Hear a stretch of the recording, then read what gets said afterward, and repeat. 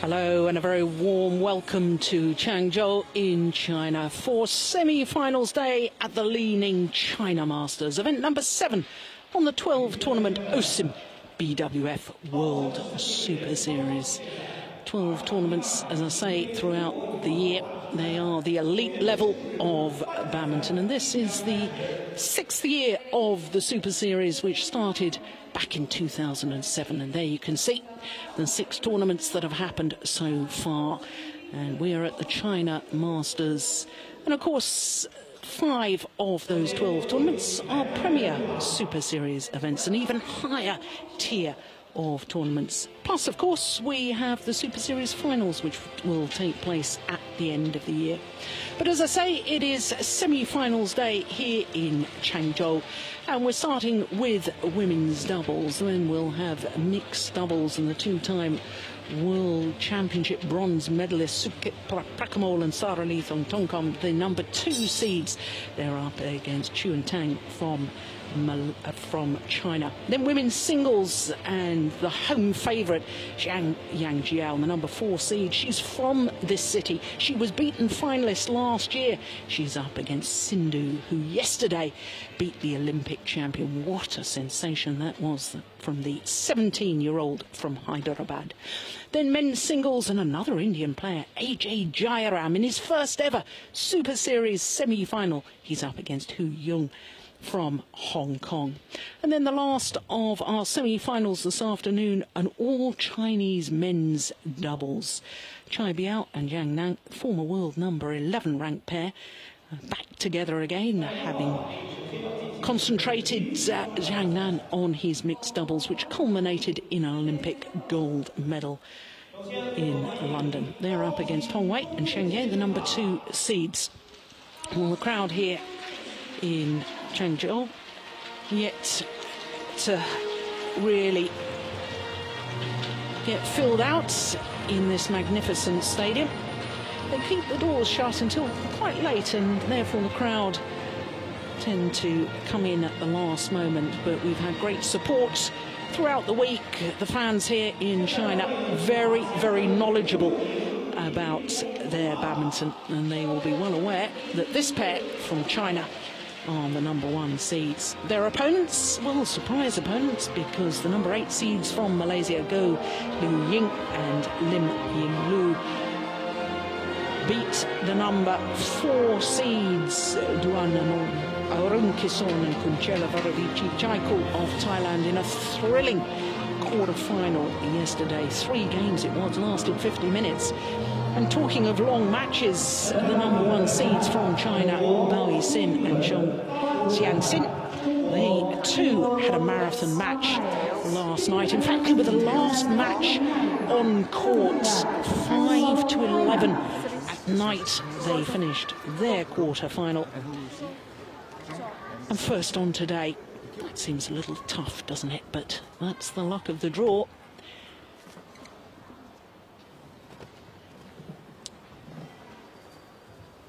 So both the Chinese players, former world junior champions in women's doubles, but with different partners. We're looking first of all at, well, not quite sure which one we are looking at. There we are. We'll concentrate on the Chinese player, and that's Bao Yixin. Nearest to us, the Chinese players with the white shirts. So Bao Yixin and Zhong Xianxin, the number 1 seeds, against the number 8 seeds, Go Liu Ying and Lim Ying Lu. So there is Bao Yixin, 19 years of age, although she'll turn 20 later this month, from Hunan province. Just over 5'8", and 2 gold medals from the World Junior Championships in 2010, women's doubles and mixed doubles. A partner, a gold and a silver medal at World Junior Championships in women's doubles. 22 years of age, from Guangdong province in the south of China. And of course, the Chinese pair won the last of the Super Series events prior to this China Masters because they won the Singapore Super Series event. So there is 23-year-old Lin Lu. It's going to be turning 24 in 9 days' time. Wouldn't that be a lovely birthday present to get through to her first ever final in this partnership with Li-Ning. Of course, Go very well known in world terms because of her mixed doubles with Changzhou. In fact, they'll be playing mixed doubles later on today. She's 23 years of age from Malacca, in the southwest of the Malaysian Peninsula. Of course, the city centre of Malacca, very historical, ancient city, part of the World Heritage, UNESCO World Heritage Site. So plenty of tradition from the city where she comes, plenty of tradition as far as Malaysia and badminton is concerned. But what a delight to see a new Malaysian women's doubles pair doing so well. Never previously in any tournament final, but they have an opportunity to get through to a Super Series final if they could win this match here today. Their opponents, 2 titles, both of them Super Series. Won the Japan Open, surprise winners of the Japan Open last year. And of course, just to remind you that next week is the Japan Open. 2 Super Series events back to back.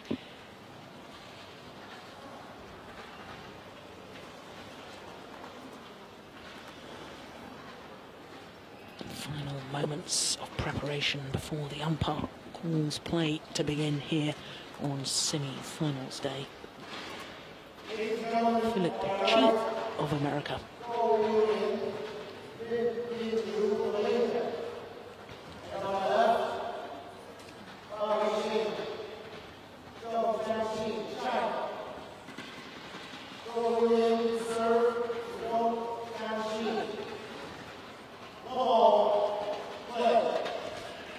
So the first of our semi-finals get underway.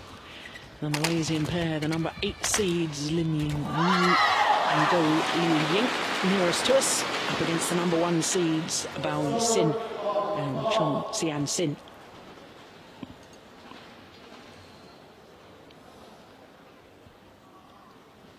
Now this is actually the second meeting between these 2 pairs. And it may surprise a number of people that the only previous meeting between these 2 was won by the Malaysians. Well, that is a surprise when you consider their world ranking differences, because the number 1 seeds from China are up at number 5 in the world ranking. The Malaysians, at the moment, only at 43. Now, that previous meeting was in the Asian zone of the Uber Cup qualifying event earlier this year. 21-16, 21-15, the Malaysians won.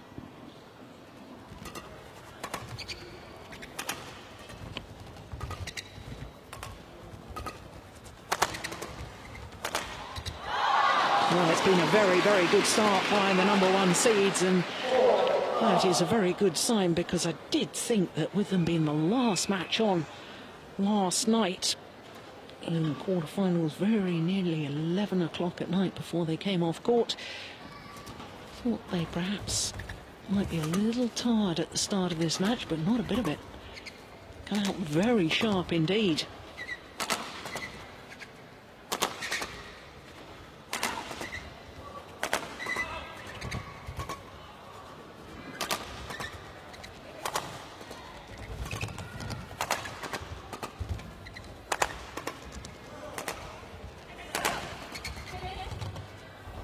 Oh, it's a good rally, and it's a delightful change of pace from Bao Xin. Chen Chi-Chu, their coach, applauds.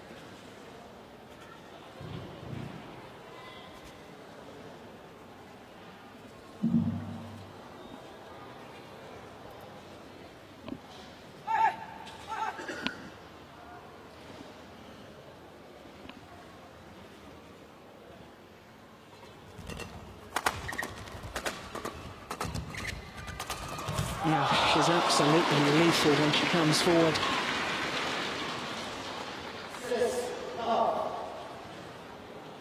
Yeah, the Malaysian coaches, Jeremy Gan on the left, Chan on the right.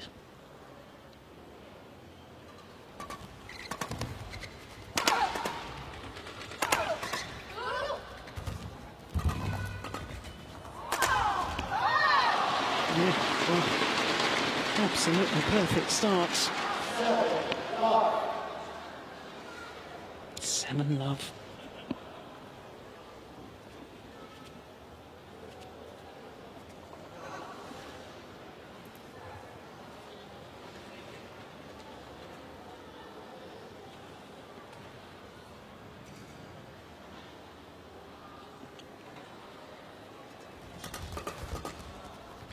Well, it was all set up by the serve and then the intersection of the third shot from Bao Xin.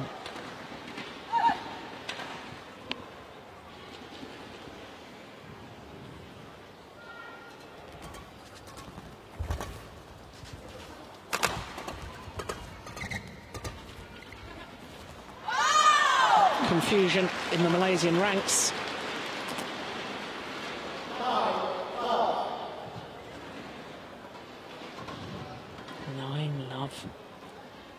Oh, it's already Go Li-Ning looking a little bit dispirited.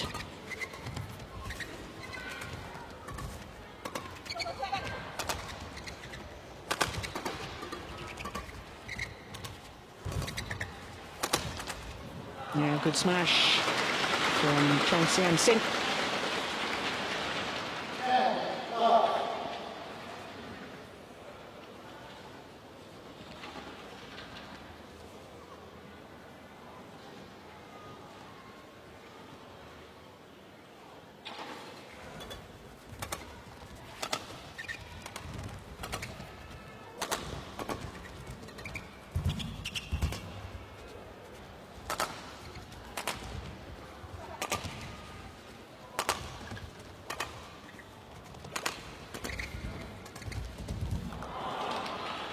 Well, at least it's not a one-hit wash to the mid-game interval. First point on the board for the Malaysians. Quite simply haven't been on the pace as yet in the match. Chinese pair have their favoured formation of Bao Xin going forward to the net whenever possible. Partner very much the worker at the back of the court. Oh, there's confusion again. Dear me. Well, they are a relatively new pair.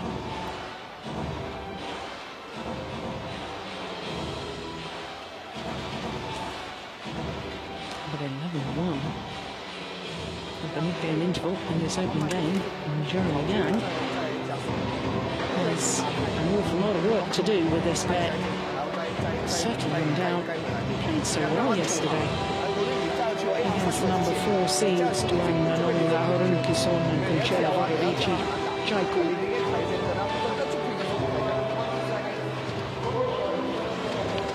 Different proposition today, of course.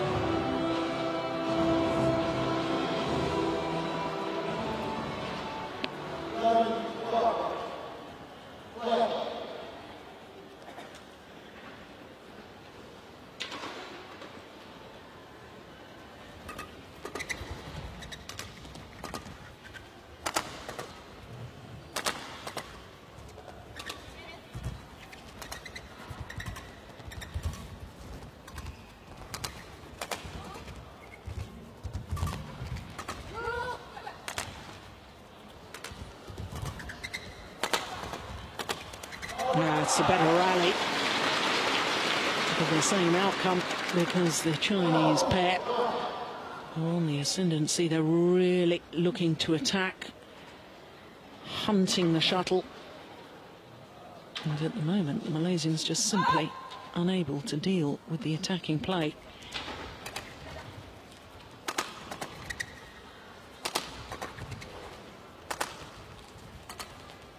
Yeah, how many times this punch clear down the centre of the court confused? There it is again. Confused the Malaysians.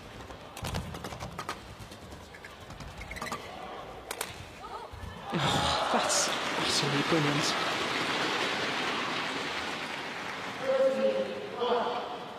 No, it's not often you see Changzhou smiling, but he certainly is at the moment. So he should.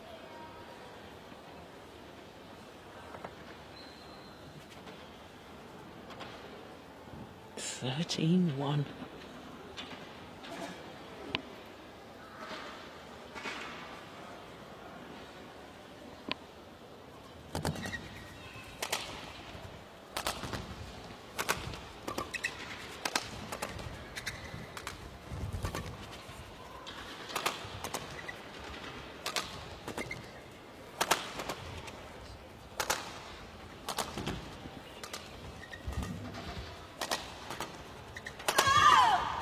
Yeah, attack and more attack. It's very, very impressive play by the Chinese pair. And somehow the Malaysians have got to try and change up their tactics. I know that that's easier said than done. Perhaps they need to try and get the Chinese pair out of their favoured formation. Try and get Li-Ning into the net. She's a fine, fine mixed doubles player. Yeah, she looks very dispirited at the moment, doesn't she? 15-1.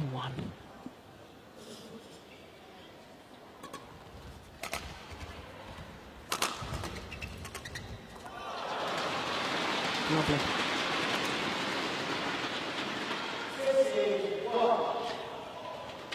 Head coach Li Yongbo had the luxury of giving both these Chinese players experience with very well-seasoned former world #1 doubles players.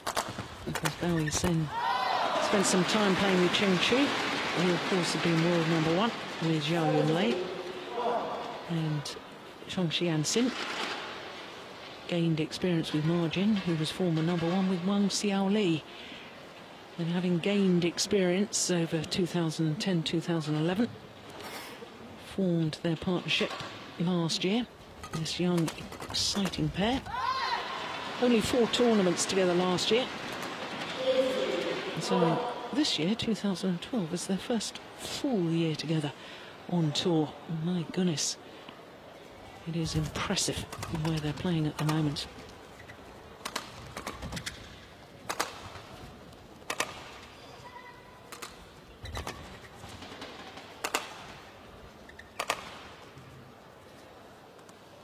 Drifted wide.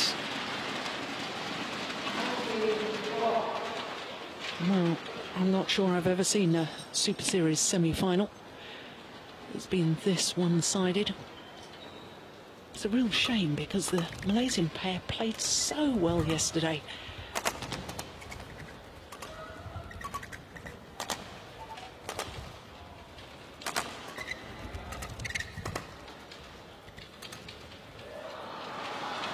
Just look unsure what to try.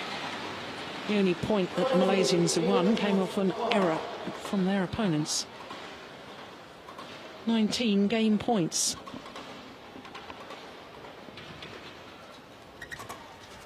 Yeah, not even trying now, just the lift on the return of serve.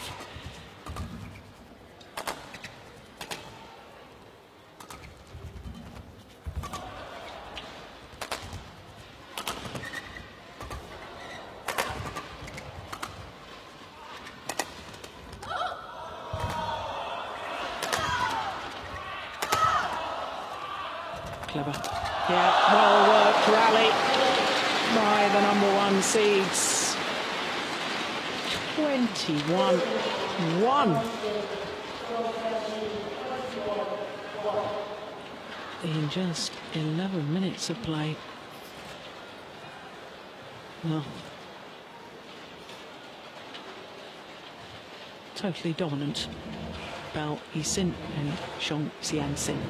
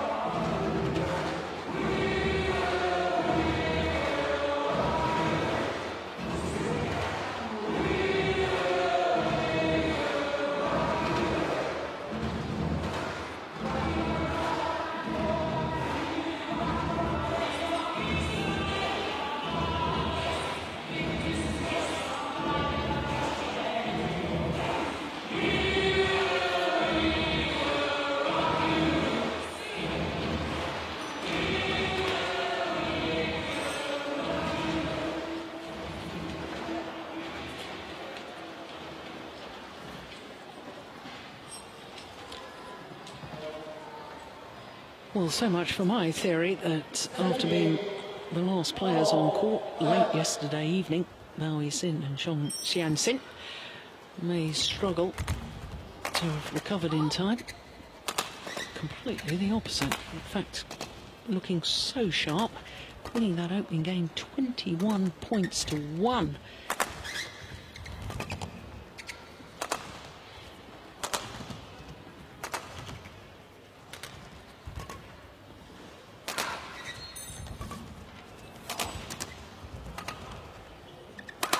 Much better rally though here. Oh, that's delightful.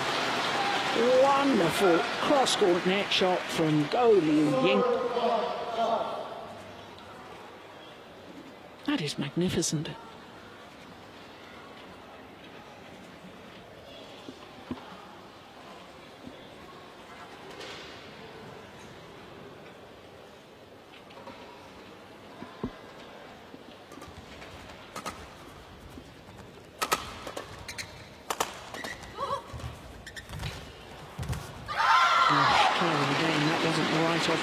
Opportunity.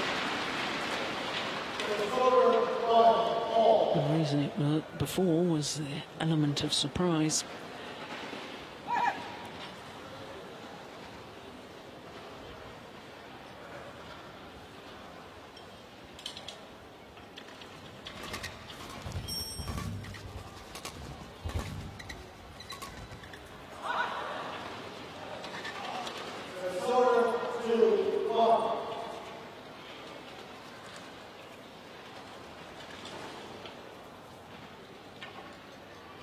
I suppose there's a slight danger that the Chinese pair, having won the opening game so easily, might just relax a little and take their foot off the pedal.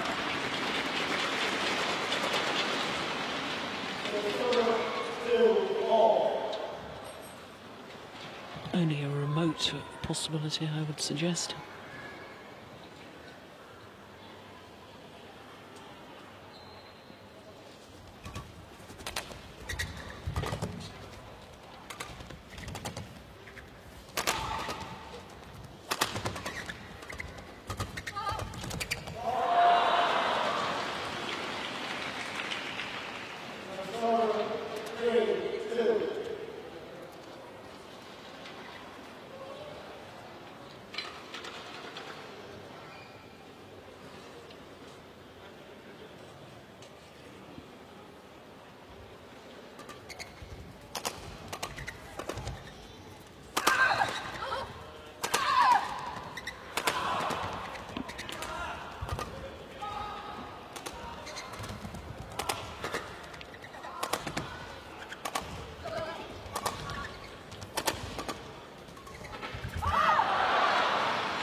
Good rally.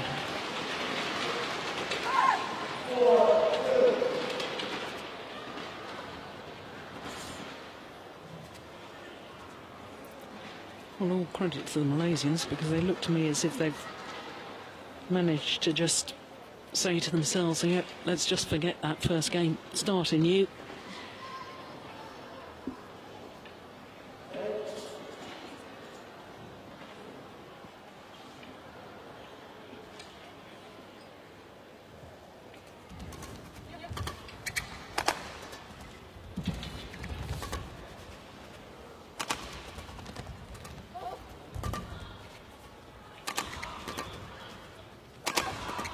Oh, good defence.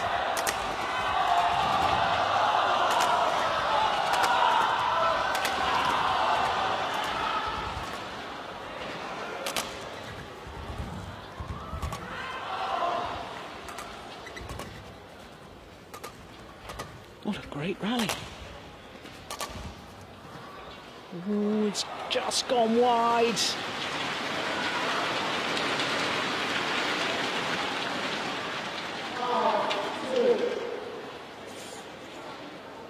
Well, there's quite a difference in the ends here in this stadium. Much more difficult to get the shuttle on the ground because you're hitting into the wind from this side of the court as we look. So for the Chinese pair, more difficult for them to play winning smashes.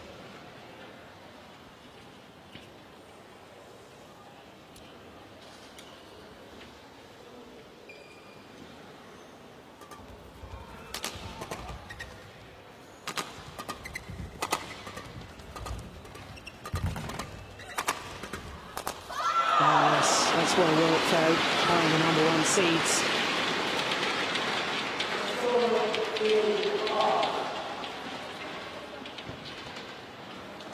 Finished off magnificently by Li-Ning, who incidentally reached the final of this particular tournament 2 years ago, playing with Lulu when she was only 17 years of age.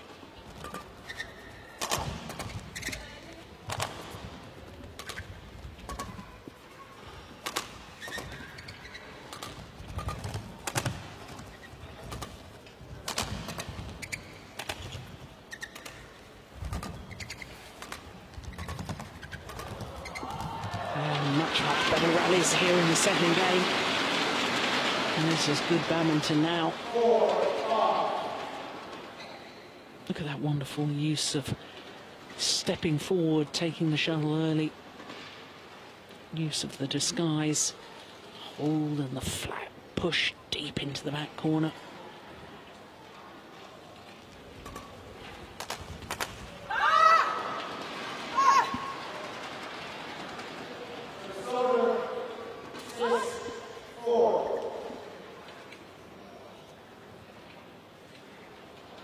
Apologises immediately for hitting her opponent. But it'll be far more positive in general. Malaysian pair.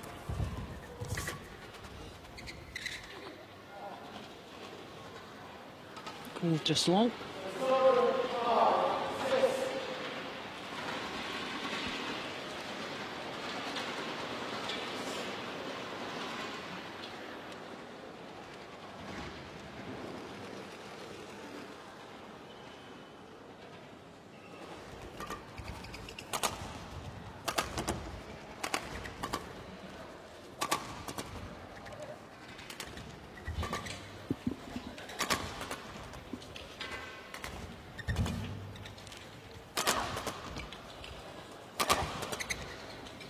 Too content, in my opinion, just to defend. Malaysian pair.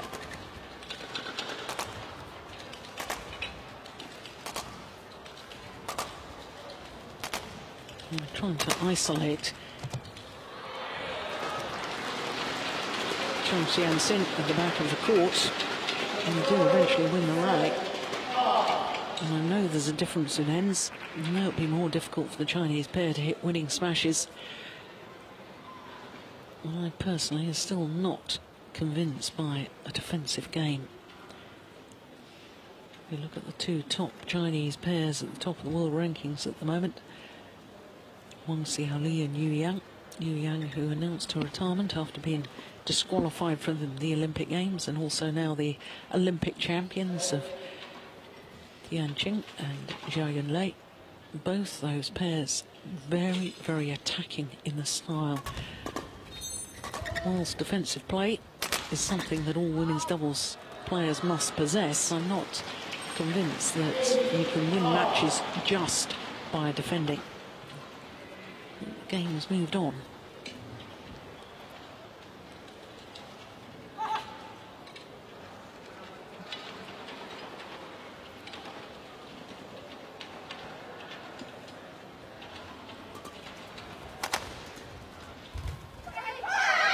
Oh, that's lovely. Just proving that she too is very effective from the front of the court. Changzhou.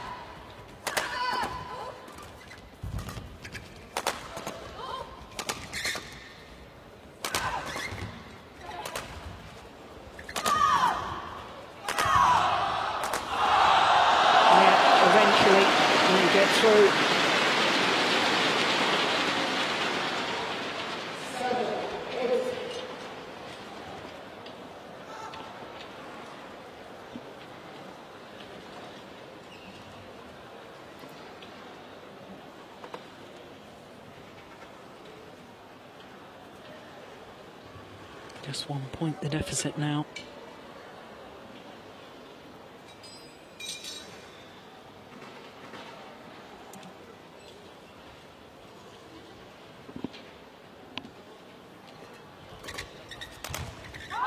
Oh, pushed it wide.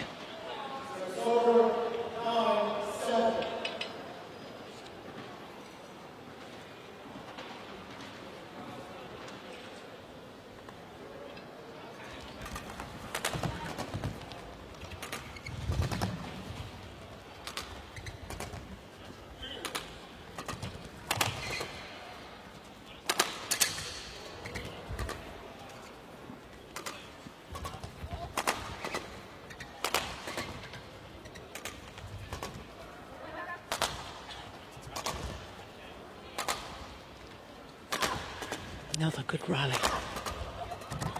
Yeah, that's good defence. Turn the defensive player into attack for the Malaysians.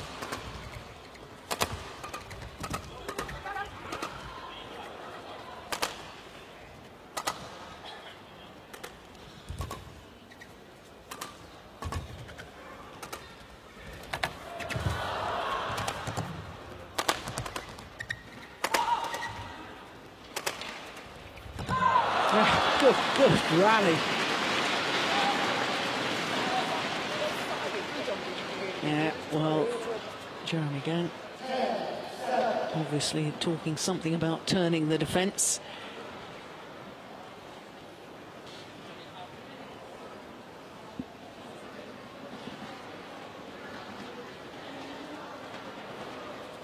Yeah, and all smiles now from Go Li-Ning.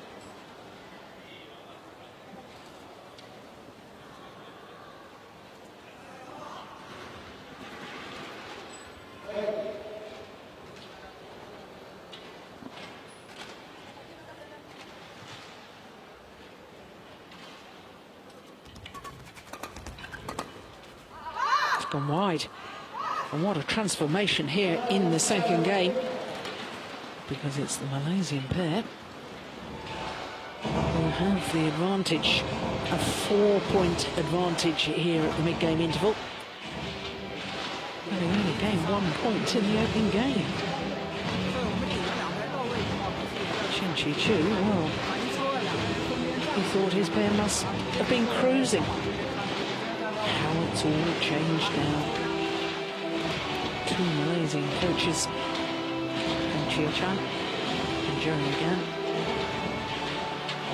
They'll be very, very pleased indeed with the way their players have played here in the second.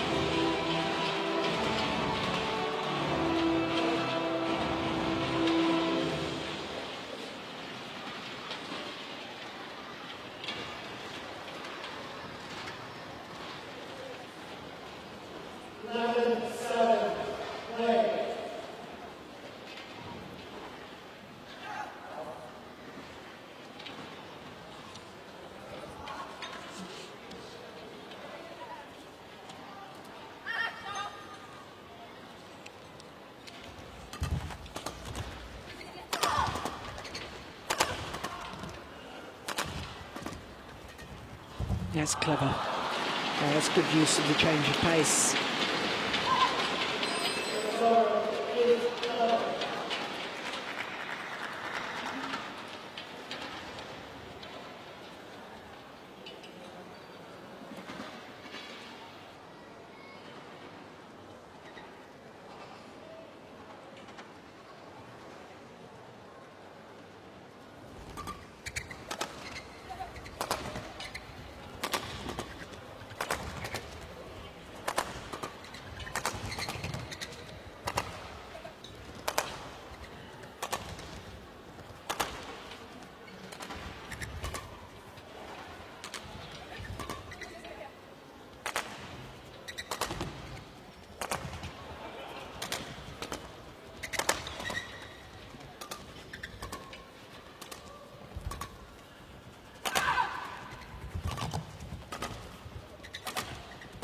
Clever. Oh, goodness, that's good.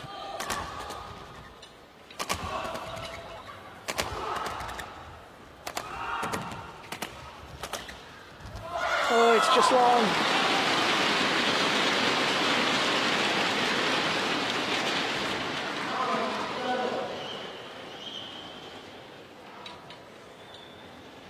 Well, of all the players you would have put money on to make that final winning shot, it would have been Li-Ning. Such a fine mixed doubles player. Well, both pairs getting caught at times with the punch clear down the centre of the court.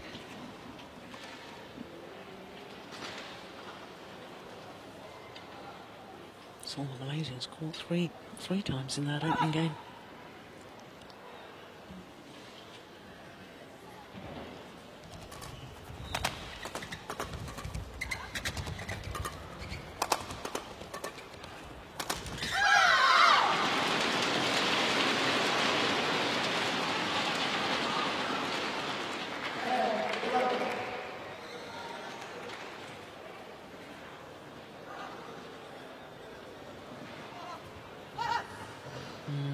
The frustration at the error.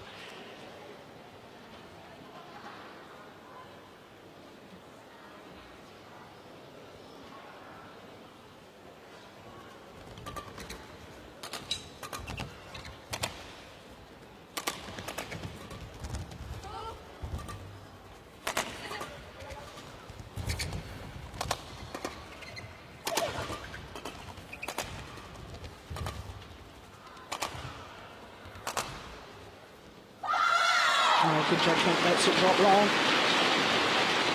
And they're back level.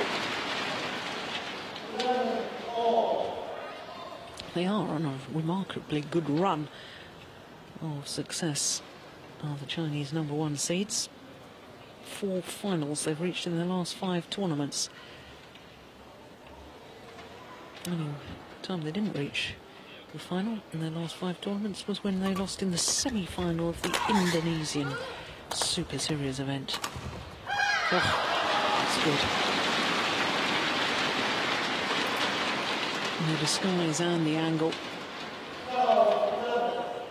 So since the mid-game interval, 5 points played and 5 points won by the Chinese pairing.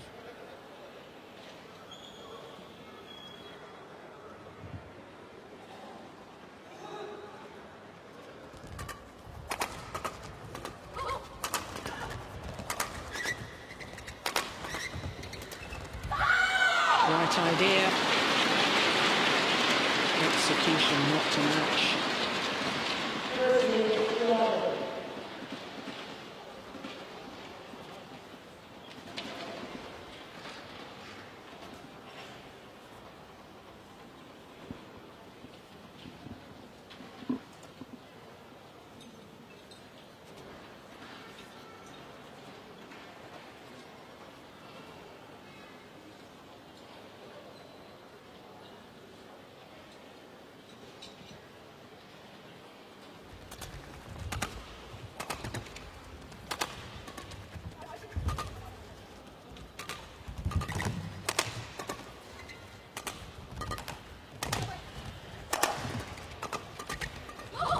Superb.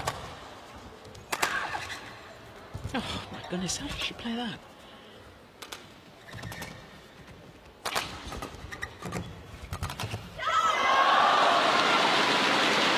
Well, truly magnificent.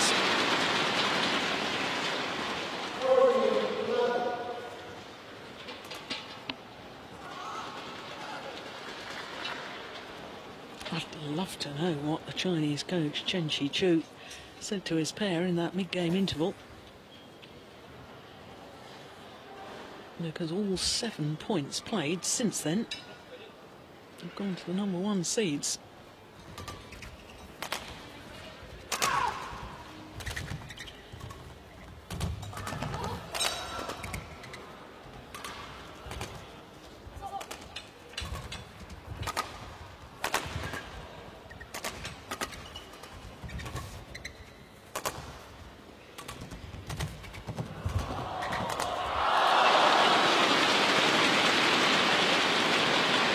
A run of 8 straight points now.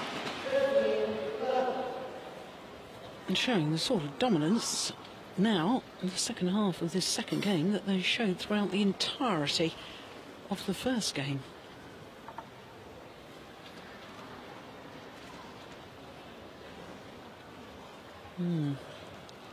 Malaysians just deep in conversation.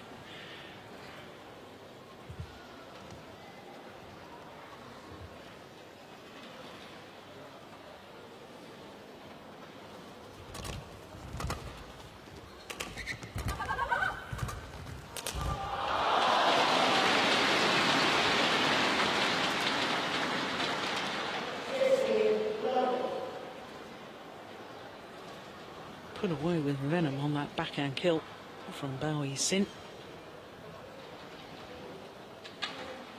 9 straight points now.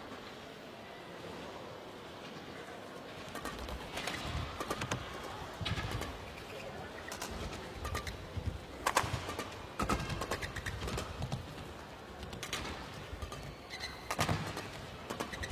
going to go wide. 10 straight points. Goodness me.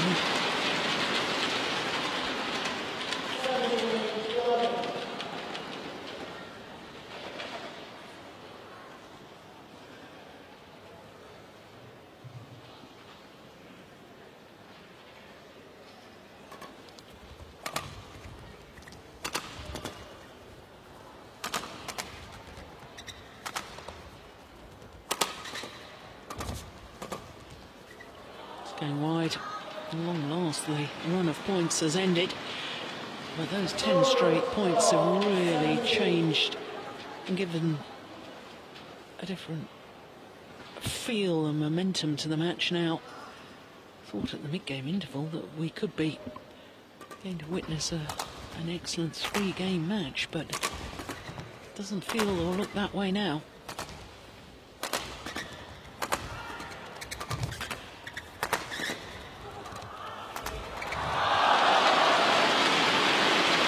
Such an impact whenever she does get forward to the net, does Bao-Yi-Sin.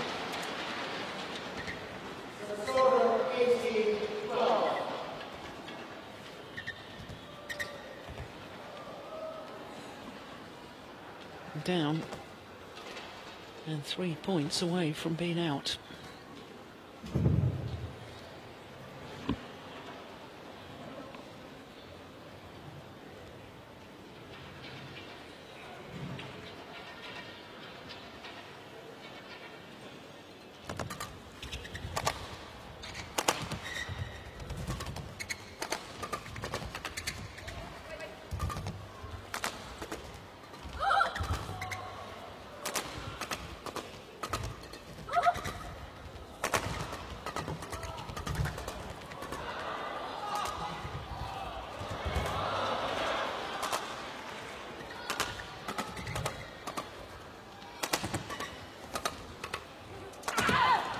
Oh, beautiful.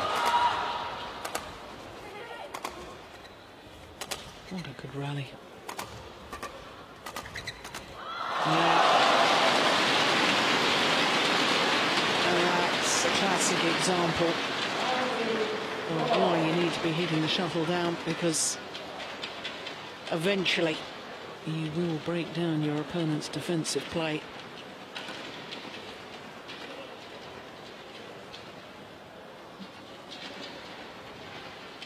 Two points away from their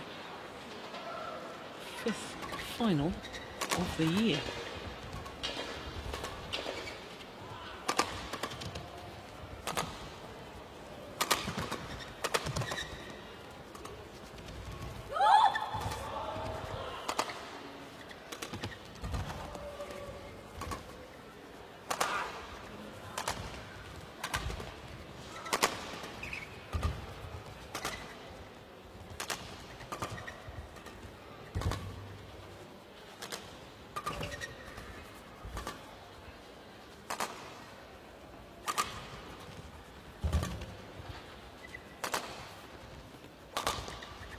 Going to go out. Oh my goodness, she took it.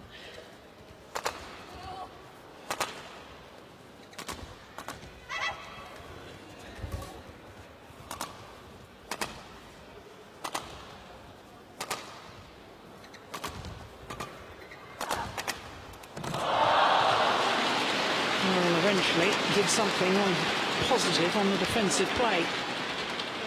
Driving the shuttle back had the desired effect.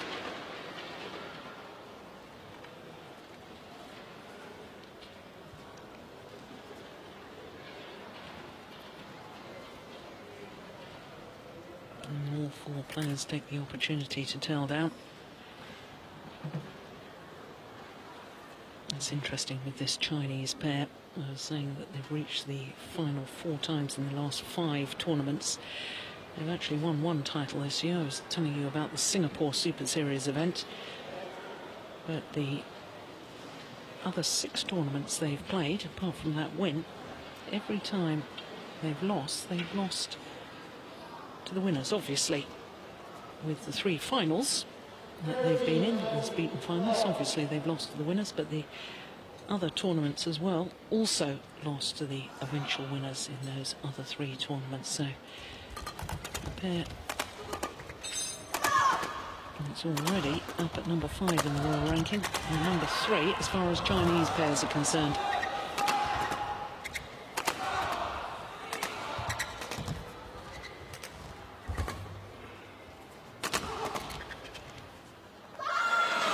That's long.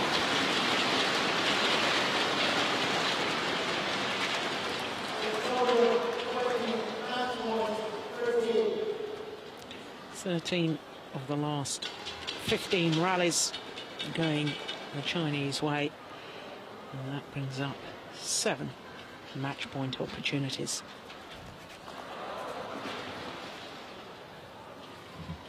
And 1 is squandered.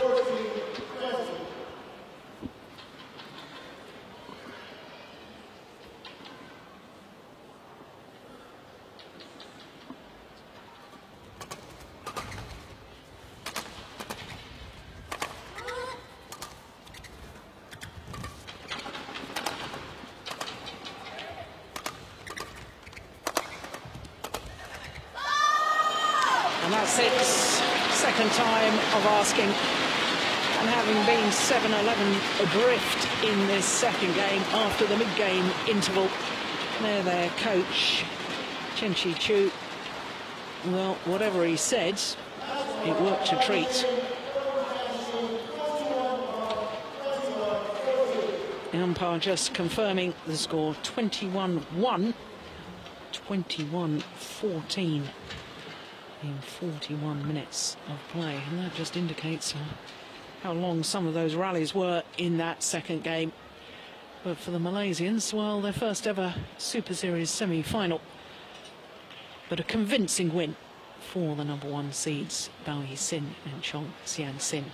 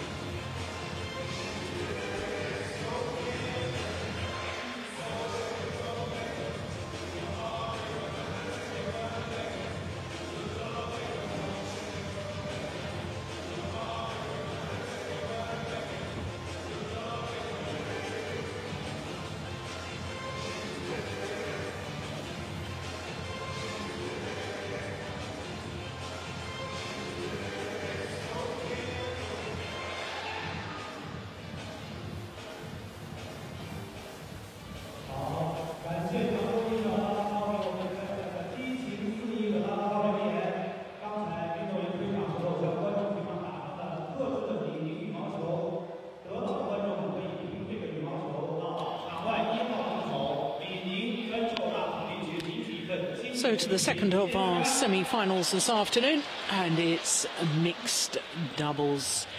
Chu Xian and Tang Xinhua up against the number 2 seed Sukip Prakamol and Sarali Thongtongkan.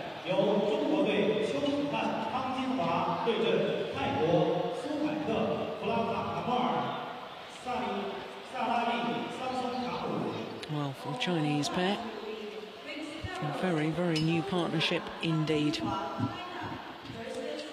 Only 3 previous tournaments together, and this is their first ever Super Series tournament together.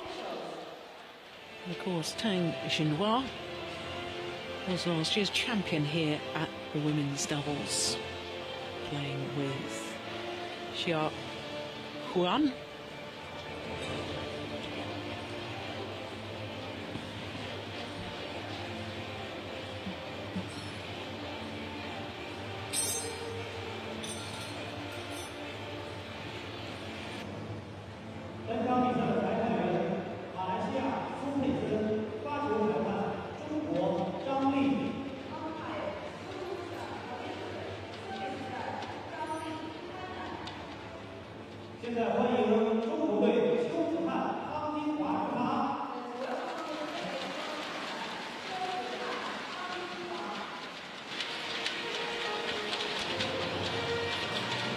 So to the second of our semi-finals this afternoon, it's mixed doubles, Chu Xian and Tang Xinhua.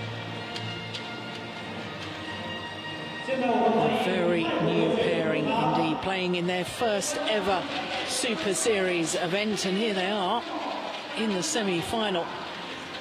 And they're playing against the number 2 seeds and probably one of the most experienced pairs in world badminton, Sukip Prakamol and Sarali Thongtongkan from Thailand. Twice World Championship bronze medalists, the pair from Thailand. Whereas this pair only playing in their 4th ever tournament together. Blue, blue, yellow, yellow. What color do you know? Young Park from Malaysia. Su. Blue. Toss of the coin. Receive. Who's receiving? 他们 receive. 谁开球？啊，那边。他们，你们开球，他们都要开球啊！那个他用完先发啊，那这边我们要这边。So everything sorted out. Who's starting which end of the courts? Who's going to serve? Who's going to receive?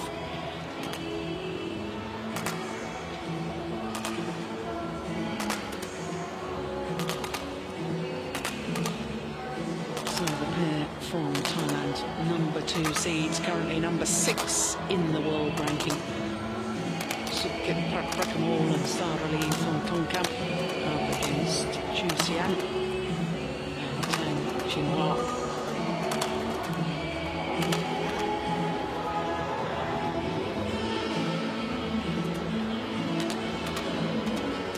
Mixed doubles started with a draw of 16. There is the oldest player on court, 33 years of age, Sarali, born in Bangkok. In the Air Force, she is. And her partner, Sukip Prakamol from Chonburi in Thailand, 32 years of age, and he serves in the army. Doesn't look smart with that new haircut. Very exciting, dynamic player is Sukip Prakamol. Well, there's last year's women's doubles champion, Tang Xinhua, 20 years of age, from this province, Changzhou province we're in at the moment, from the city of Nanjing.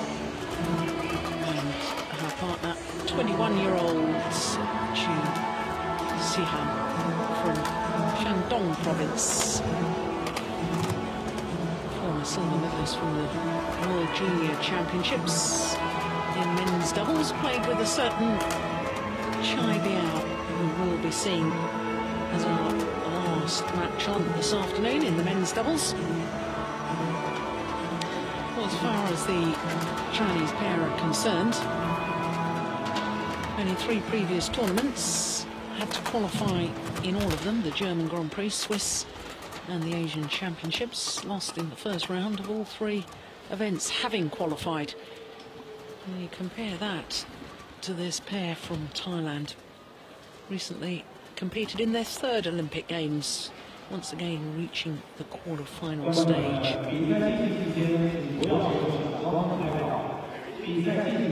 2 Super Series titles to their names,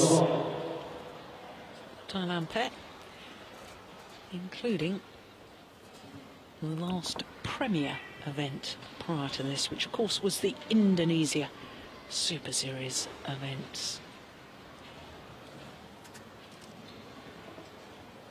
And I have to say, I thought that this pair playing in Indonesia and then again at the Olympic Games were playing better than I'd seen them play for a long while. Really seemed to have the fire back in the belly, the desire. That's great to see with players who are already in their 30s. Their quarter-final yesterday defeated another Chinese pair, Liu Cheng and Luo Yu. 2 straight games, very convincingly, 12 and 12.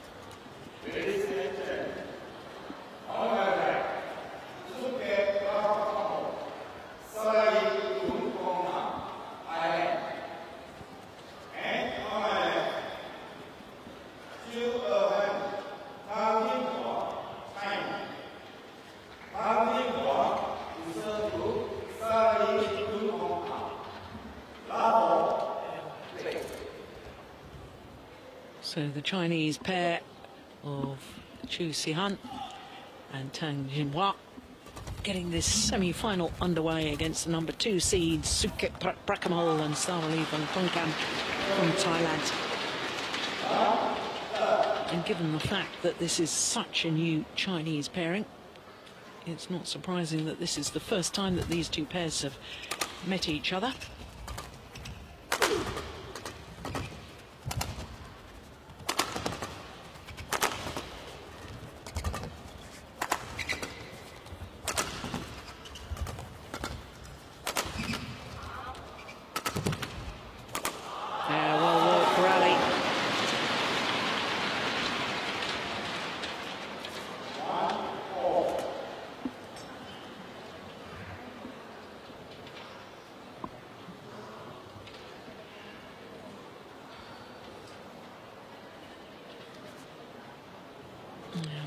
Running repairs needed after 2 rallies. Yeah, strapping was just coming a little bit loose. I noticed that as the rally was in progress. Knees do take a battering in badminton.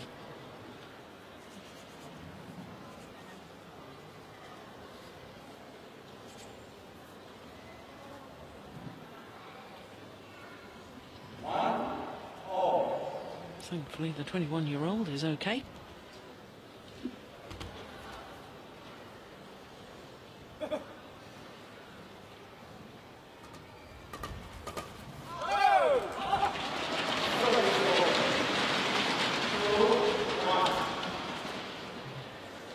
Good men's doubles result earlier this year. Did Chu Sihan won the Thailand Grand Prix event with Liu Xiaolong.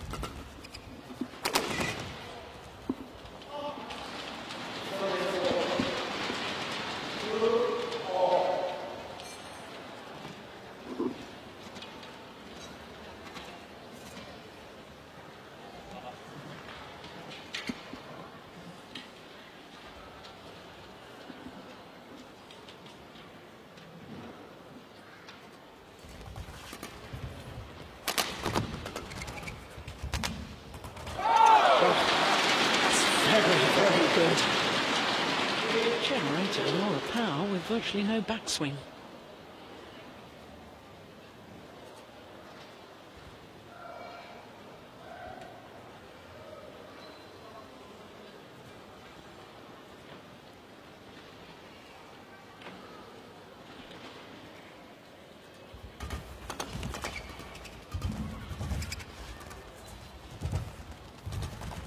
Oh, that's going all wide, yeah.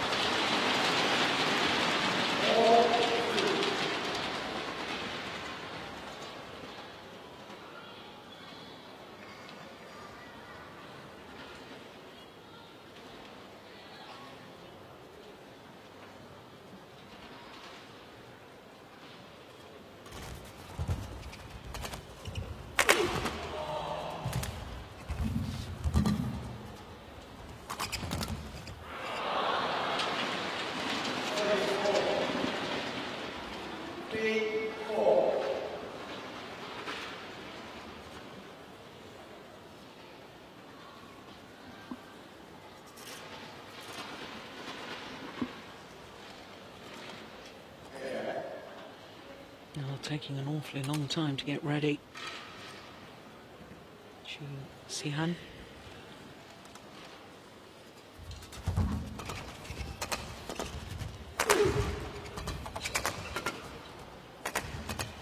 Well, that's how you defend. Stepping in, driving the shuttle back.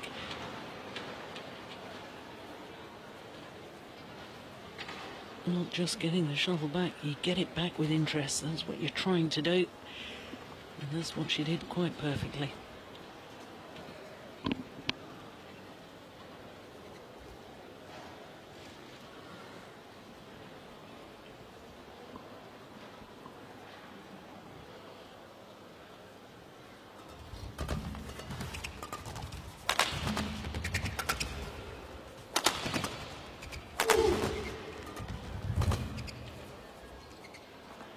Yeah, good change of pace from Sukhet Prakamol. Power play and the drop. And good judgment too.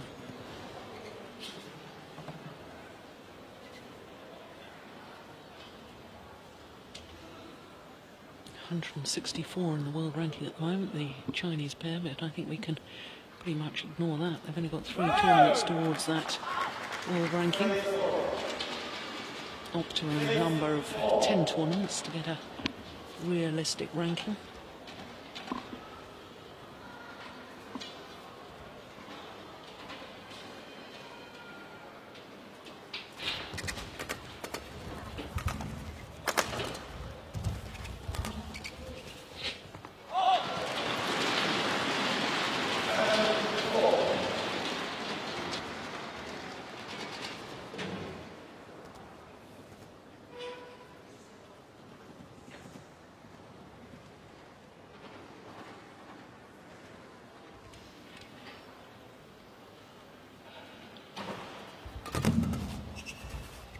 Oh, nice block. Oh, it's just wide. That was a super idea from Sarah Lee.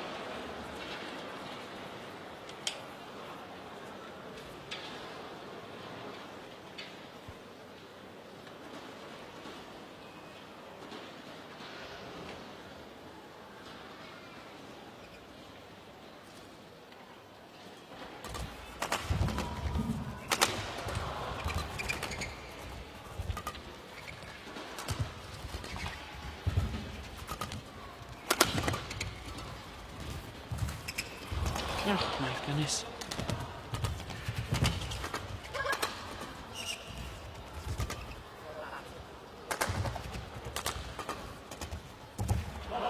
Well, that is sensational.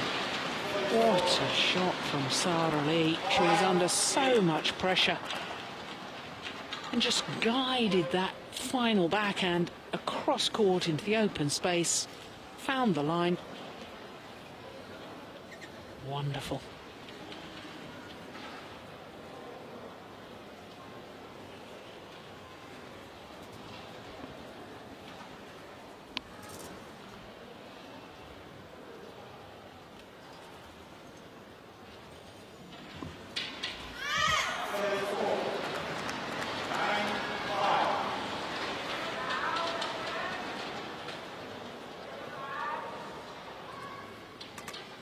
Gifted point.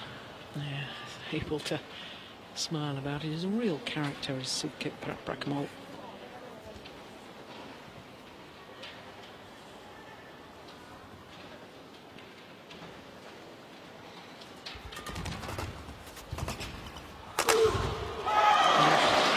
It's a big, powerful smash from Chu Sihan.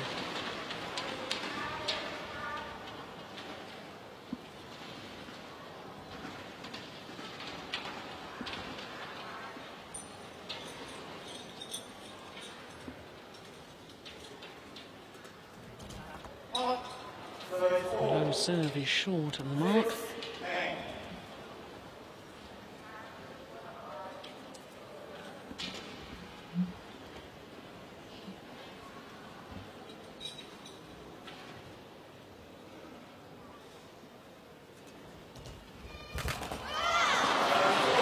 Lovely return of serve, tight spinning net shot.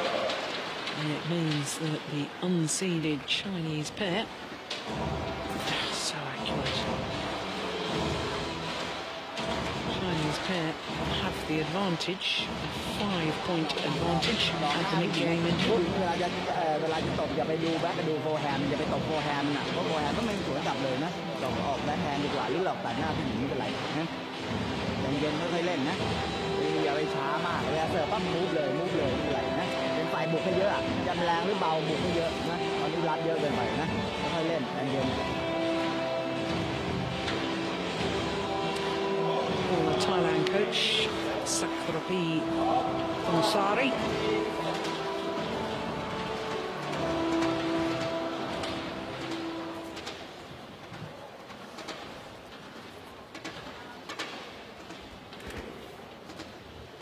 I think the one thing he wants from his players is perhaps a little more urgency in their style of play. At the moment, just a little reactive rather than being proactive.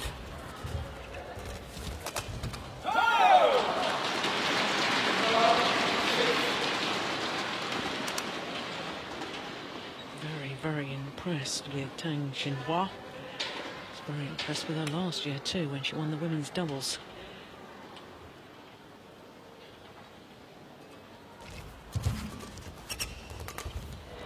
That's nice.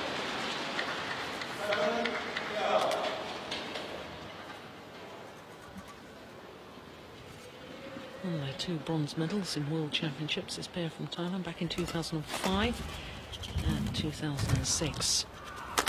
Anaheim in America, California, and also Madrid.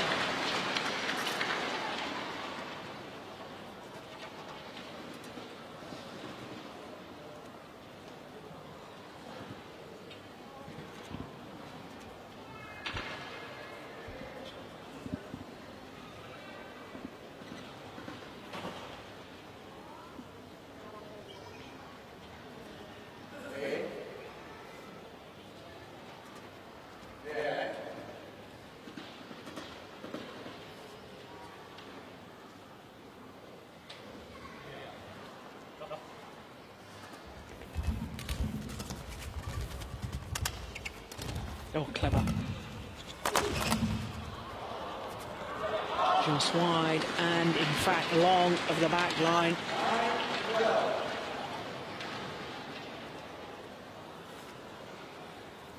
No, it would have been brilliant had it landed in.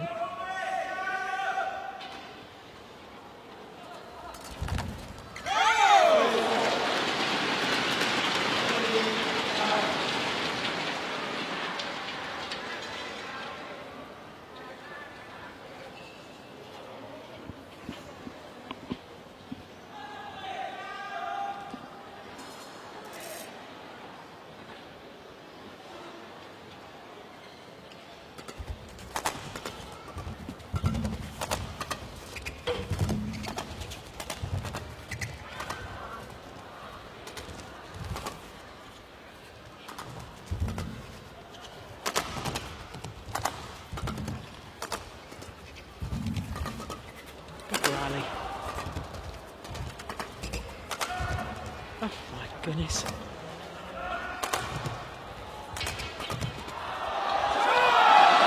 Absolutely superb.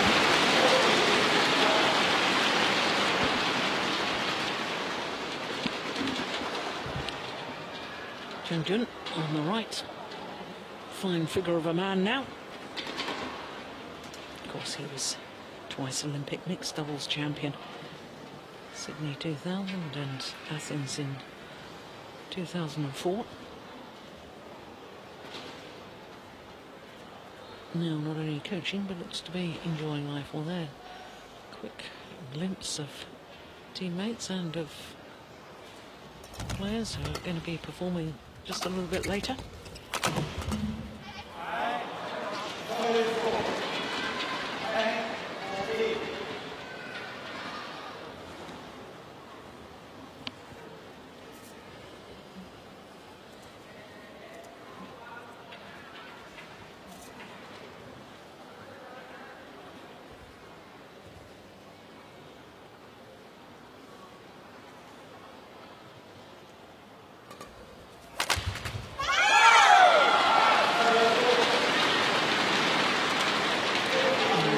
Is pleased with that.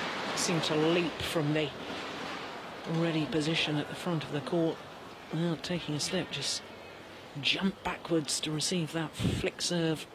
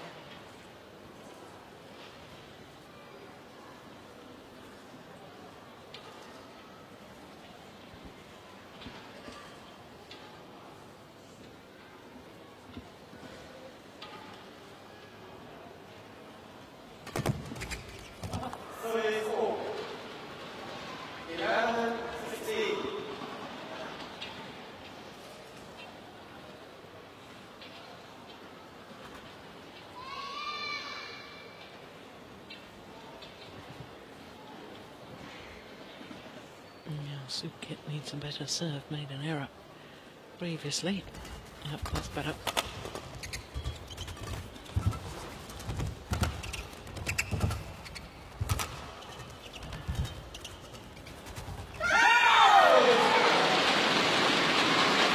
He's annoyed with himself there. Rush forward to the nets.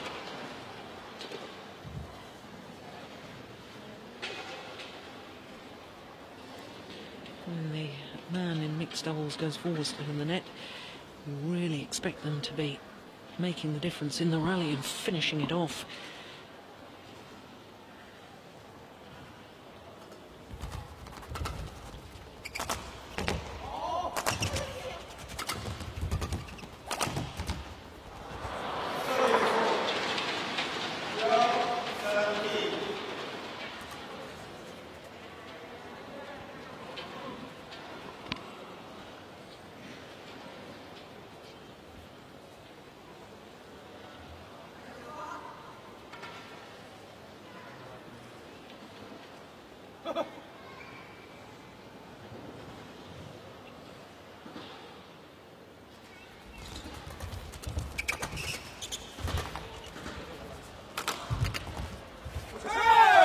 It's a mistake. Just wide.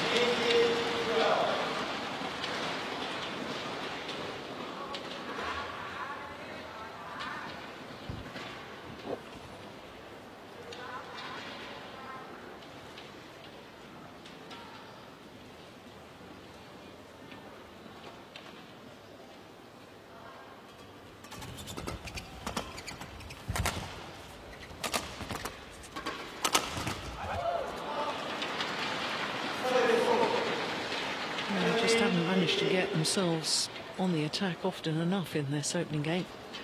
They're from Thailand.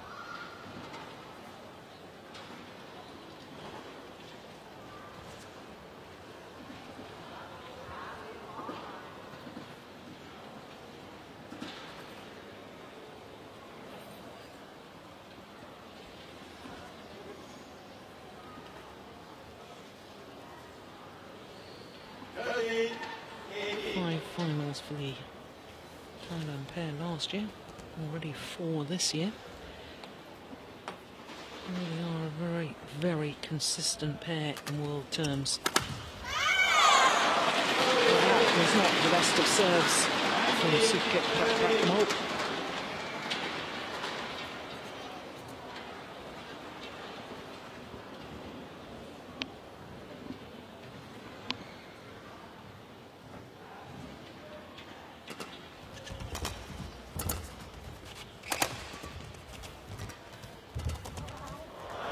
That is delightful. Great vision to see the gap and great skill just to calmly place the shuttle into the open space. And now 7 game point opportunities for this new Chinese pairing.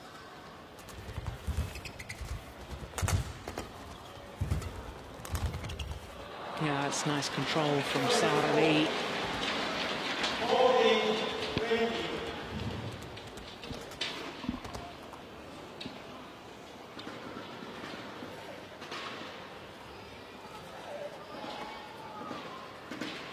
I'm convinced that the shuttle didn't just touch the hair of Sara Lee, which, if it had done, that would have been a fault. Not spotted by the umpire.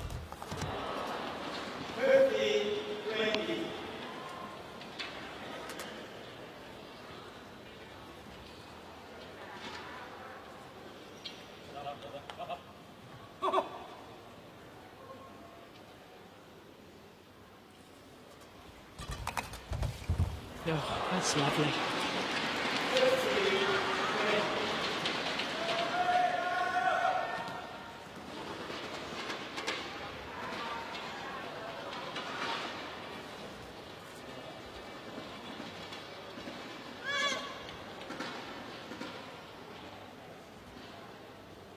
Game point number 4 for the Chinese pair.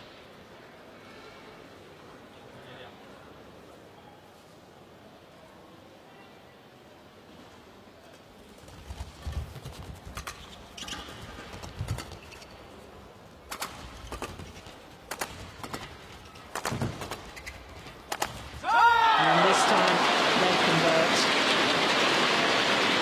21-16, the margin of victory. 20 minutes of play. They do so much with the defence, the Chinese pair. They're always looking to change the angle. But most of the time in that opening game, they were on the attack. And the reward, the first game, 21-16.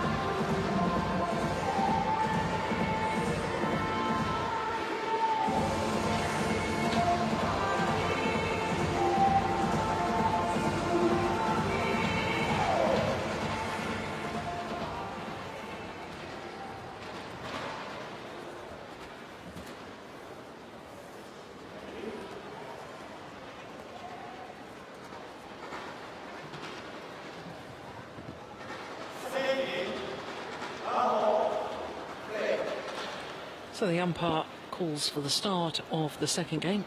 This new Chinese pairing of Chu Sihan and Tang Jinhua, having taken the opening game in convincing style, 21-16. But of course, from this end of the courts, now they're hitting against the drift, against the wind, so it'll be more difficult for them to get through, penetrate with their smashes. 34. 1 all.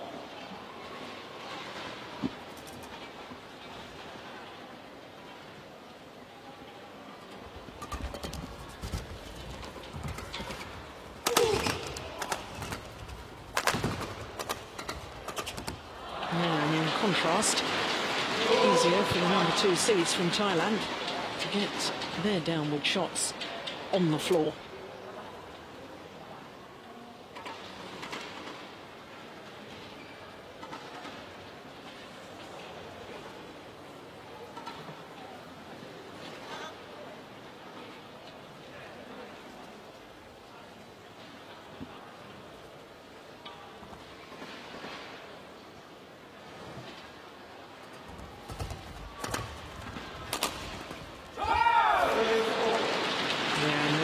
That Sara Lee was committed to her backhand defence and therefore hit the shuttle towards her right shoulder.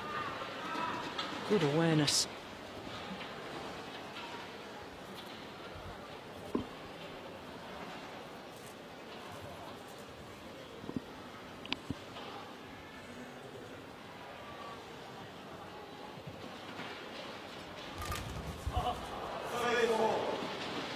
Of the net cord on the return of serve, but he really earned his own luck there.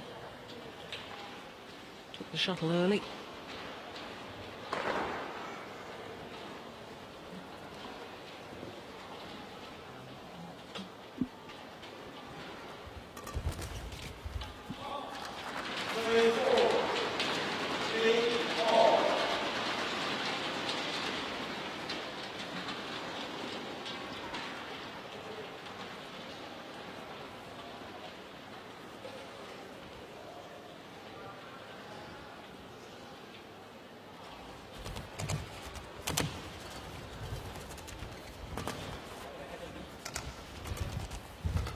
Oh, that's super. Oh, phenomenal shots from Chu Sihan. This was the one. Changed the whole momentum of the rally.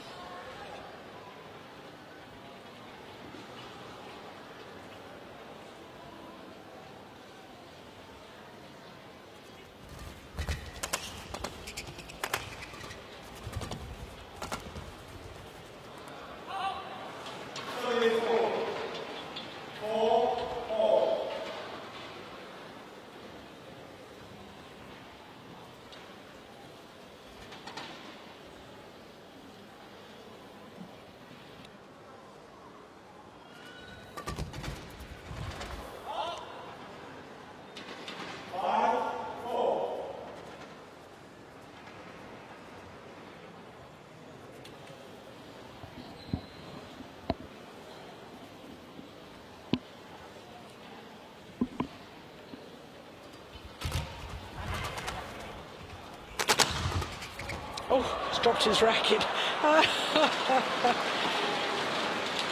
Yeah, you might need that. A little more grip powder put on the racket handle. There it goes. Well, coaches always tell players to have a loose grip, but perhaps not that loose.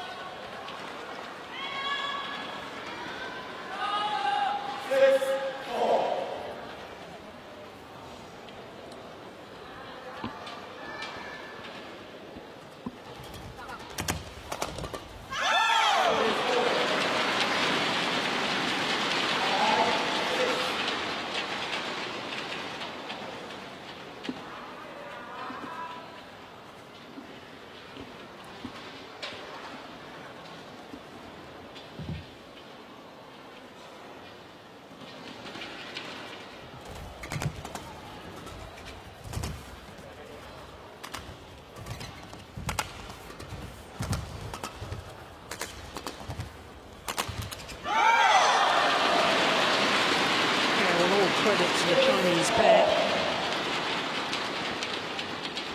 because here in the second game they have maintained their attacking style, looking for the opportunities to hit the shuttle down, looking for the open spaces.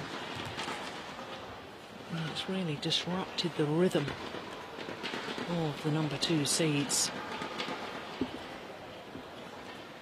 6-all, second game.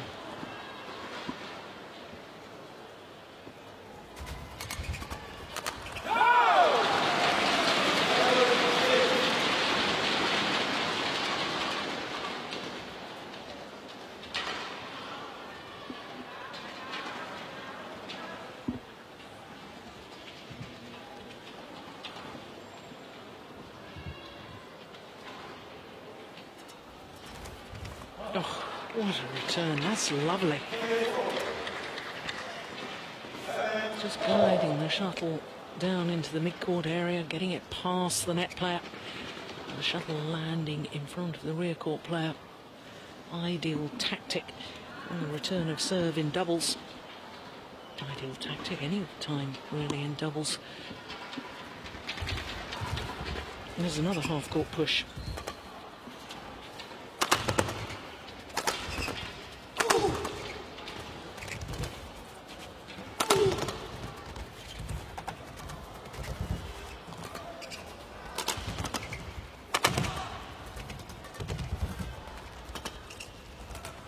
Whoops. Well, despite all their years of experience together, all 9 years, look, Thailand pair getting in each other's way. Both leaving it for the other. Sara Lee rightly thought that Sudkit was going to go for the drop shot, but he didn't react.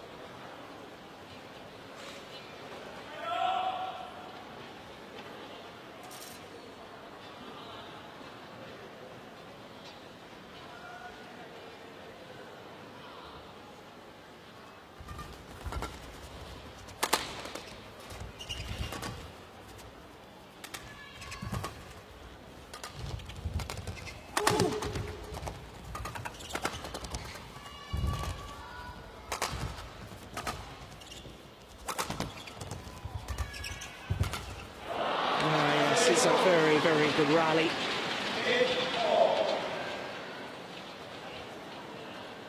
Turning into a real tactical battle.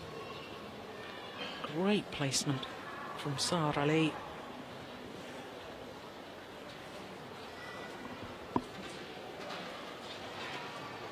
All level once again.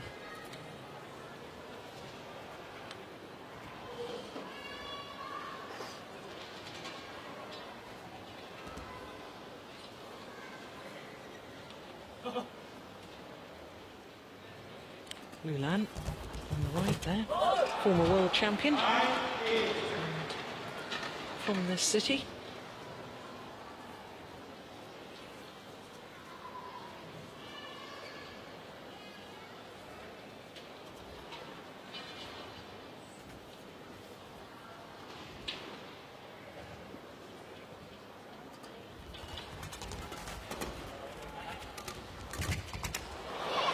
Yeah, she was alert to it.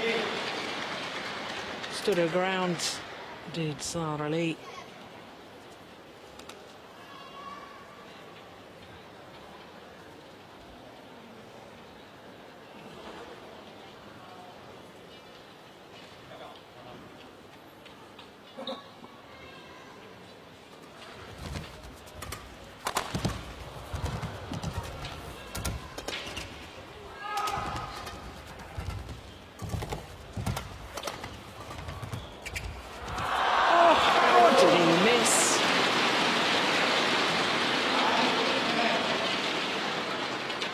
They built the rally so well. That was a great backhand. There was a big, big gap at the front of the court. All he had to do was get it over and in. It would have been an outright winner. And he made the error.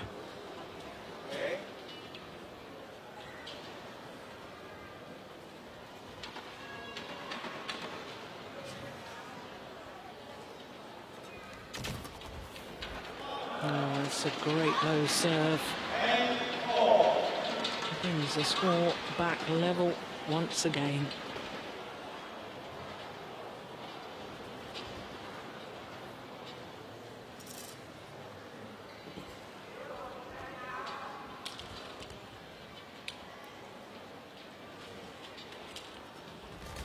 On a run of 3 straight points. It is Chu Qian and Tan Xinhua that have the lead at the mid-game interval. But just 1 point in it.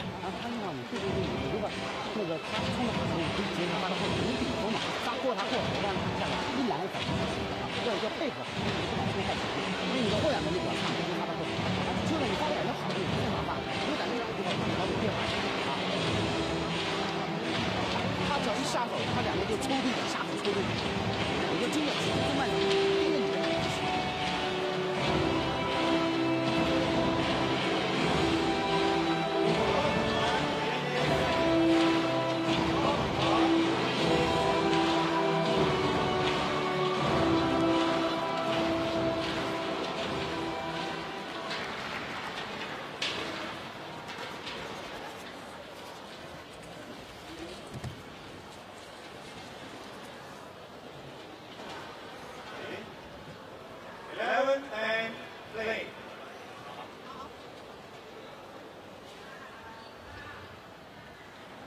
So with the 1 point advantage, but having taken the opening game, Chinese pair will look to build on that.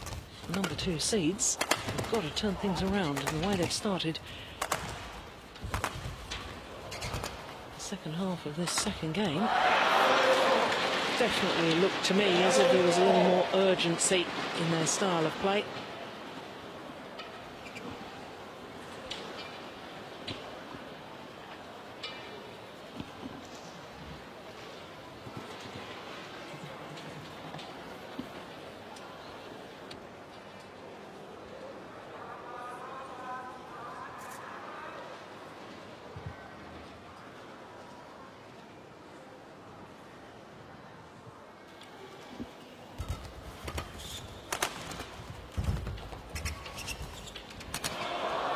Great net shot.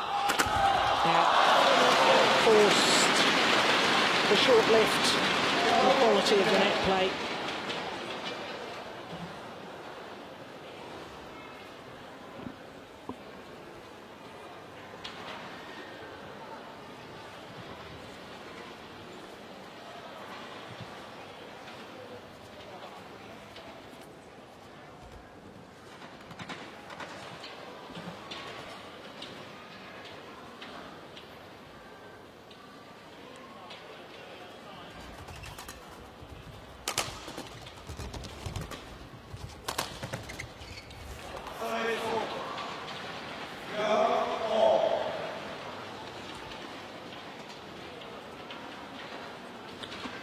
Well, I just sense we're at a crucial stage of this semi-final.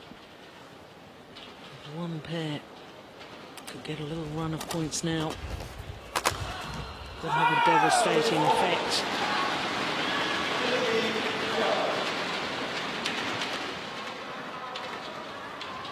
Of course, we all know when it gets close towards the 21 points required, we all know those are crucial points, but sometimes there's, you just sense other crucial phases within a match. And I just sense it right now.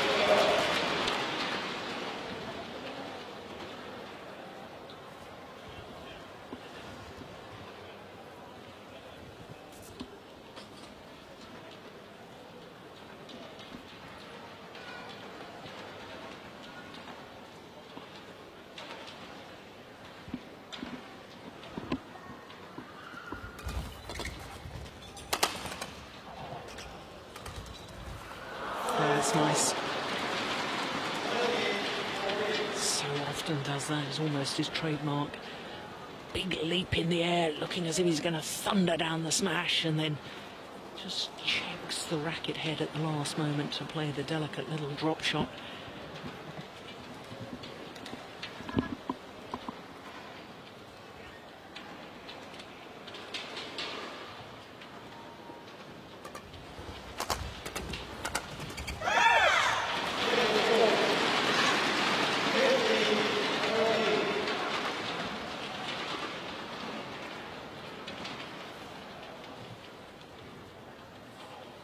Keeping the pressure on Chinese pair.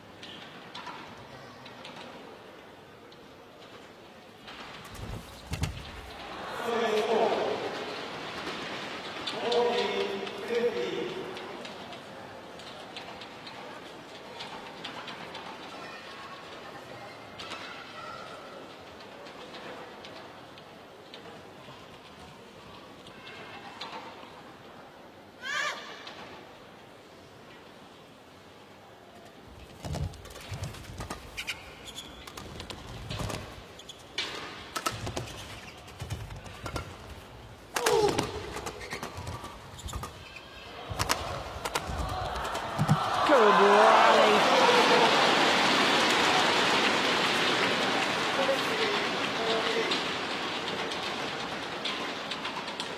That was the little push from Changzhou that really changed the momentum. And then she finished off the rally as well.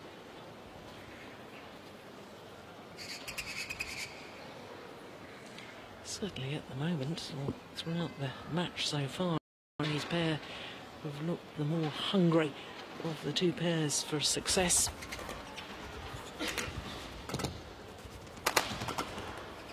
He's landed in. Misjudgment there from Sarah Lee.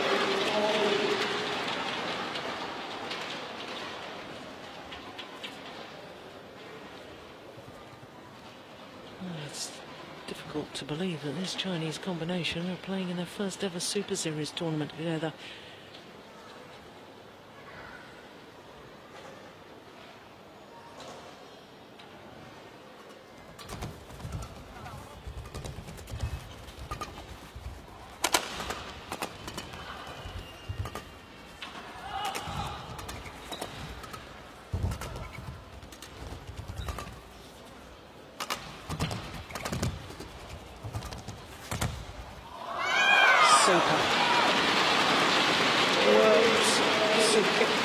All around the back of the courts, then brought him forward,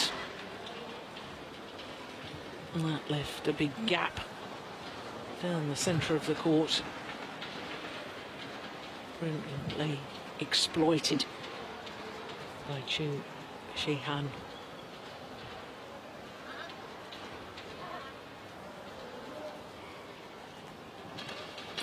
Points away from booking their place in the final.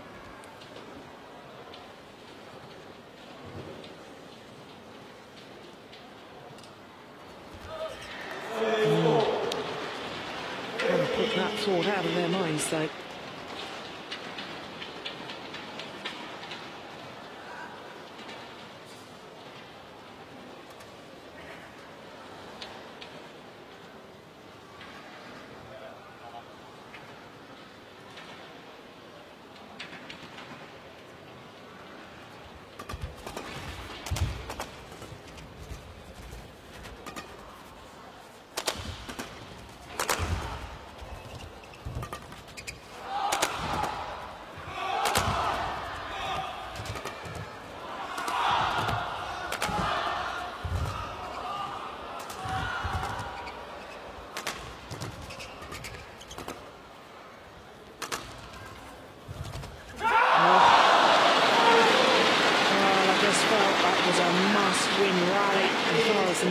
Seeds were concerned, and Sarah Lee will be disappointed with that net error.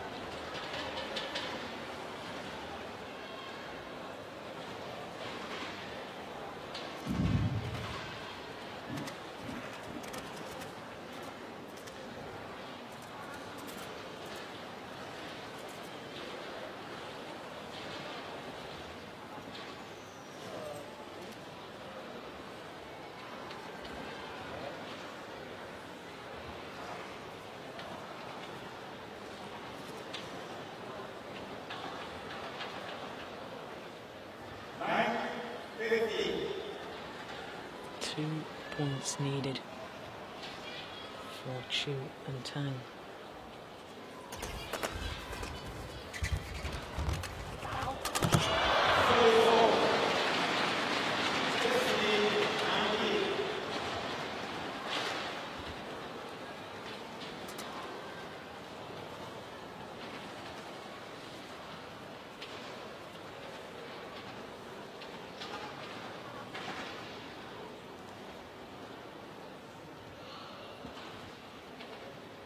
Now or never as far as the Thailand player are concerned. That's good judgment, that's brave. Oh, I'm not sure I would have left that. It was a correct call by the line judge, but it was awfully close.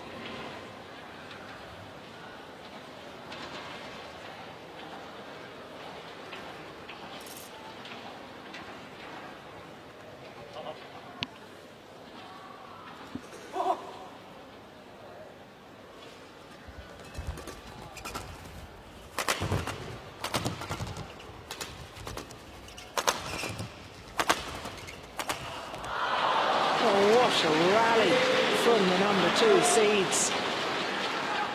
All out aggression.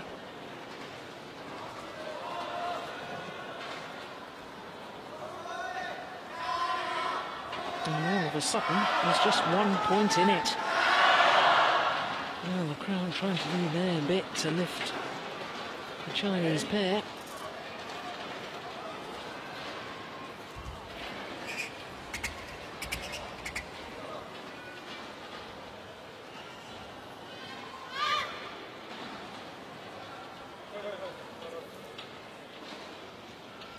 Well, that's several occasions in this semi-final that Chu Shihan has made his opponents wait before they serve, saying he wasn't ready, going off court, just mopping the sweat from his brow.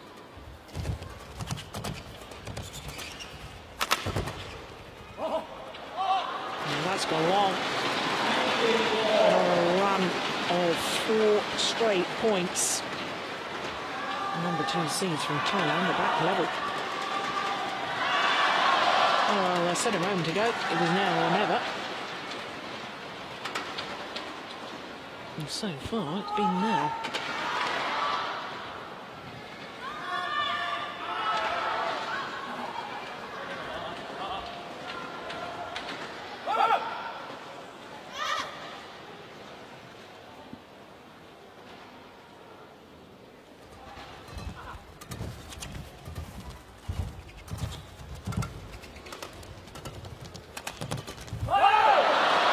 This is extraordinary. 5 straight points. They looked down and very nearly out. But now,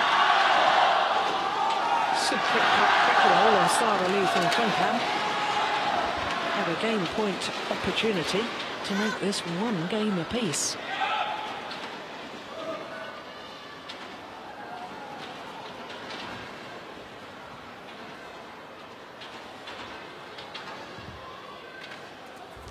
Good serve.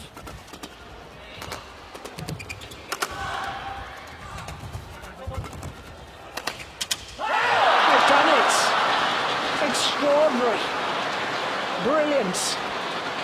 They didn't give up fighting. Suddenly managed to up their intensity. Tactically were astute. And from 15-19 down on a run of 6 straight points, it's now 1 game all.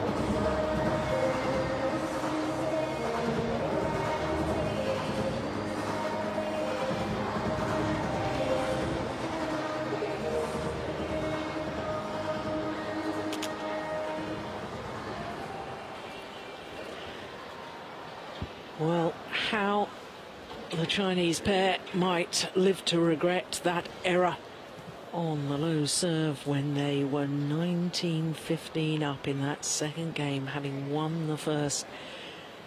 Because that service error was the catalyst to the #2 seed Subkit Prakamol and Sara Lee from Tongkam, winning 6 straight points and snatching that second game 21-19 to force this third and deciding game.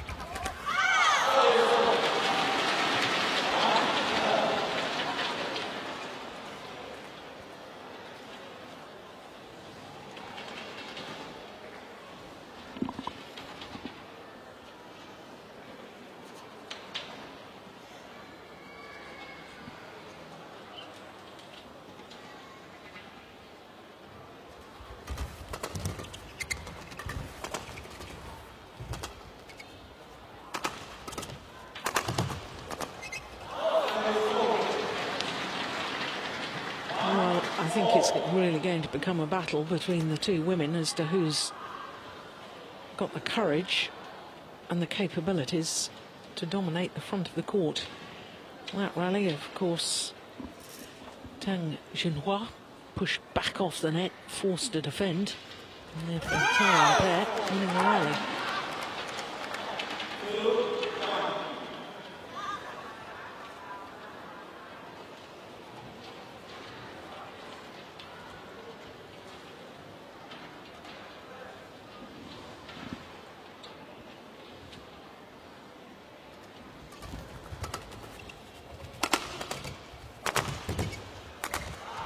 There we are again. Force back in her defence, Tang Jinhua.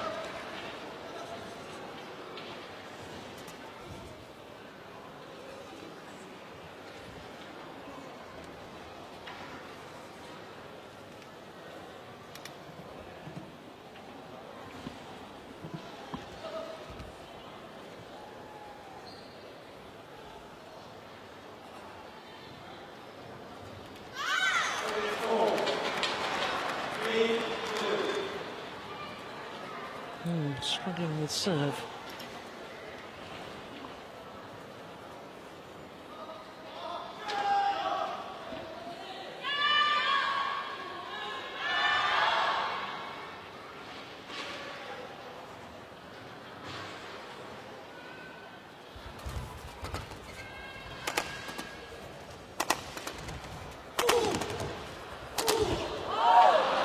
Good aggression, a channel attack down the centre of the court. And against a new pairing, it's always a sound tactic. It's a good tactic anyway, because hit down the middle narrows the angle of reply.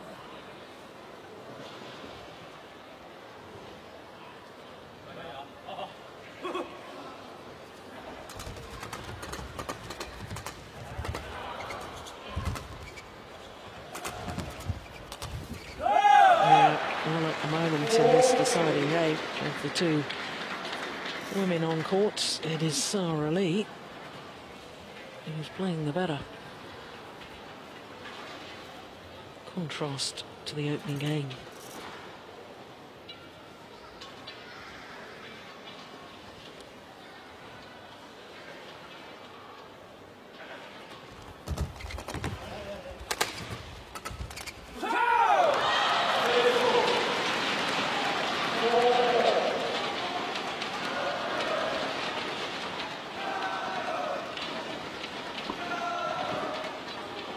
As soon as the pair's on the defence, they're in trouble.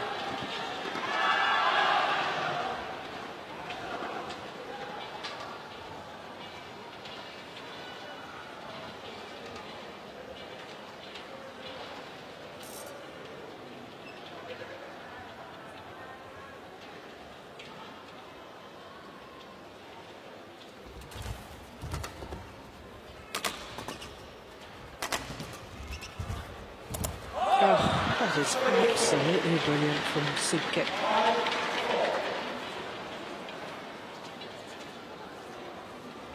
Just showing how tactically you can play the right shot at the right time.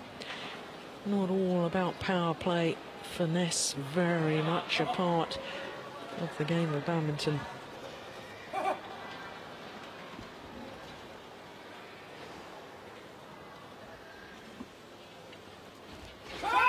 Oh dear, there's another error on serve.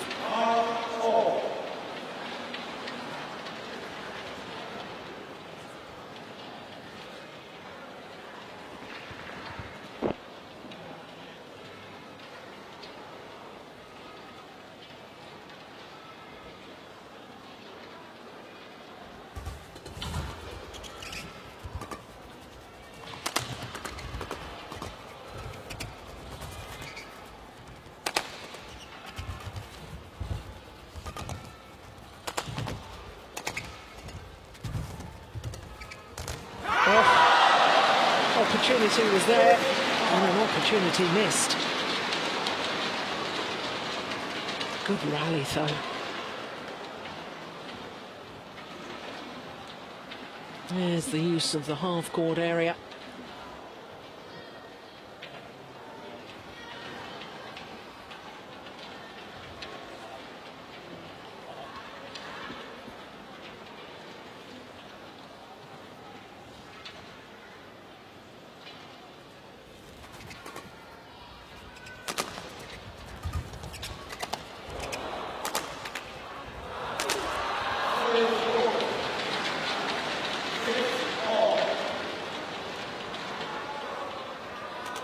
Really is a key, isn't it, to get Tang Xinhua back in court. Look how deep her defensive stance is.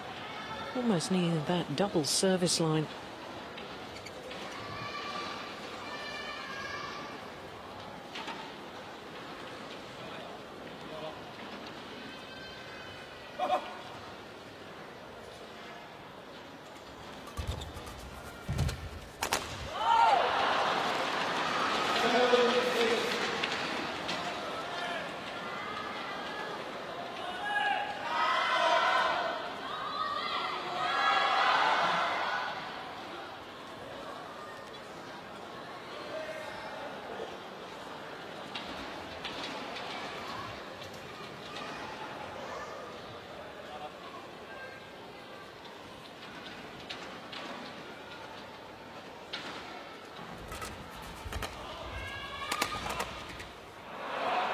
Always just long with the back line. And it's unfortunate from Sara Lee's perspective because there was a huge, huge gap across court.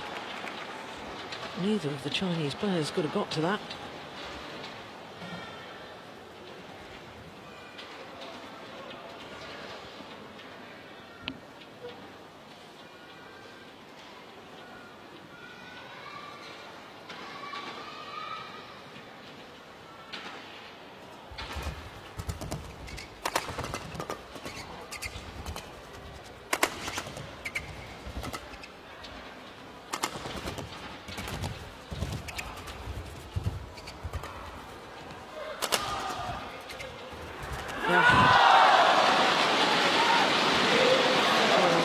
Excellent rally. And that's what Tang Xinhua was doing so well in the opening game.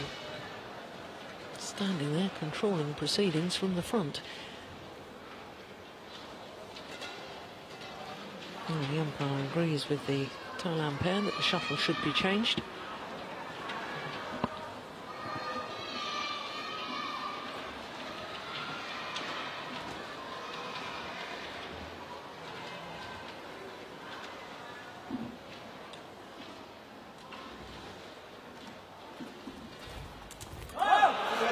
Well, it's just about a perfect return of serve.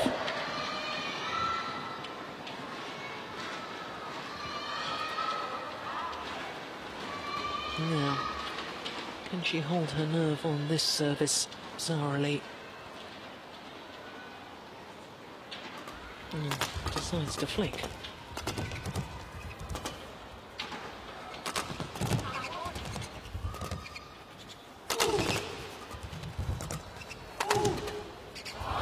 Brilliant. Yeah, stood her ground defensively. Hit the shuttle and immediately moving forward to the nets. But she guided it flat over the net, turning her defensive play into attacking play.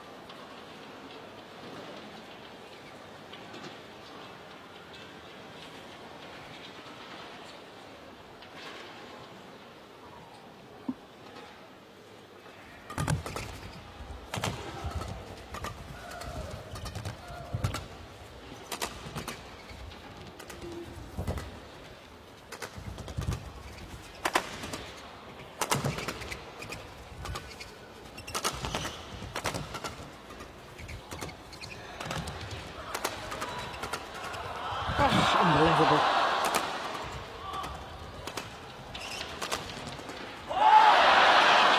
What a tremendous rally.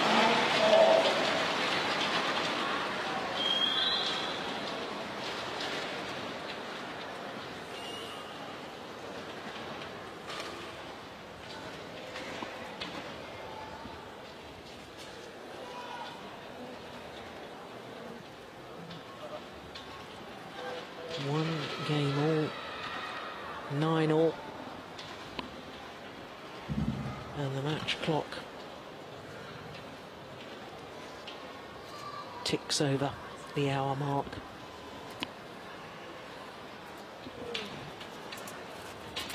No wonder the players want a quick timeout.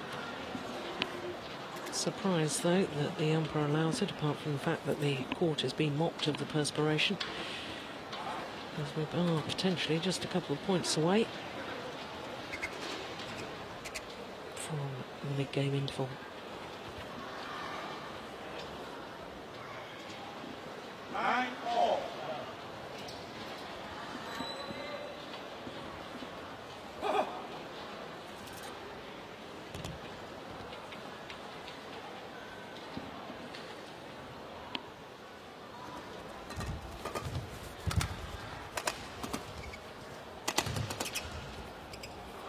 That's good judgment. Lets it drift wide.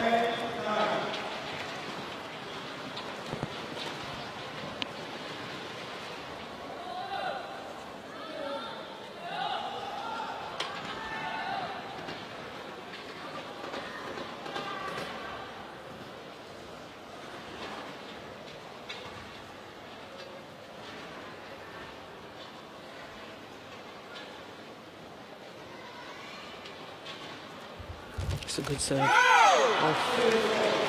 Good return too. So this next point will decide who has the advantage at the change of ends.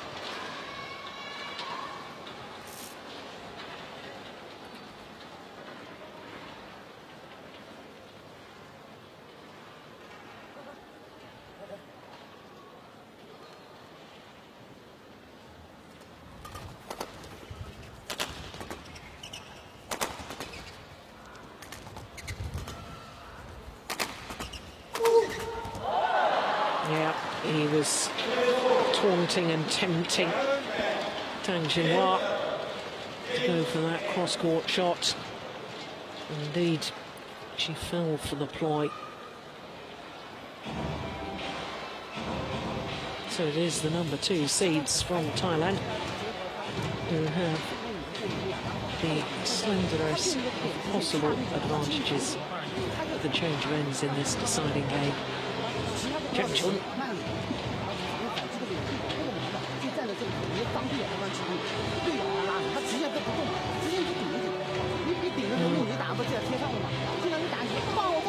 Twice an Olympic champion, now a very animated coach.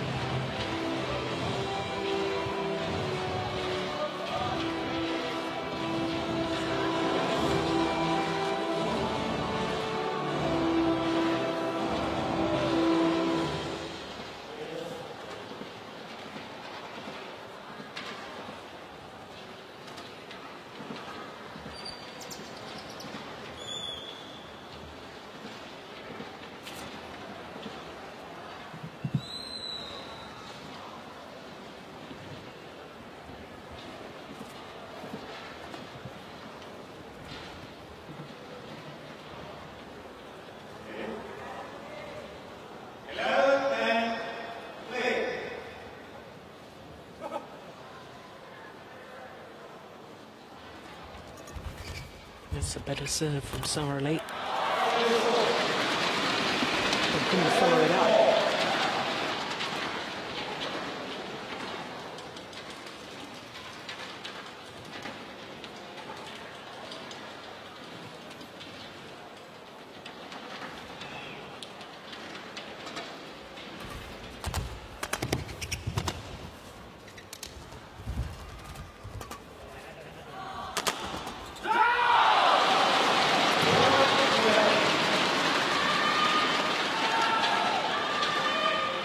suspect that Changzhou had been talking to his players about the fact that Sara Li sometimes waits a little committed to her defensive play and therefore to hit down the opposite side.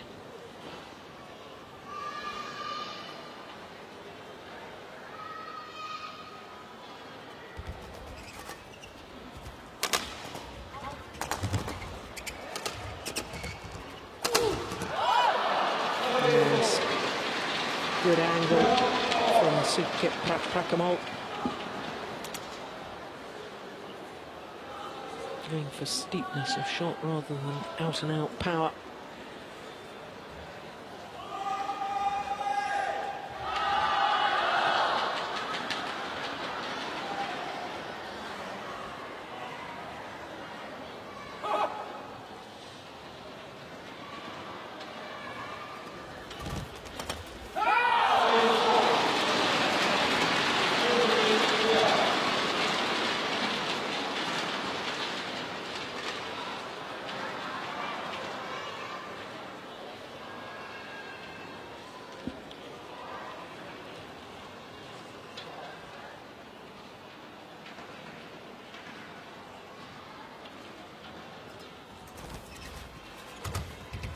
Oh, that was going out.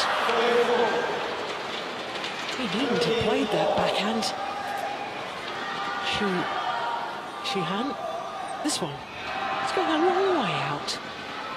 Yeah, immediately looks down towards the line. Oh, that could prove costly.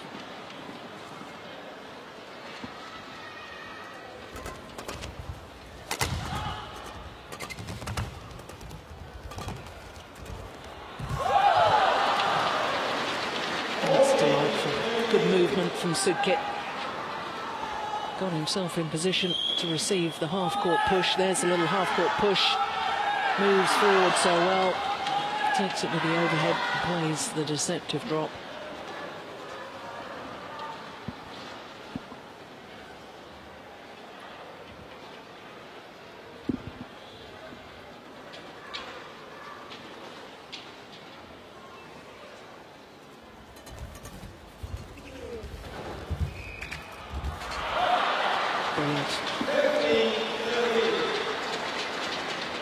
Bewildered by the thought process there of Chu Sihan. Playing it back to Sara Li at the net. She's one of the world's best net players, and she's standing there. Perhaps that indecision and taking that backhand shot that was going out has perhaps just disturbed his concentration.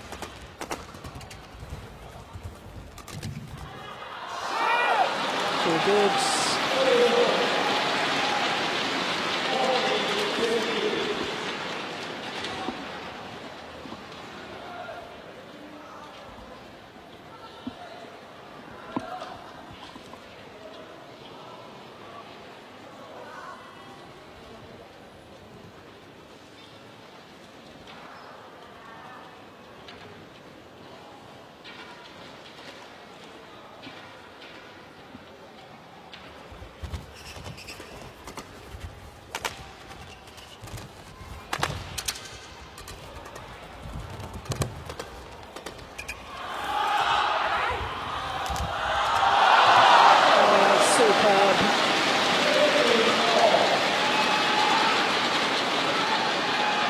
Two seeds comprehensively outmaneuvered. And a great backhand finish from Tang Chunhua.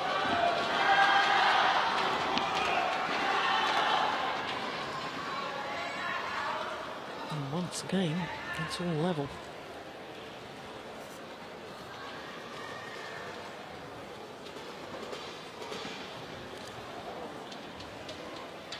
And it's only once, 2 points ago, that we had more than a 1 point deficit or difference between these two pairs in this final game.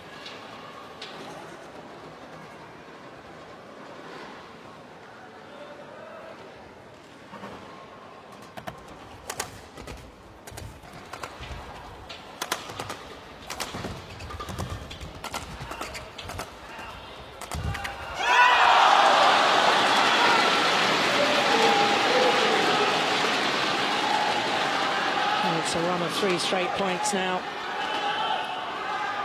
From 13-15 adrift to once again getting their noses in front.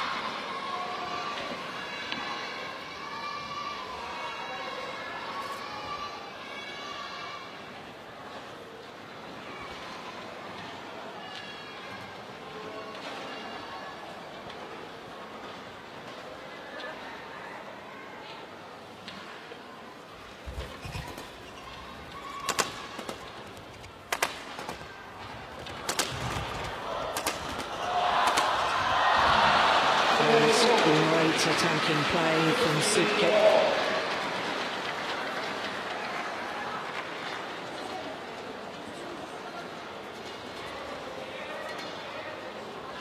Sometimes wanders round the court as if he hasn't a care in the world, but once the rally gets underway, a whole different sort of persona.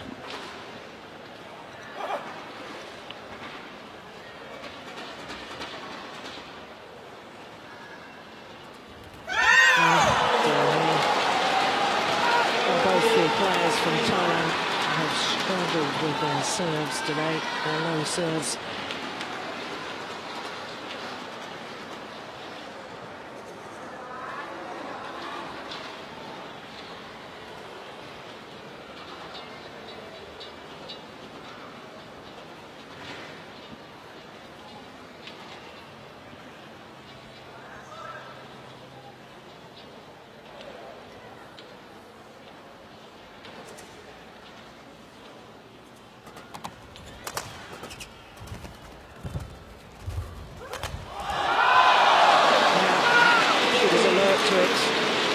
Changzhou.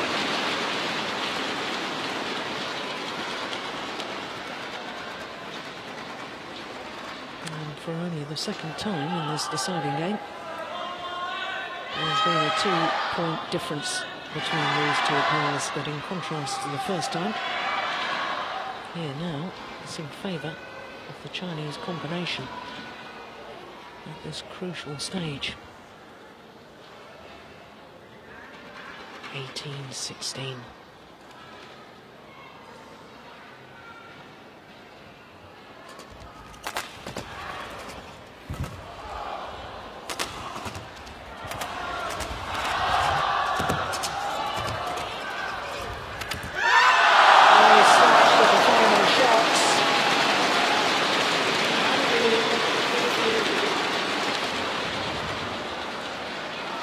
Thailand pair with 15-19 adrift in the second game, came back to win it. Can they pull off a similar feat here? Because once again, as they were in the second game, Chinese combination 2 points away from victory.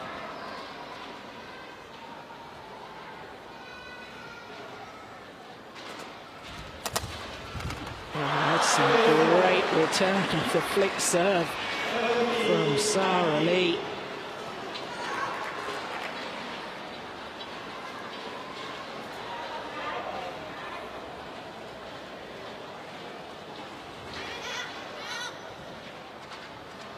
If ever she needed a good serve, it's right now.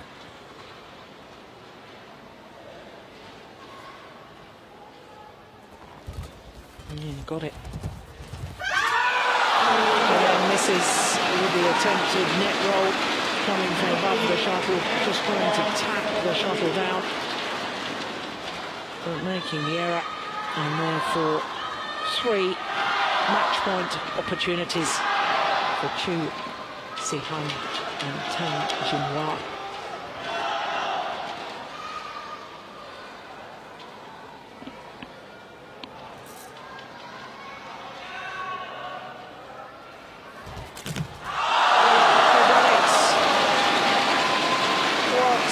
Excellent semi-final to keep their composure, keep their discipline after the disappointment of the second game, in which they led 19-15, to come back here in the decider and take it in an hour and 14 minutes. Umpire just confirming the scoreline. 21-16, 19-21, 21-17 in the deciding game, and in only their 4th ever tournament together, their first Super Series tournament, they're through to the final.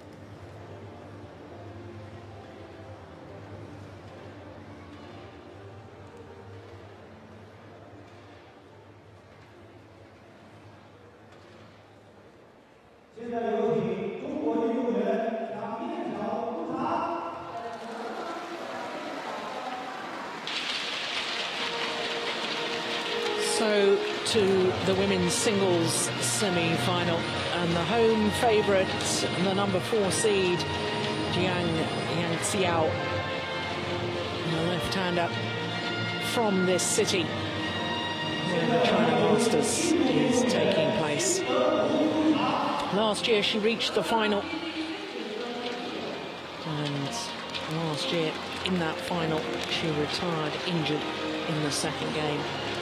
Well, who would have thought at the start of the week that we'd be saying semi-finalist?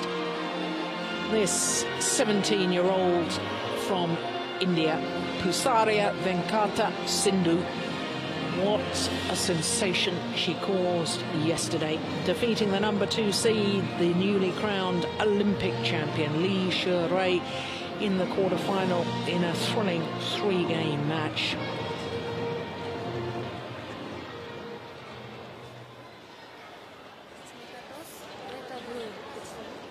Umpire Imi Sakamoto of Japan.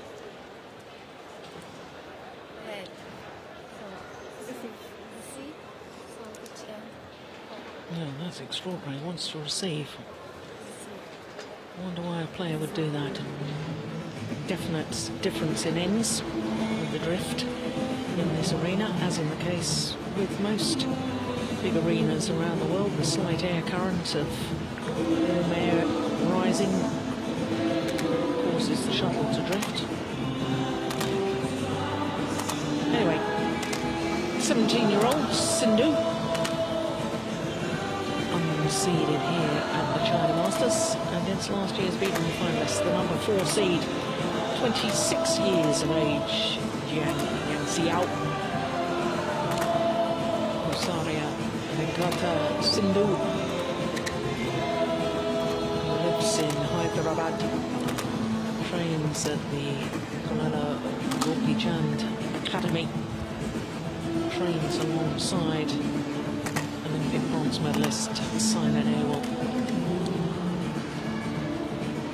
So, Yang Jiao, highly established in world terms. Sindhu up 1 place on the world ranking this week. The 17-year-old up to #24. That's the highest she's ever been.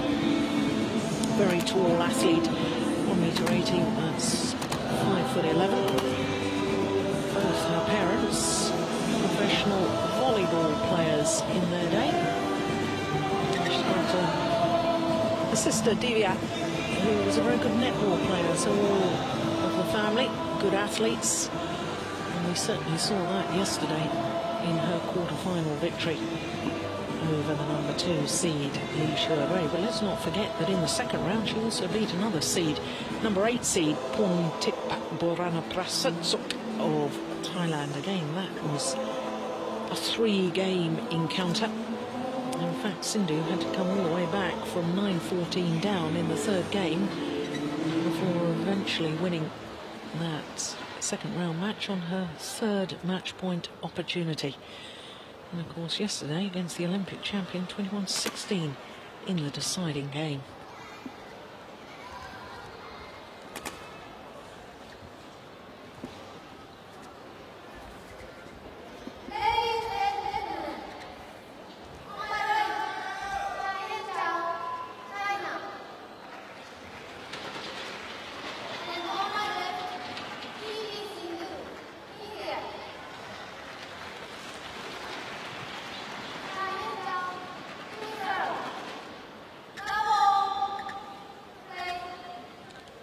So last year's beaten finalist, the home favourite Yang Xiao,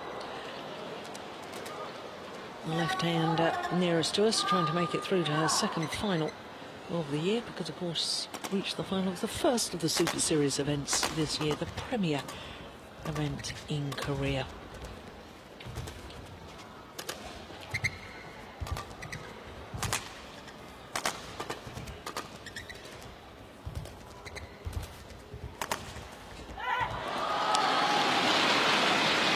Sindhu, the 17-year-olds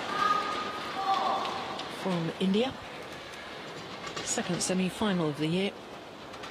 Reached the semi-final of the Malaysian Grand Prix Gold event.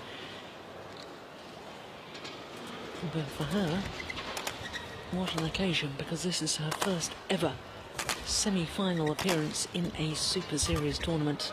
Oh, that's brilliant from the left-hander.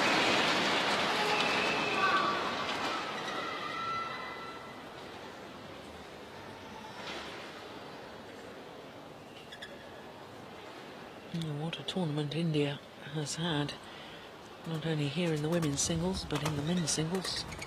3 of the 8 quarter-finalists all from India, and of course 1 semi-finalist, which we will see a little later on, AJ Jayaram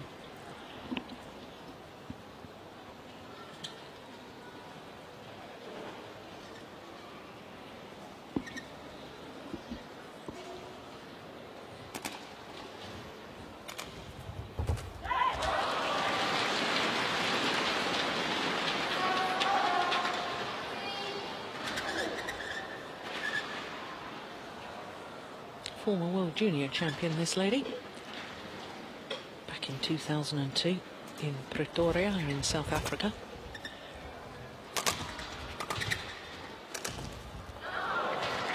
But to be honest, the left-hander has always been a little overshadowed by her Chinese teammates.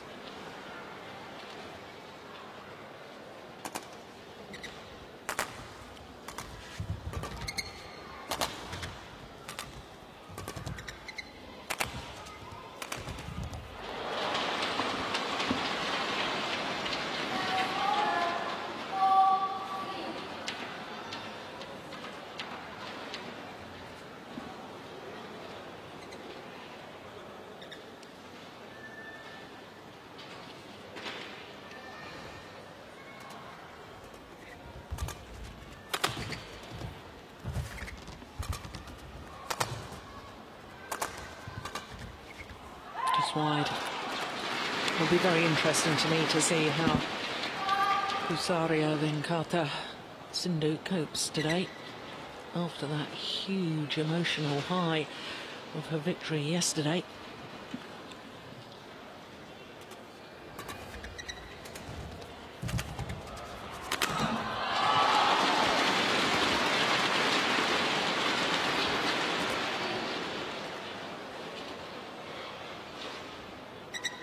Tall ask for such a young player as Sindhu to raise her level on 2 consecutive days to the dizzy heights that she managed to play to yesterday.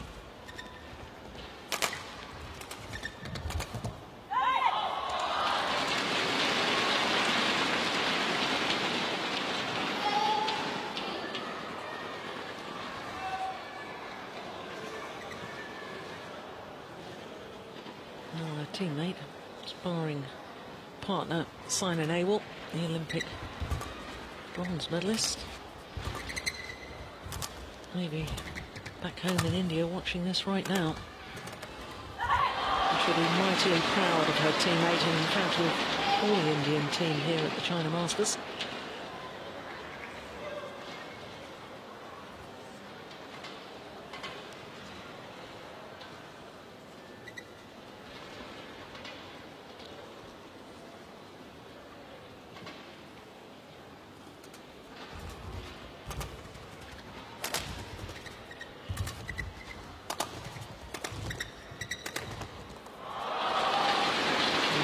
Super.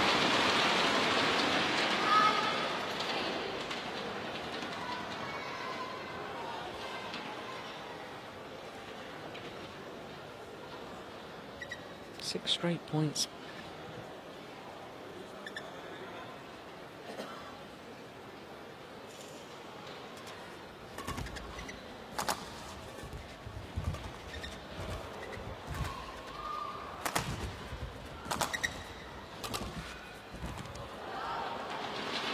Seven straight points.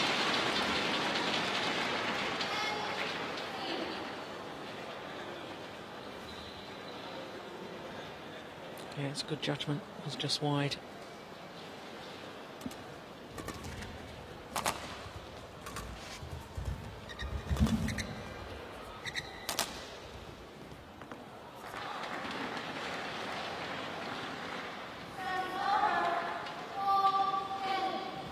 Well, I was mentioning the fact that a year ago she withdrew partway through the final. At 8-5 down in the second game, having already lost the first, the left-hander.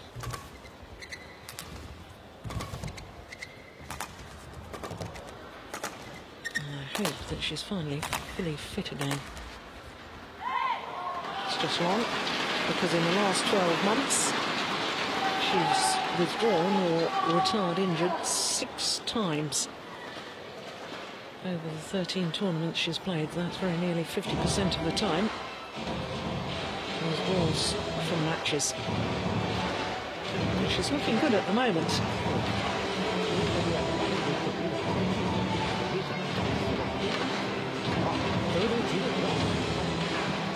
Healthy 7-point advantage.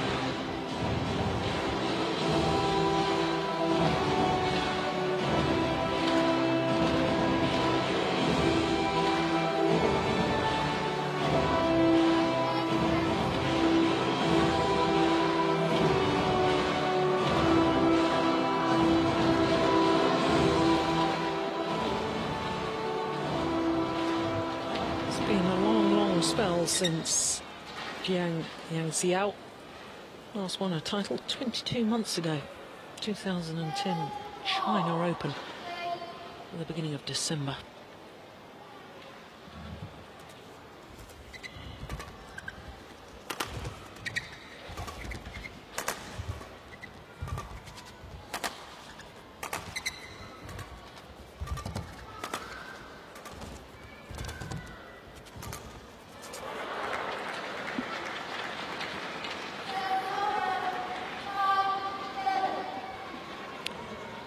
These two players have actually met each other once previously, and that was in the quarter-final of the India Super Series event earlier this year, and on that occasion it went to 3 games. And I think that Sindhu has improved considerably since then. Certainly her confidence must be high now.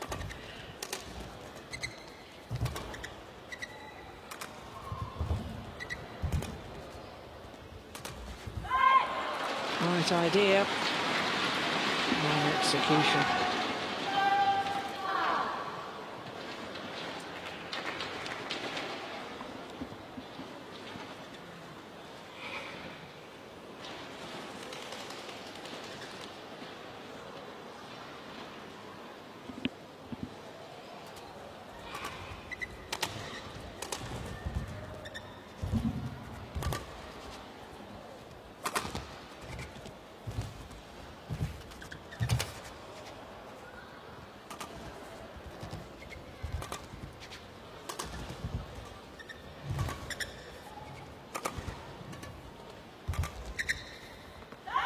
Oh, that's lovely.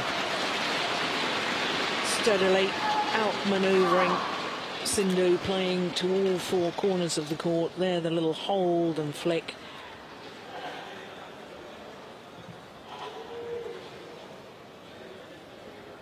And when the youngster from India gets a little more power in those legs, she'll be able to change direction a little quicker. Won't get caught with shots like that. I described yesterday in her quarterfinals Sindhu as an uncut diamond, and by the time she was winning, I was suggesting that it had been carefully cut and was ready for polishing. She is a huge, huge talent.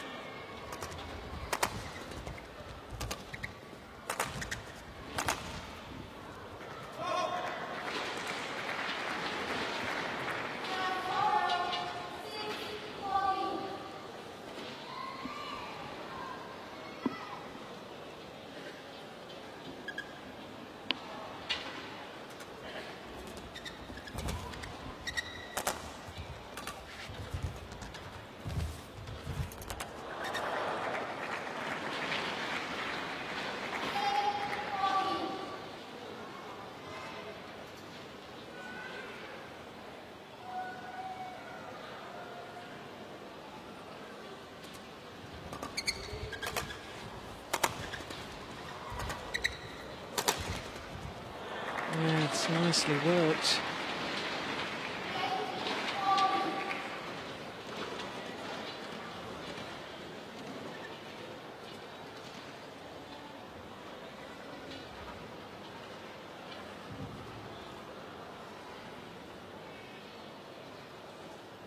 The exuberance of youth, the ability to play without fear, play without pressure.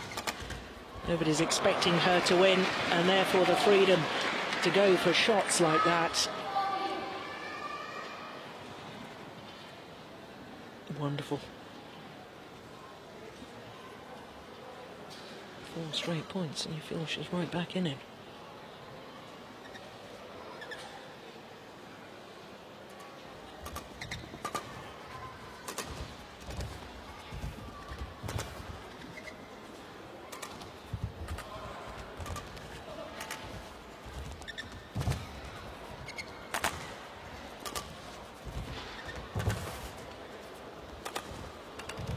That's a good rally.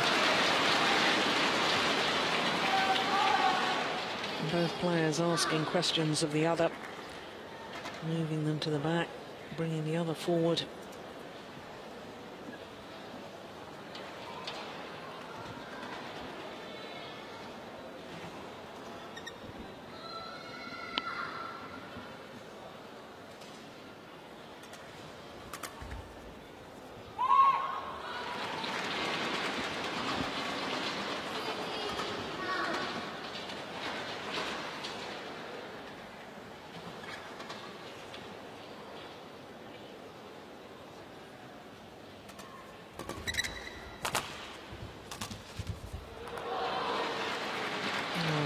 couple of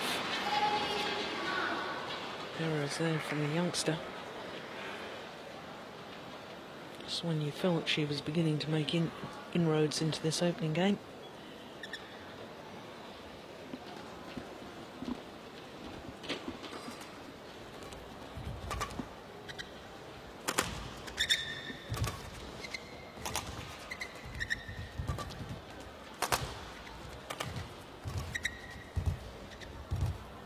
Oh, great net shot.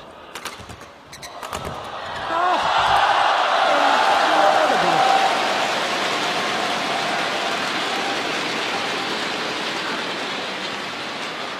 Well, under so much pressure defensively, had to guess, and guess correctly. That's brilliant by the left-handed Yang Xiao.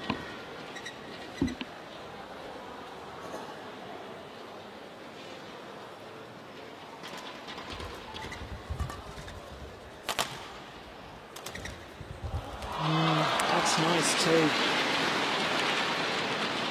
10-point advantage and just 2 points away from the opening game now.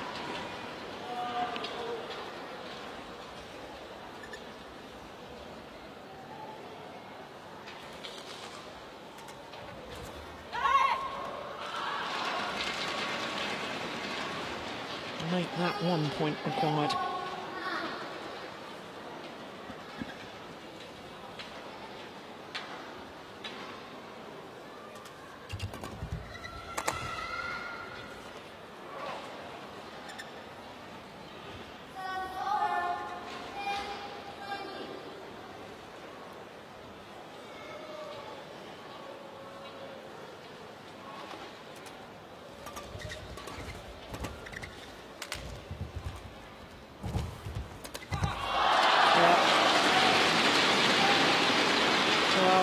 Showing her experience, Yang Xiao.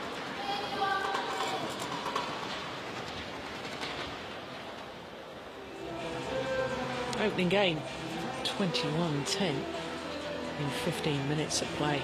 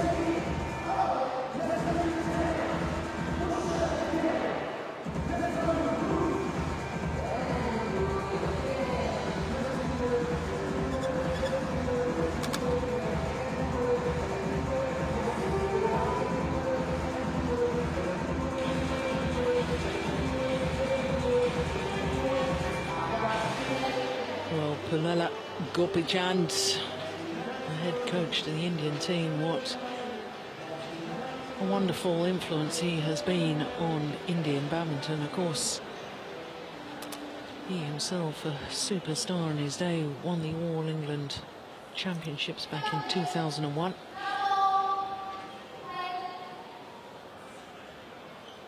And now passing on that knowledge and experience to the next generation of Indian badminton stars. 17-year-old Pusaria Venkata Sindhu. Well, I was going to say she's a star in the making, I think, after yesterday's results. Already a star in my eyes. What a rally.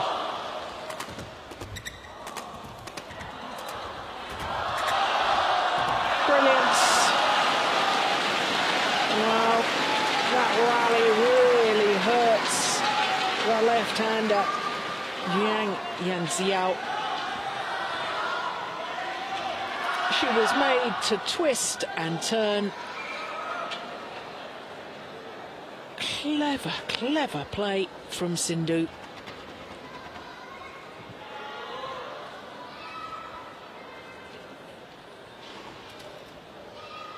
Well, certainly in her quarter-final yesterday, I thought Sindhu enjoyed playing from this near side of the court. Enjoyed more success from this near side. And therefore that will have given her a psychological lift as well. The change of ends after the opening game.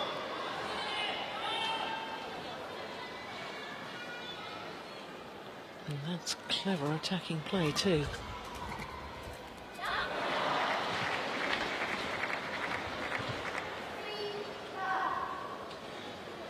Well, Yang Xiao has asked for the shuttle to be changed. Sindhu says no. And it's good to see the youngster standing her ground.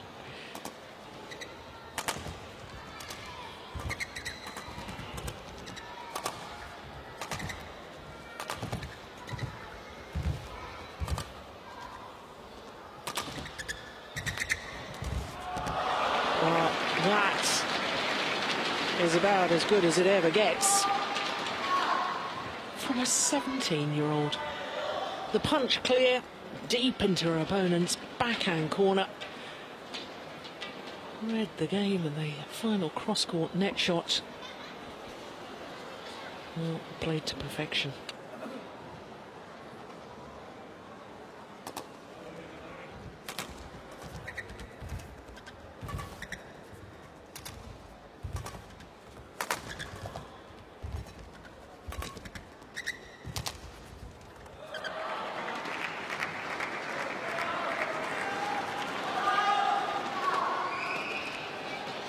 Well, this an absolutely ideal start to the second game by Sindhu. Chinese coach is looking a little bit concerned.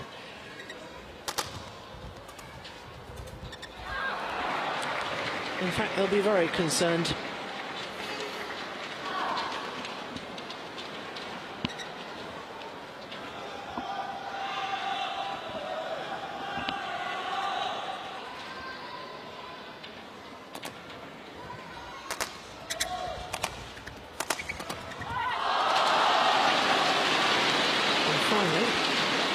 On the board, and the crowd here in Changzhou doing their utmost to try and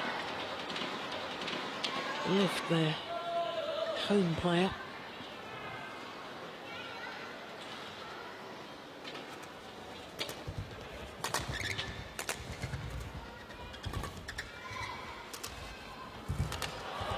Oh, that's nice.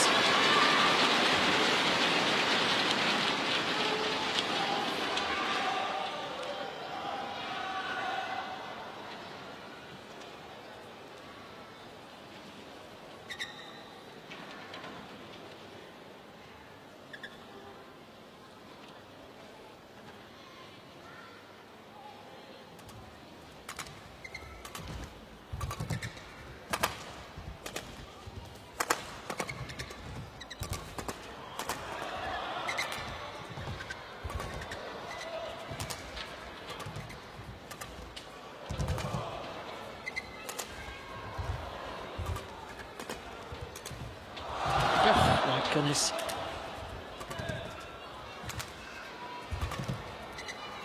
This is a big point. At shorts. And a little drop shots. Having forced the short lift by the wonderful net play.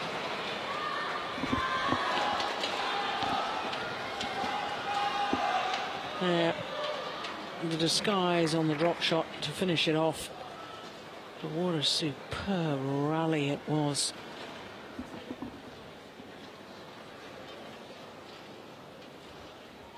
Well, understandable that both the players taking the opportunity just to towel down, take on board some liquid.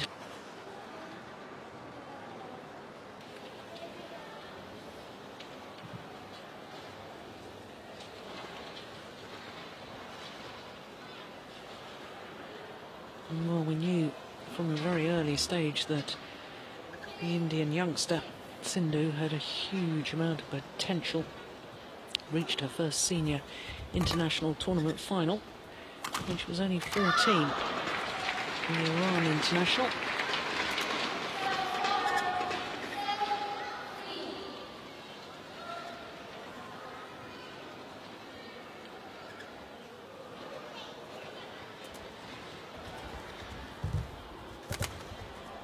That's short.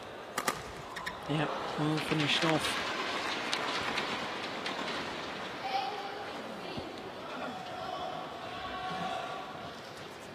It really is a super net shot. Spinning shuttle, tumbling over the net.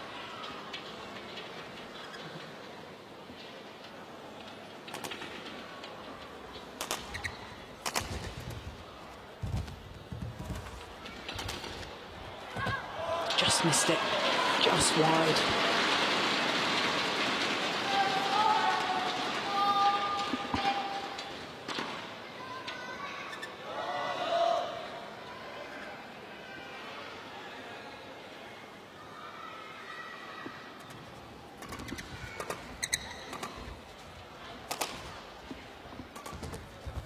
Yeah, so too that one.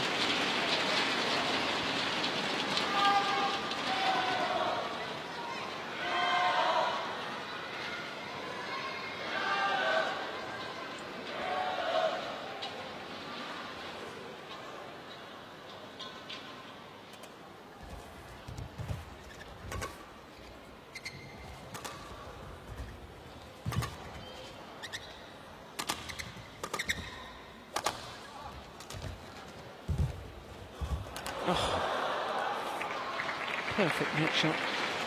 Hit the top of the tape, went over. Yeah, extraordinary.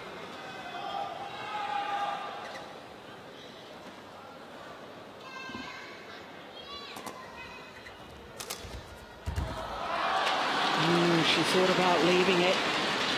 She was in two minds, and in the end, got a racket to it, but didn't really play a shot.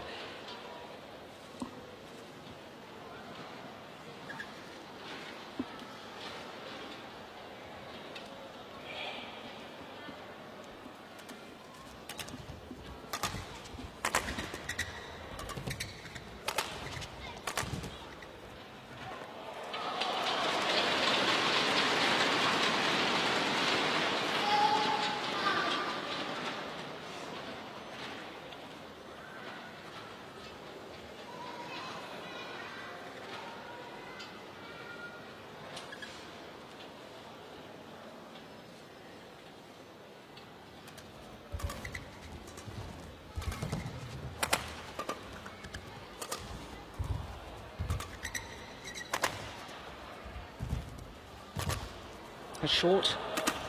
Yeah. Once again, point set up by the excellent net play. Sindhu using her reach, using her height. And she's also a very thoughtful,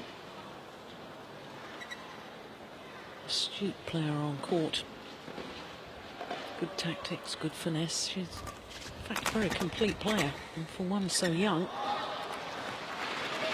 a rare talent.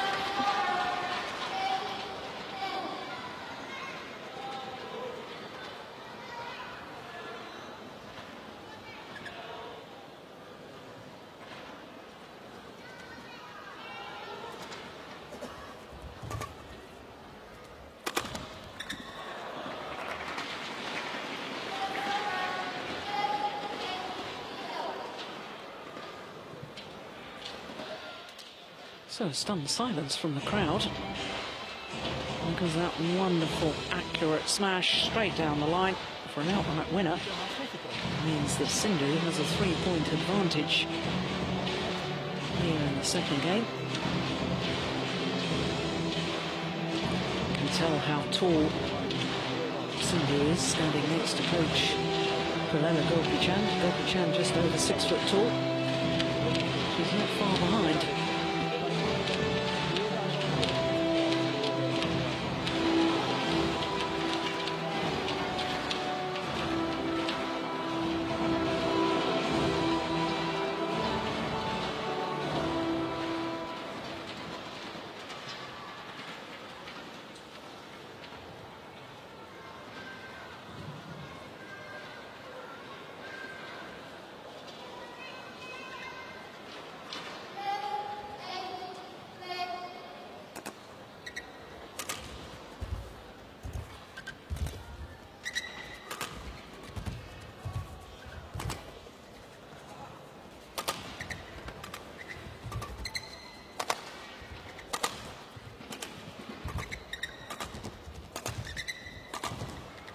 Oh, I was going to say that's going wide. Thought for a moment the left-hander, Jian Yang Xiao, is going to play it.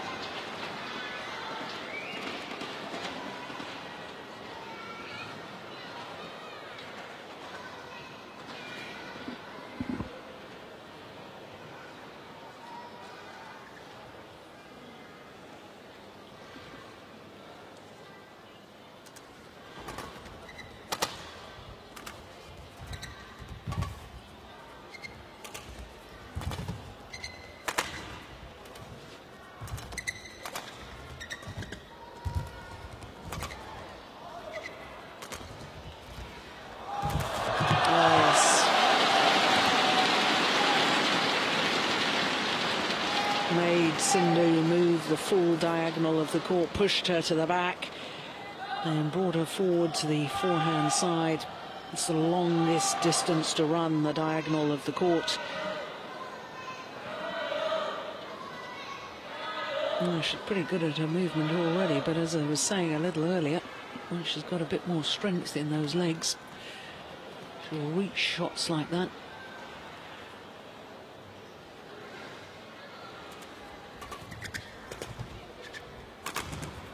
Oh, nice smash.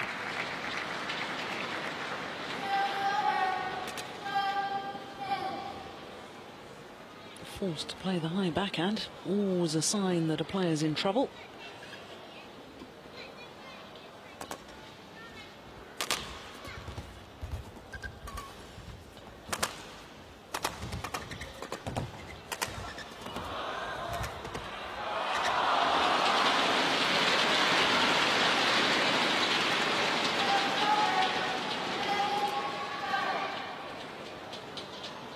It is very much her game plan, the left-hander, to outmaneuver her opponents. Doesn't have an outstanding winning shot. Everything she does in her game she tends to do very well.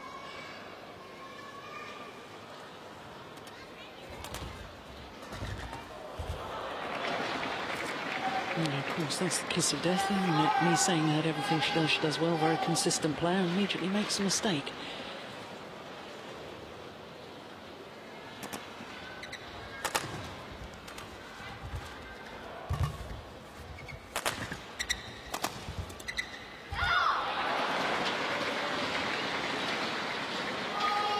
Curse of the commentator yet again.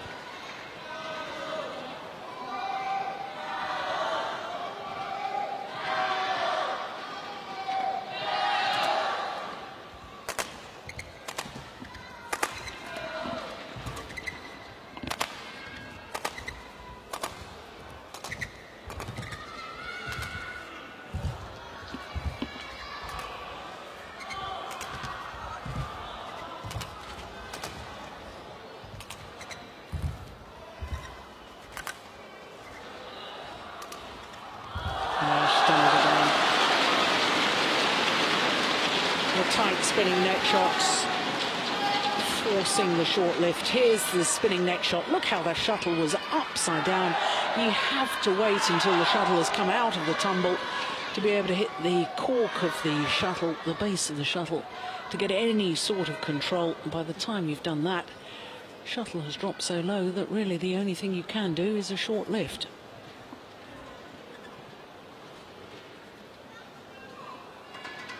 Never looks phased or ruffled, does he, Gopi Chand?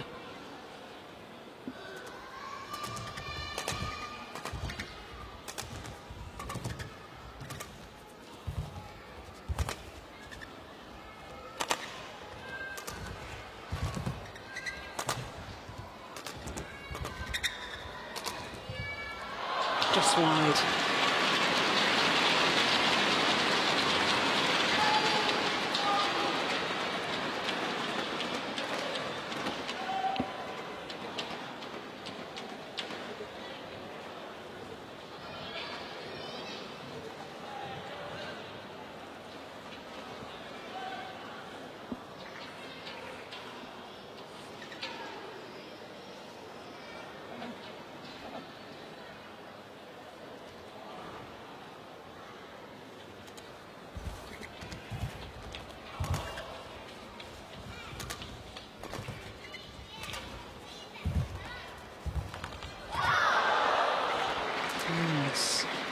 Net play has become a critical area in this match. Whichever of the two players can get to the net first. In this instant, the tight spinning net shot came from Sindhu. And she did remarkably well because she didn't take it that early.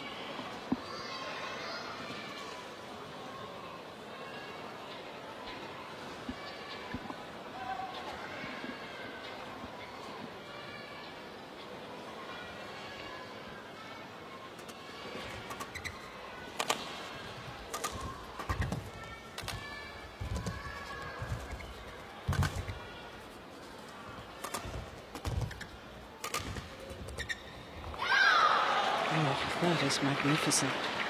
What a moment of magic on that defensive shot there from Sindhu. And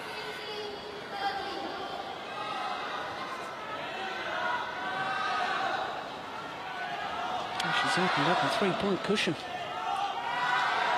First the push, then that beautiful little block. Delightful.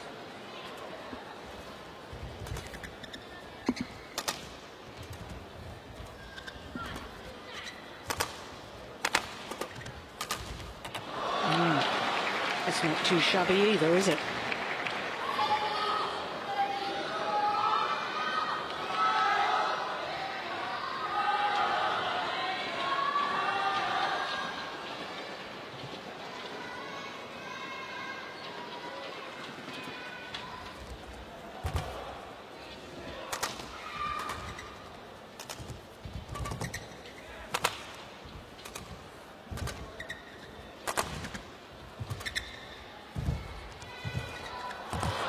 Well, her tactical awareness in that rally was mature beyond her years. Played her opponent to the back, brought her forward, played her to the back again, and once again, first in on the net, taking the shovel high. And she's just 3 points away from forcing a third and deciding game.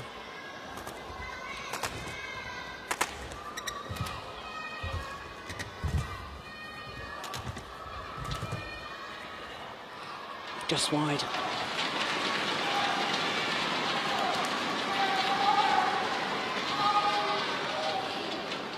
And when you consider that the left-hander has been as high as number 3 in the world ranking, this really is a remarkable performance from this 17-year-old.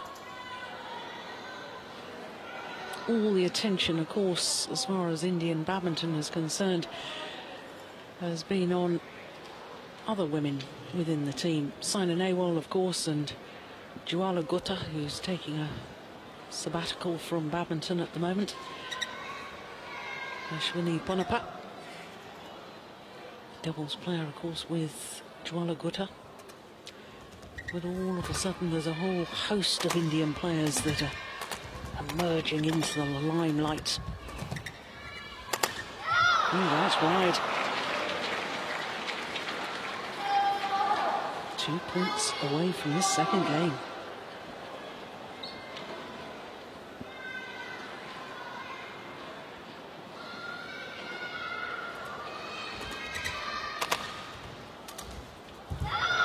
One point away from this second game. Well, the fairy tale continues.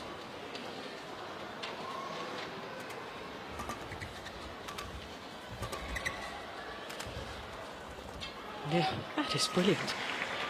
And once again, stunned silence from the crowd because it is now one game, all 21-14. One game all confirms the umpire, and Yang Xiao outclassed and outmaneuvered in that second game. Everything to play for in the decider.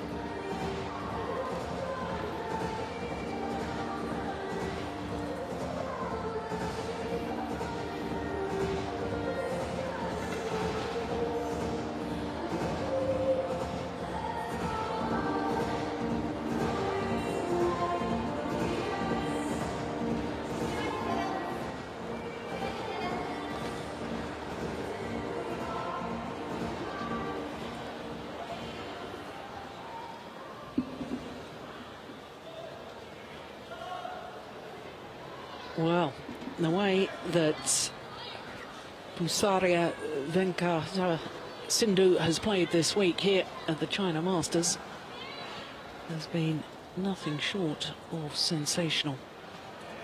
She has a chance here in today's semi-final to get through to her first ever Super Series final. And the way she played in that second game, it's more than possible.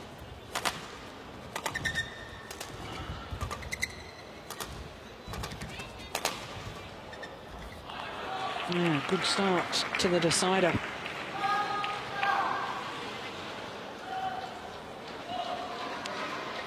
And the number 4 seeds from Changzhou has been known in the past to have 1 or 2 mental frailties. As I was saying earlier, withdrawn or retired 6 times in tournaments over the past 12 months.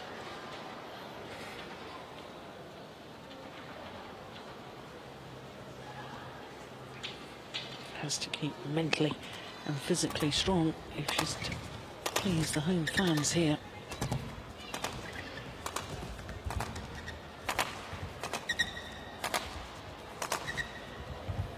That's wide. Good judgment.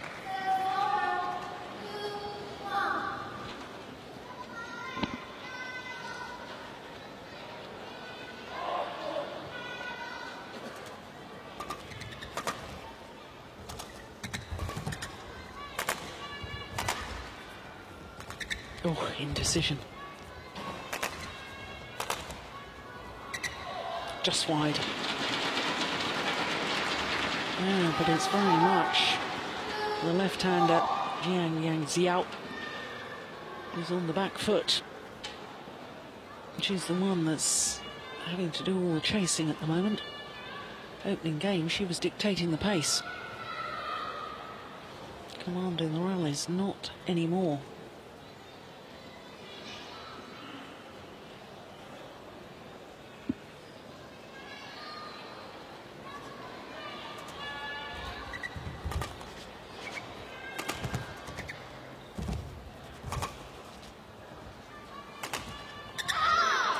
That is just superb.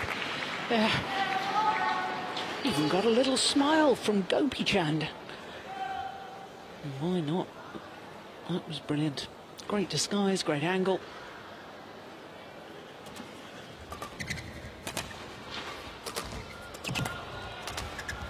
Yeah, now that's what she was doing so well in the opening game.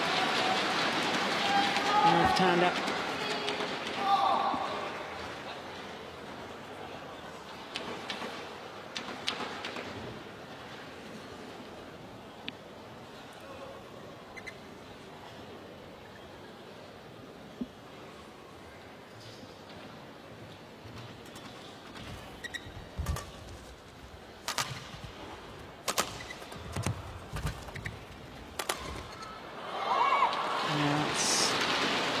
Wide of the mark as well.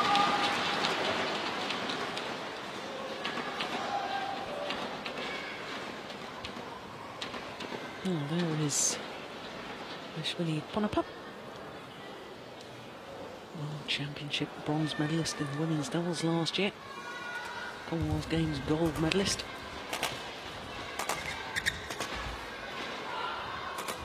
Both of those medals, of course, with Juana Gutta.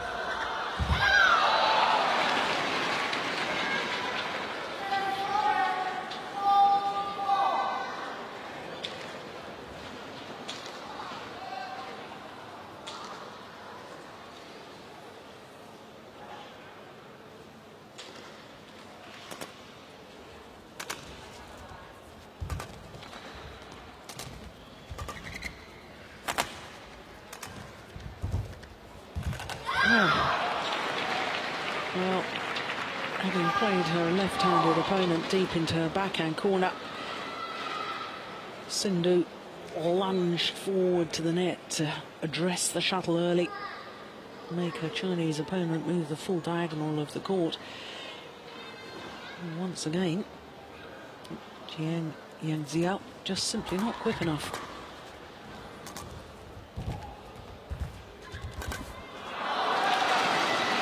On that occasion she was.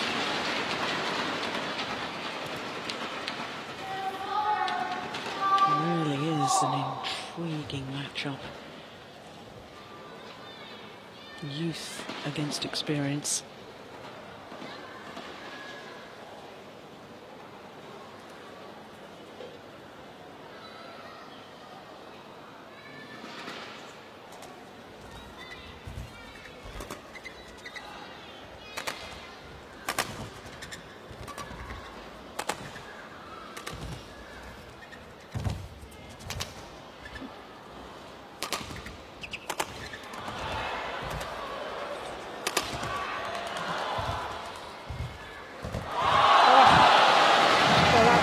Great courage from Jiang Xiao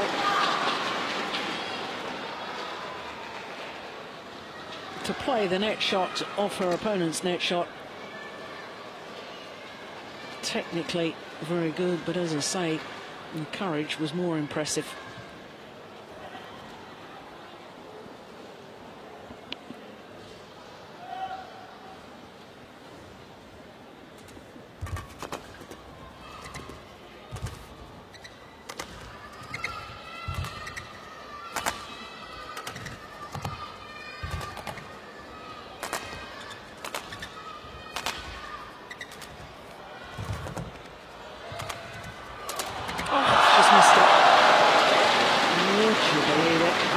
Just about to say, what a well-constructed rally from Sindhu. Forced the backhand from her opponent. The clear was only half court, and a real missed opportunity from the Indian youngster. Got to put that out of her mind, though.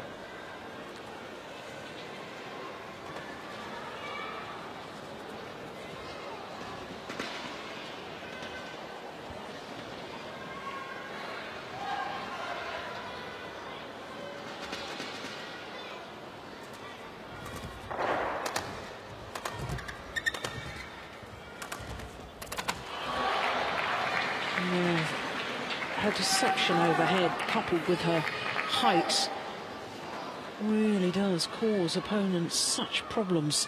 Look at that.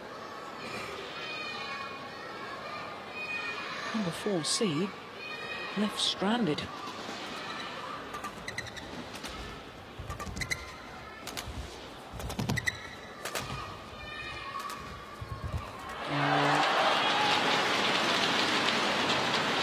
Psychologically, just proving a point there.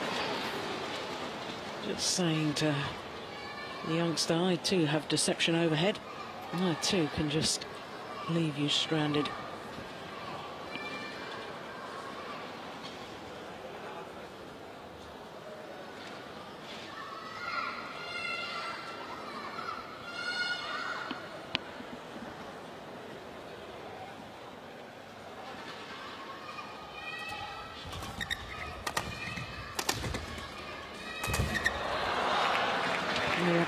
The angled overhead shot straight down her opponent's backhand side. That's the one. Follows forward immediately. Excellent play.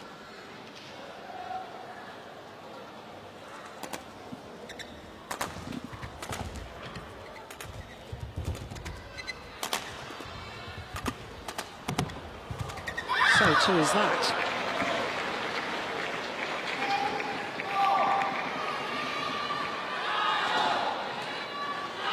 48 minutes of the semi-final,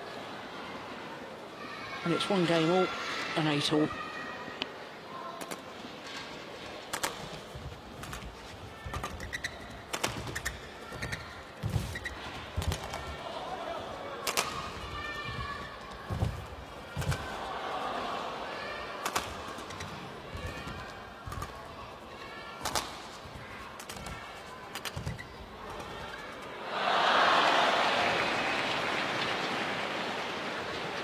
Well, that's a missed opportunity of what seemed to be a An easy opportunity to play an outright winner on the smash doesn't seem to have affected her at all. In fact, the opposite. What good character.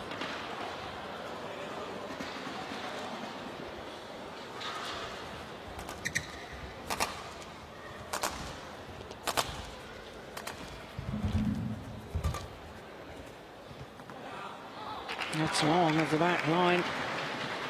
And a run of 4 straight points. Yeah, very good judgment.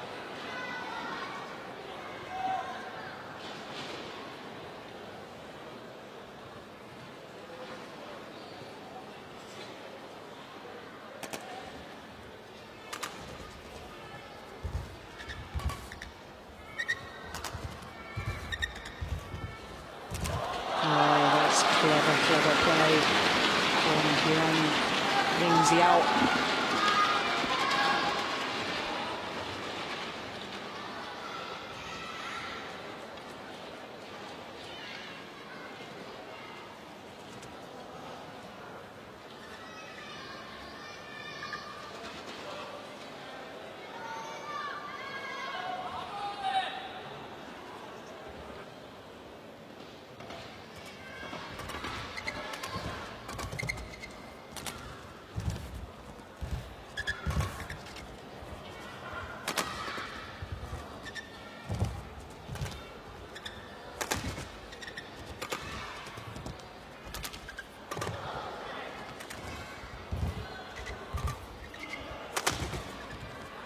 Oh, yes, good rally.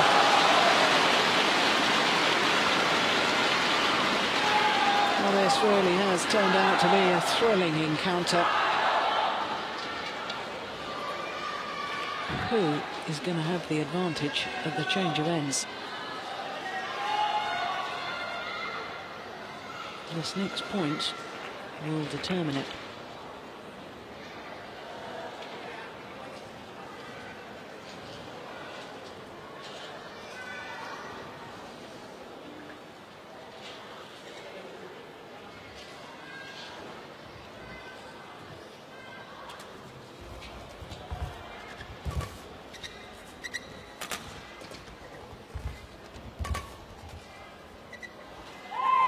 That's long, and indeed it is the number 4 seed, Li-Ning China, who has the 1-point advantage. Let's change ends for the final time in this deciding game.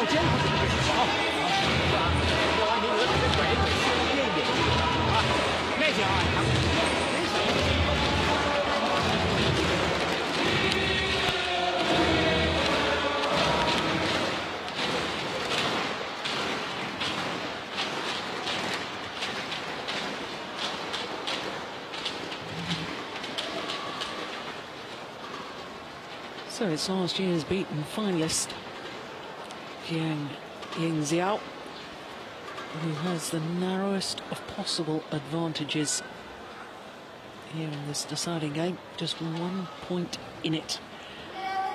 Up against the 17-year-old Sindhu of India.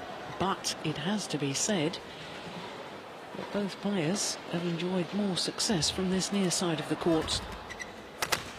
So here in the deciding part of the match, that should favour Sindhu.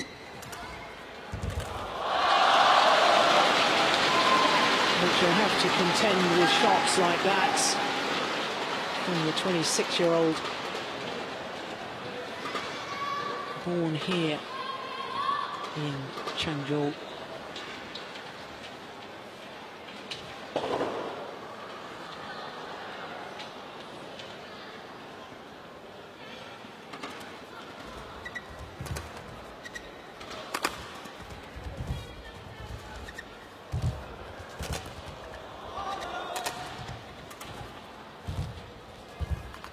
Oh, that is brilliant. Oh, again, a fantastic use of her reach. Standing behind that double service line, still plays the kill.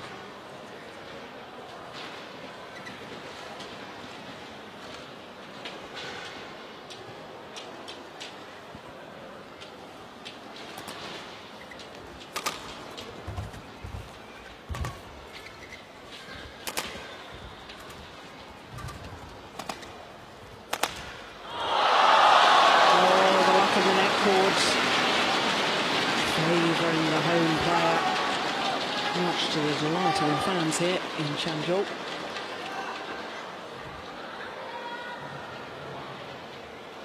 Cruel luck if you're an Indian supporter.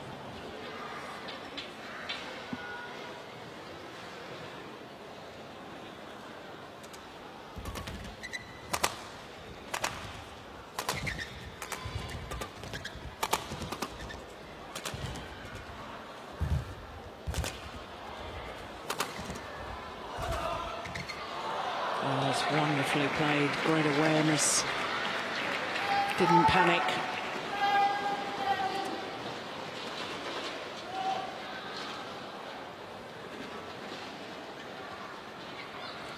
Big key though, dressing the shuttle early.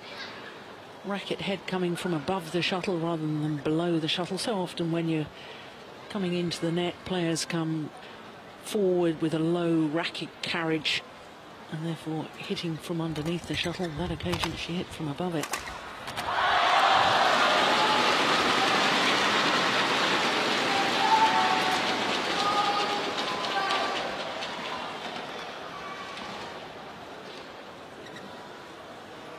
Gets behind it well, the left-hander play the cross-court winner.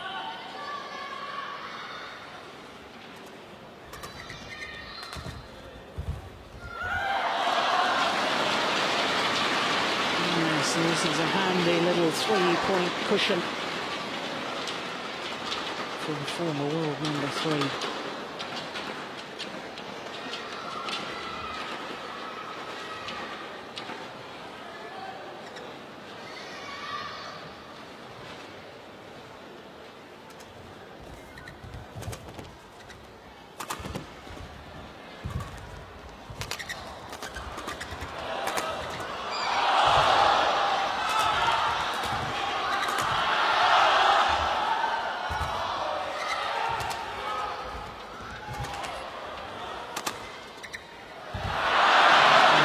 Good rally, and all credit to Sindhu.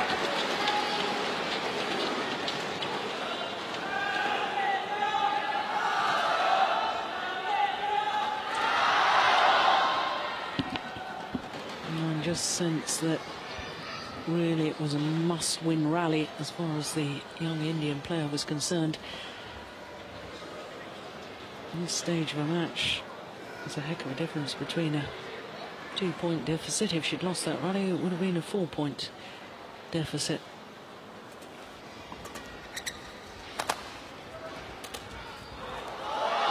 Oh, it's good, good.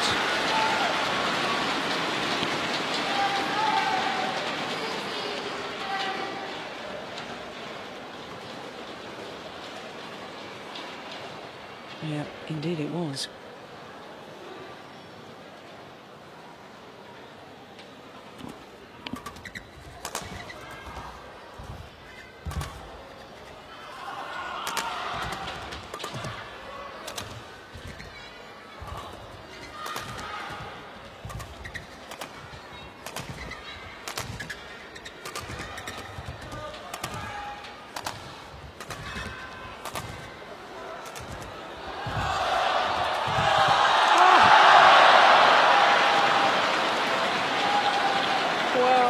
The disappointments for Jiang Yanxiao all apparent, because she seemed to have done all the hard work in that rally.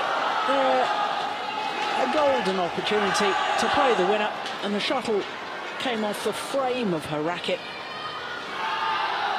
Yes, and there the disappointments.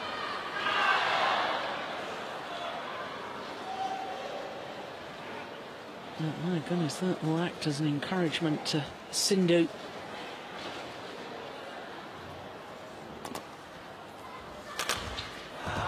Well, so too will that. I wonder if that's an indication of the state of mind. I said a little earlier that sometimes this left-hander can be a little frail in her mental approach.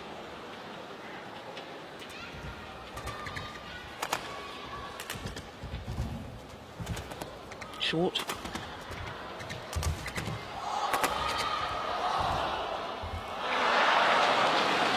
Would you believe it? She is back level. What fighting spirit. Well, Sindhu is saying, no, I don't want to change the shuttle. Her opponent's already gone off to the side to try and change it. Now the umpire's getting involved as we look at this again. Great control, great composure. Well, the umpire has sided with the left-hander. So we have indeed a new shuttle.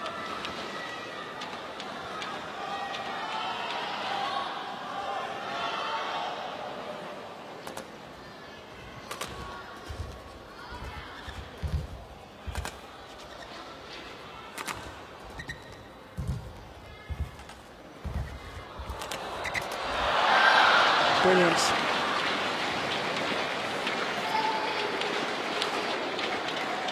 Well, the net exchange.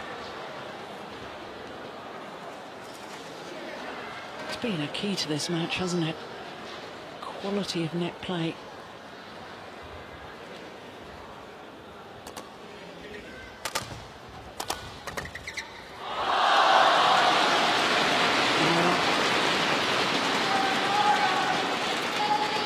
Too experienced to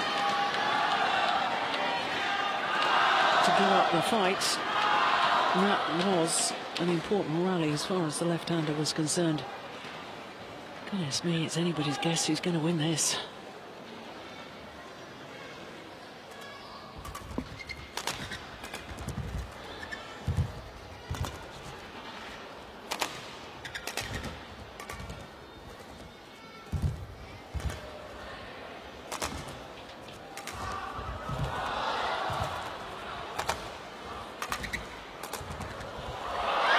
Lovely, it's down the line.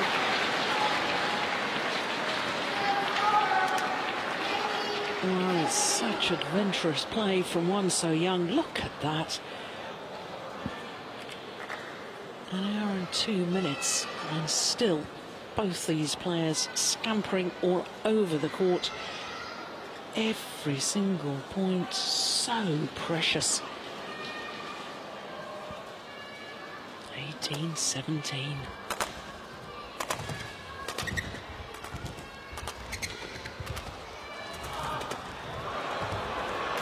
Oh, she's missed it. All she had to do was calmly place the shuttle over into her opponent's court. Look, her opponent's way back in the defence. Didn't actually have to go for the kill. Easy for me to say, sitting at the back of the court here. Well, what drama, what tension.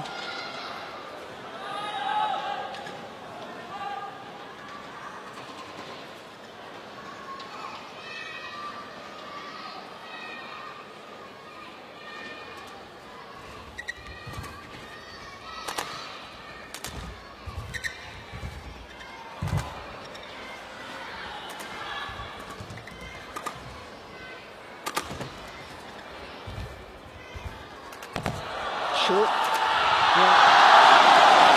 Well, I talked a moment ago about the courage of Sindhu to play the tight spinning net shots. And in that rally, Yang Xiao repaying the compliment. Oh, goodness me. Play a tight spinning net shot off your opponent's tight spinning net shot is remarkable. So now the lead back with the left-hander.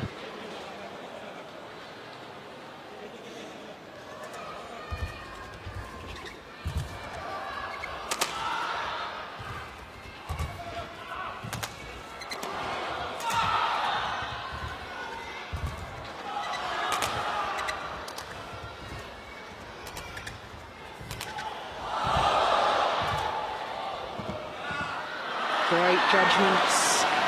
It's gone just long. Even the Chinese coaches are looking a little nervous. And that's quite understandable.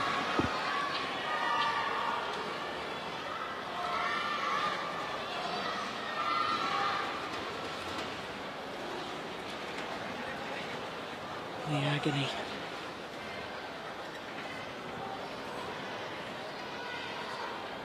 $19 all.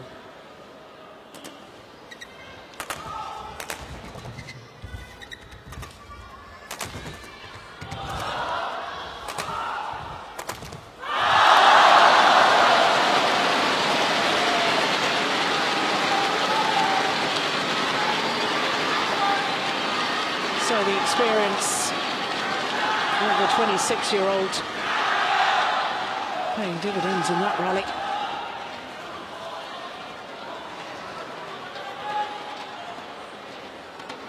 And last year's beaten finalist has a match point opportunity.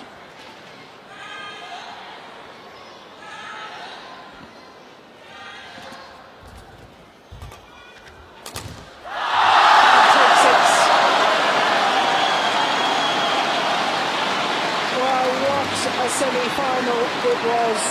What a tournament it's been for the 17-year-old Pusaria Venkata Sindhu. At the start of the tournament I would have said a star of the future. I think I'll revise that because Sindhu is a star right now, but today she was beaten in a thrilling semi-final against the vastly experienced 26-year-old Jiang Yangjiao.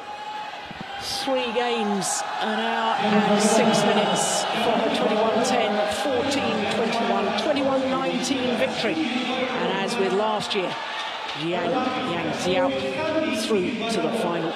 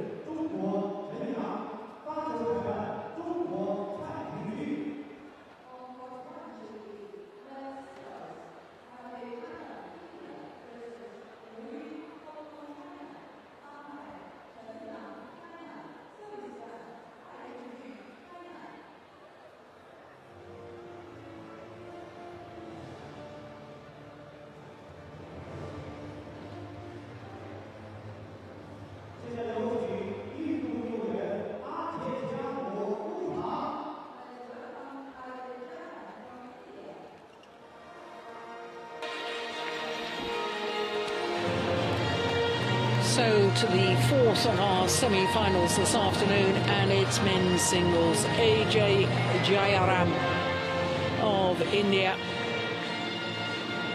appearing in his first ever Super Series semi-final.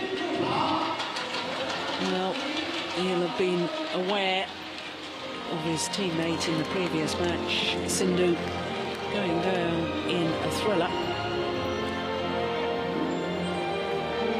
Jayaram's opponents, the 31-year-old Hu Yun, representing Hong Kong, China. So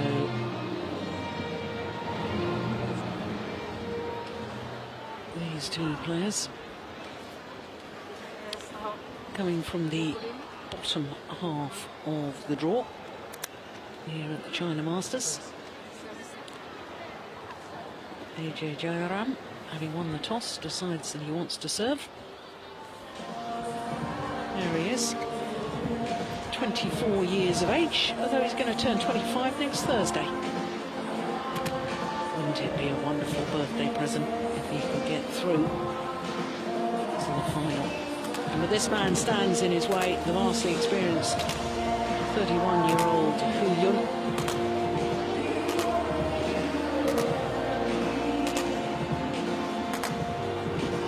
Men's singles semi-final for Hu Yun of Hong Kong, currently ranked 21 in the world, and currently the highest ranked Hong Kong player. Has moved one place above the man who represented Hong Kong in the Olympics, Wong Min-ki. And this man also missed out on the Olympic Games, only just to Kashyap Parupalli.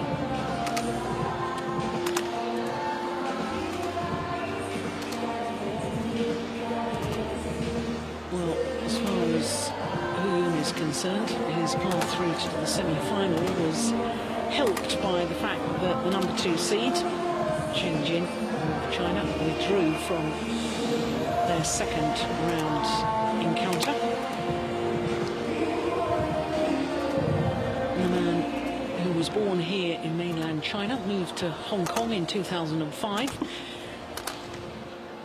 and resumed his international badminton career in 2008. Yet to win a title throughout his career. He's only been in one final, that was 2009 Philippine Grand Prix. But this, his fourth Super Series semi-final, his second of the year incidentally, because he was semi-finalist at the Indonesia Super Series events. Lost out to Du Pengyu of China in that semi-final in Jakarta earlier this year.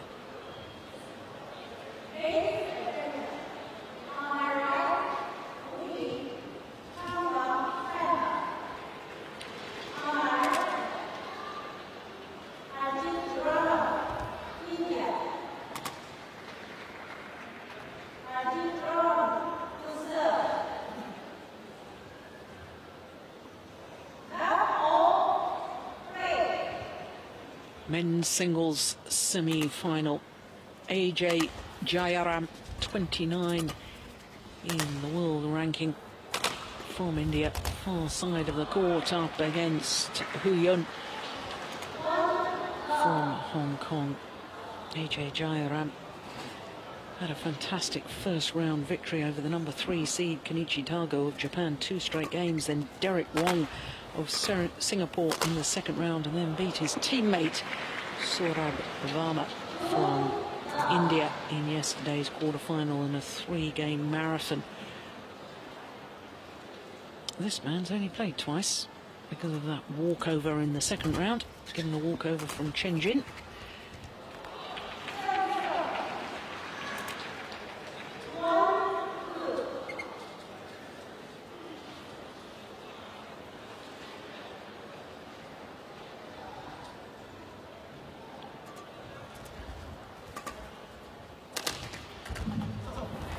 That's a nice angle from Jayaram.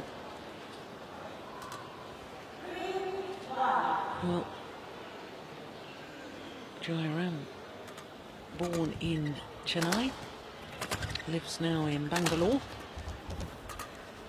trains at the Prakash Padukone Academy. Was Prakash, former All-England champion, first Indian player to win that title back in 1980.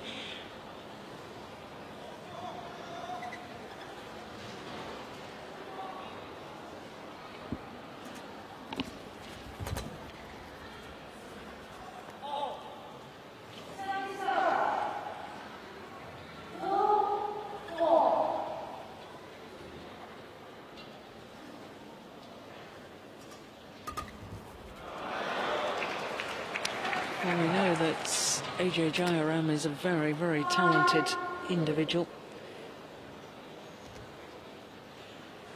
Twice already this year, the Indian star has taken Lee Chong-wei, the Olympic silver medalist, who was at the time world #1, twice taken him to 3 games. Thomas Cup qualifying in the Asian zone, and also in the round of last 16 at the India Superseries event.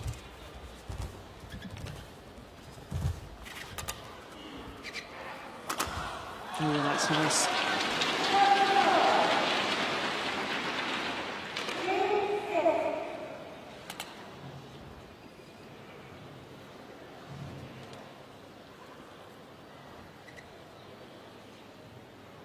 Huyun very much reminds me of the great Indonesian player Taufik Hidayat.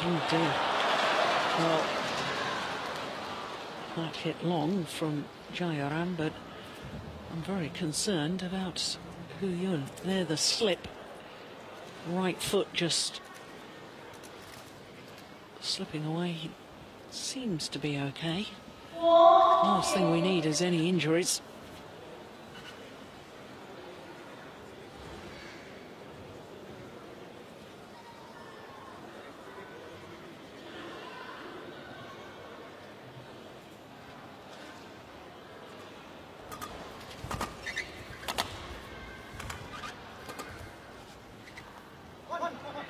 That's nice.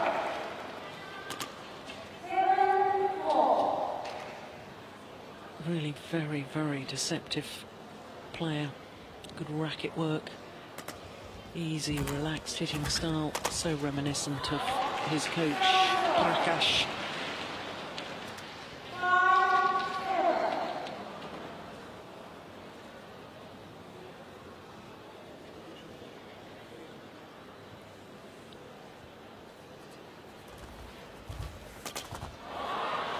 It's wonderful.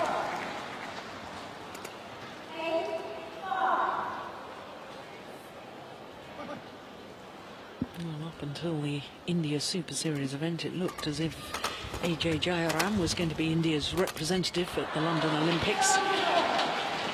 And then with him losing in 3 games to Lee Chong-wei, his teammates, Kashyap Parupalli, in his quarter-final match, was given a walkover by Changzhou of China, and therefore walkover into the semi-final, and that shot Kashyap above this man in the world ranking. And therefore Kashyap Parupalli went to the Olympic Games, where he promptly reached the quarter-final. First man from India to be in an Olympic quarter-final.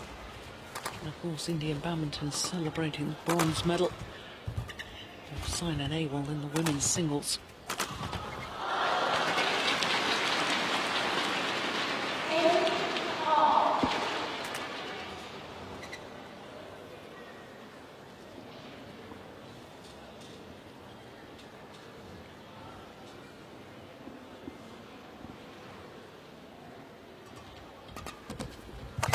Oh, he slipped again.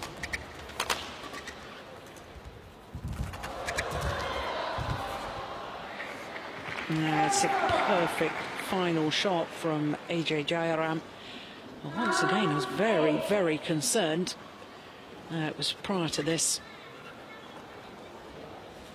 It was a nasty slip. He's retying the shoelaces, asking for the court to be mopped. So he should. It's twice already. in these early stages.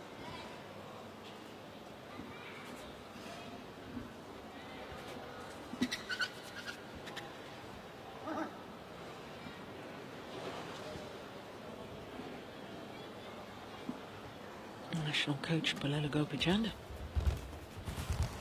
He's a busy man, isn't he, today?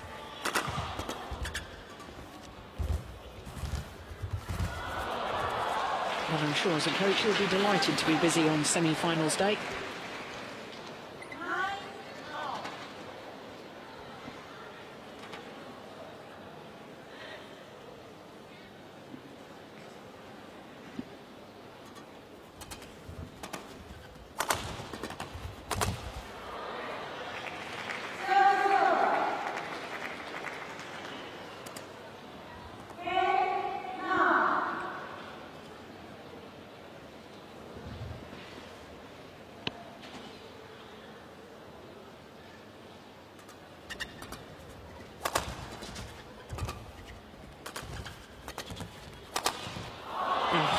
Beautifully done.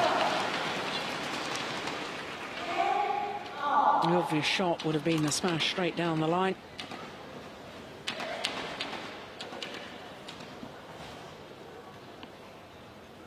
Confusing the Indian player by going cross-court.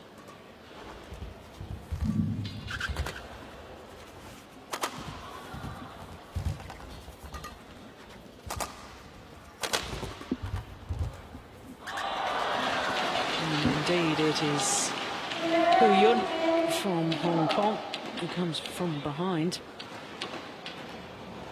to have the lead at the mid-game interval.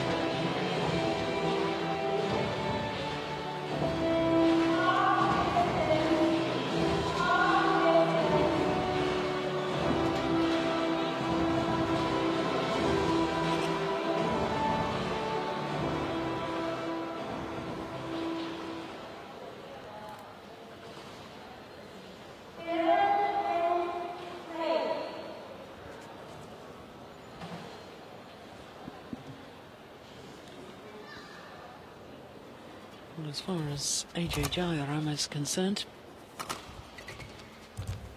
he dropped the opening game in his quarter-final match yesterday against his teammates, Saurabh Varma.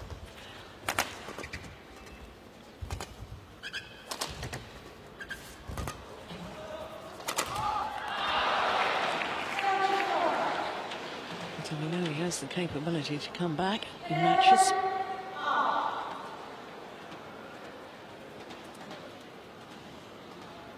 Like so many of the Indian players, absolutely terrific work ethic.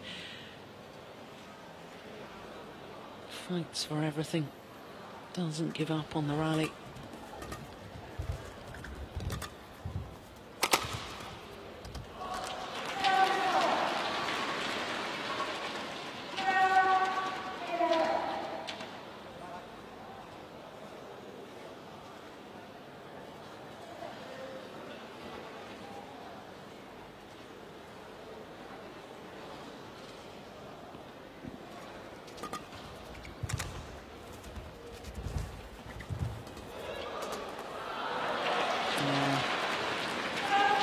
Shuttle deflected by hitting the top of the tape, and therefore difficult to control his net shots, AJ.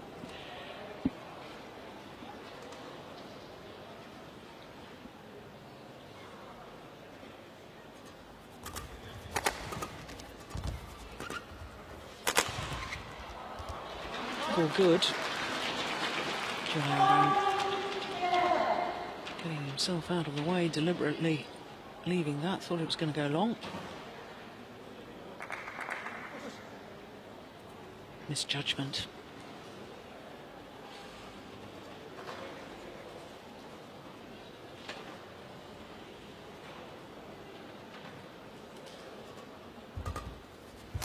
Oh, Oh, he slipped again. Oh, dear, dear me.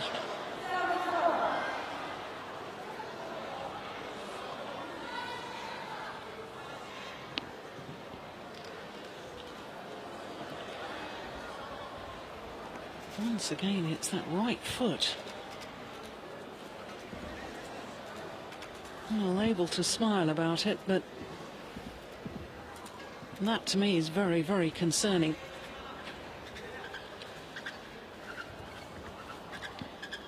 Don't know whether he's got a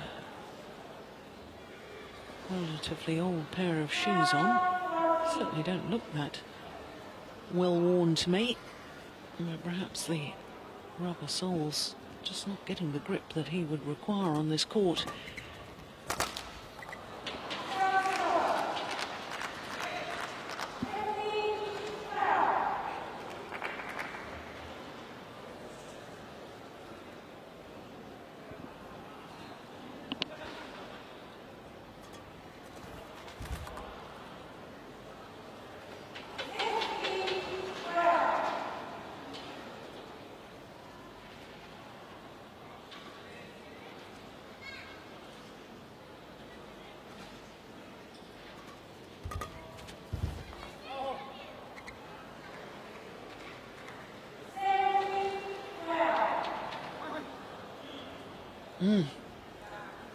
Wrong by a whisker.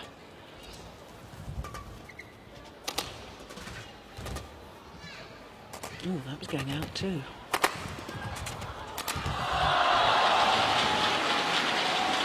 Well, after trailing in the early stages.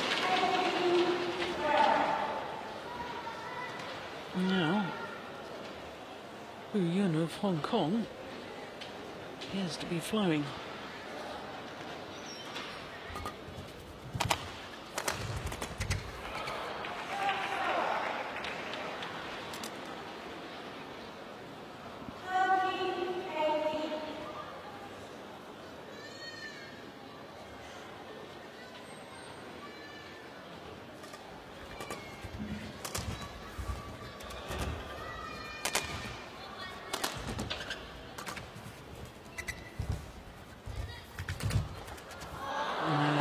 He really has commanded the net play as Hu Yun.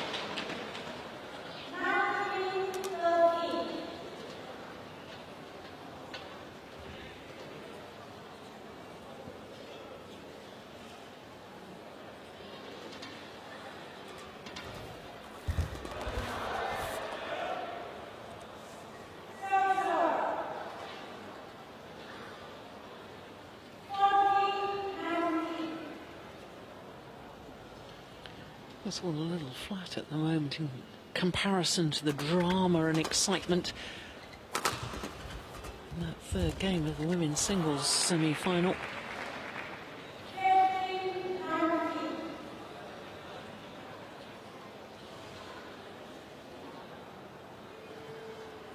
Just nicely played from AJ Jayaram.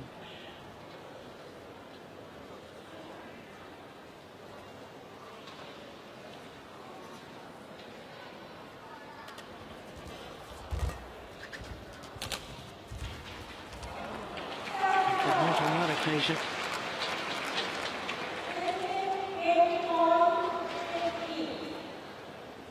5 game point opportunities for Hu Yun of Hong Kong.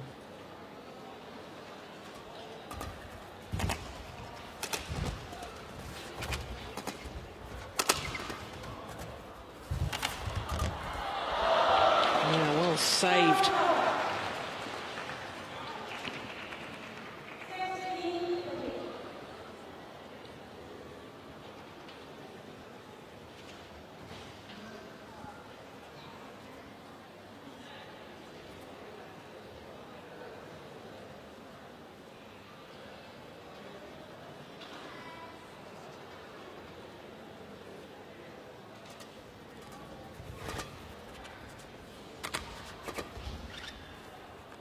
It's gone long. Second time of asking. And Hu Yun takes the opening game.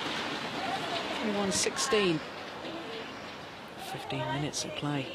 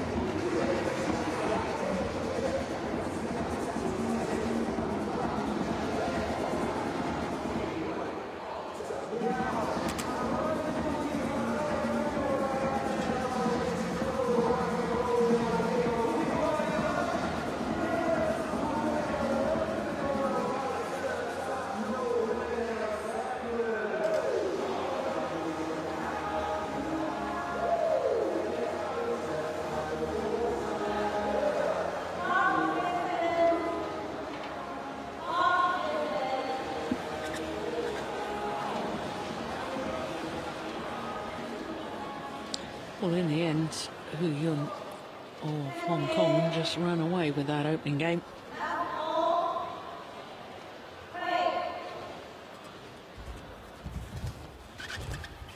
Been awfully close to the mid-game stage, and then just imposed his dominance.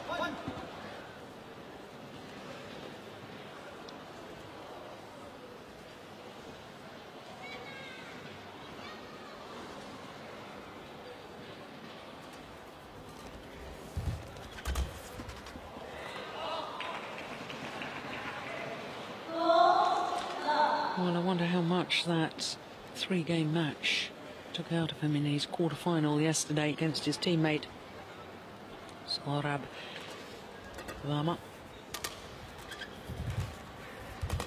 Not only physically, but emotionally as well. Because, of course, all the pressure was on AJ Jayaram against his younger opponent.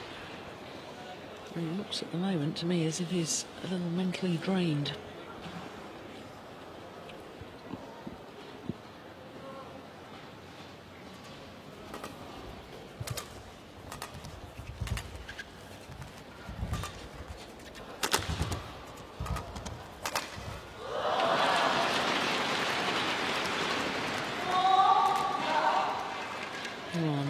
Start to this second game by Hu Yun.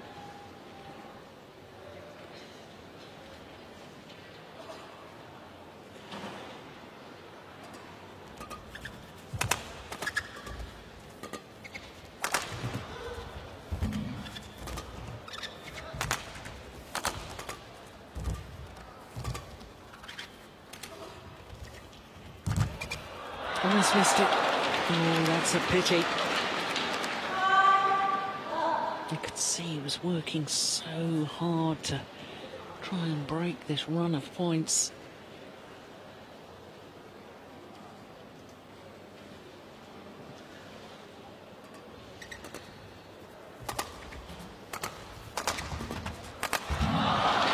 And it's all one-way traffic at the moment.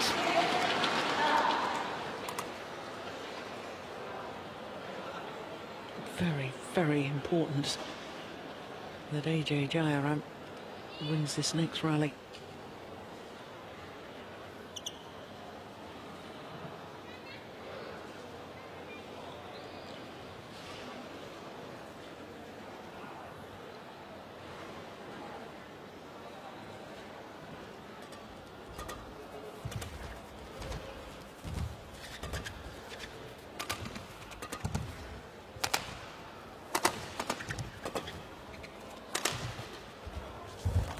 And indeed he does.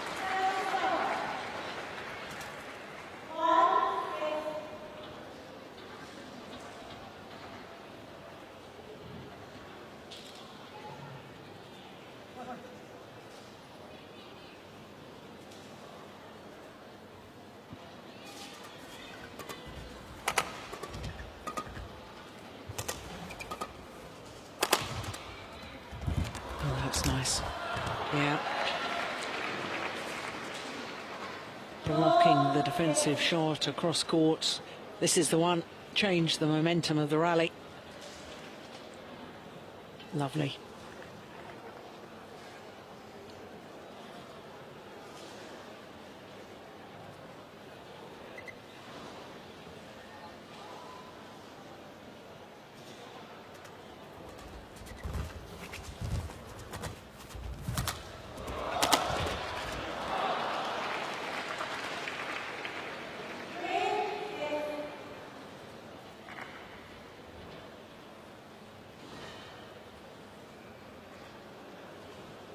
Well, the man representing Hong Kong just asking for the court to be mopped.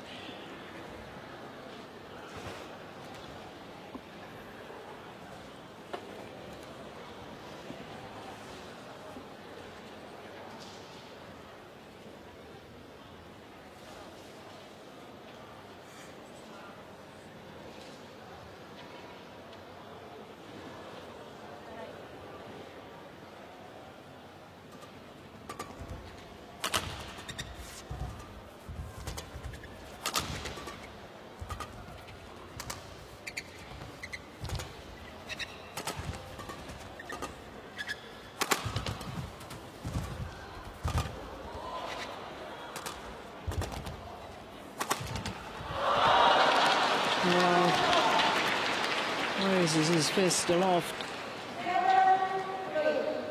The good luck of the net court.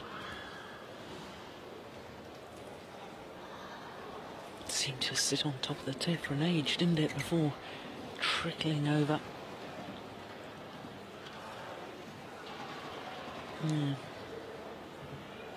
Celebration rather than an apology for his good fortune. That's clever. Yeah, brilliantly constructed rally from Hu Yun.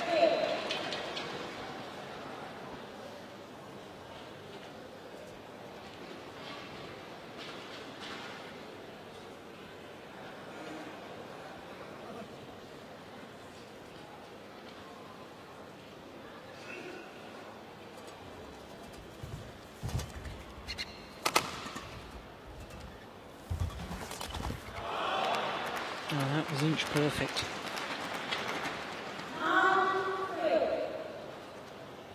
Because AJ Jayaram was there ready to pounce on that net shot, but it was simply too tight, couldn't deal with it.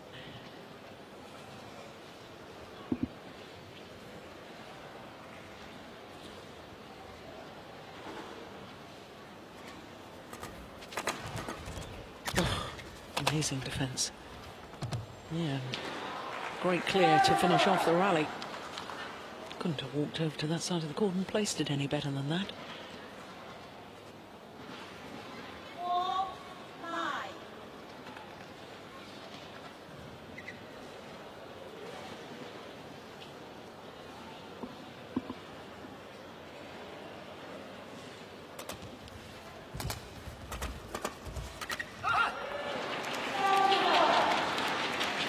Guilty of not moving his feet.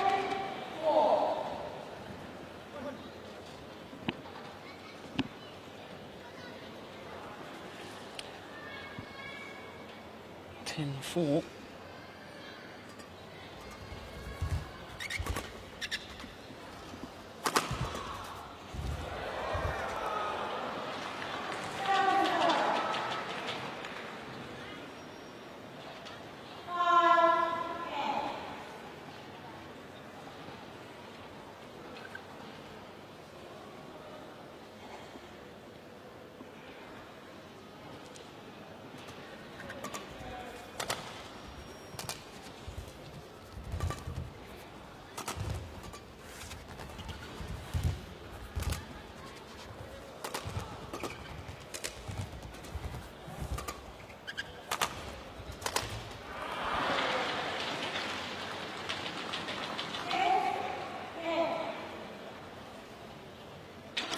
I just sense that the more that AJ Jayaram can extend these rallies by really pushing his opponent deep in court, then bringing him forward, pushing him back again, perhaps making him twist and turn within the rally.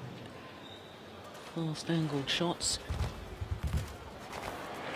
The more chance AJ Jayaram has got of progressing through this semi-final.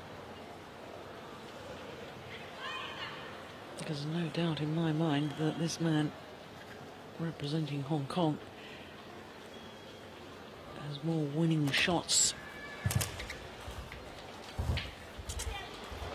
Yeah, just like that. Tight spinning neck shot, doing the damage. And a 4-point advantage at the mid-game interval in favour of Hu Yun.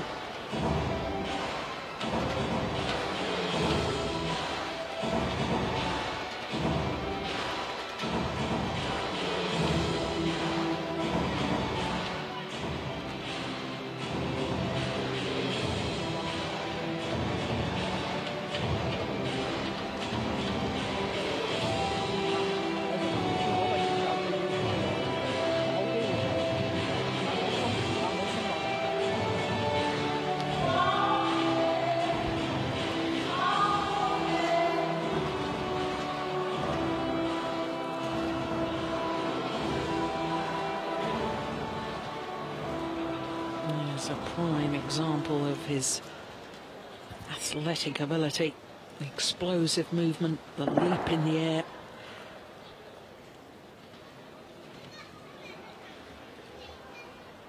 And the ability to sometimes play the unusual.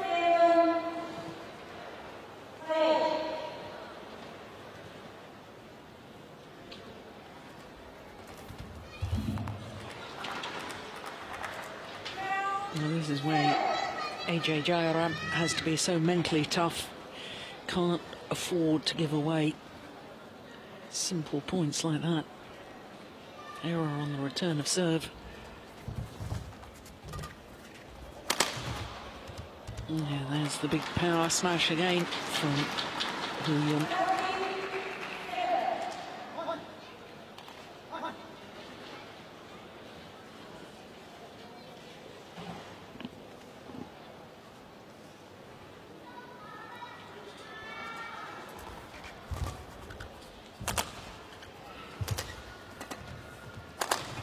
There it is again.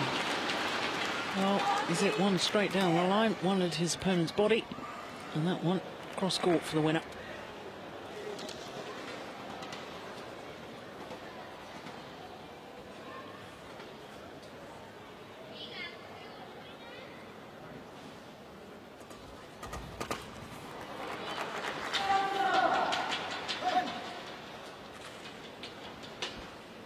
Jayaram simply has to start closing this gap because time is running out for him. The game down and 6 points adrift here in the second.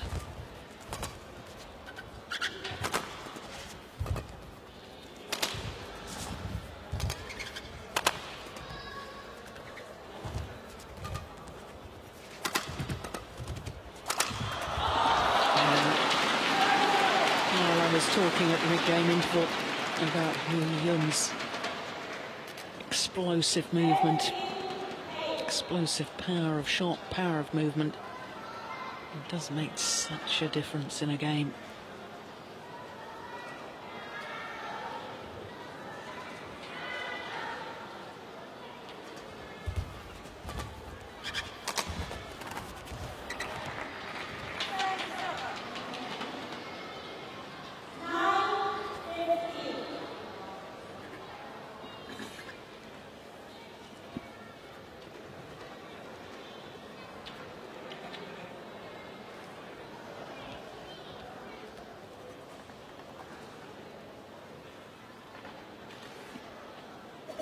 Exactly 30 minutes this semi-final has been in progress.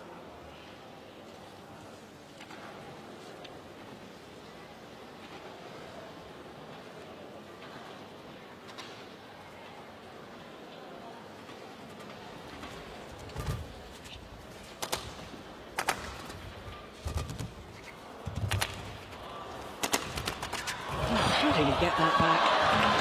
Oh. Great initial defensive play from Hu Yun.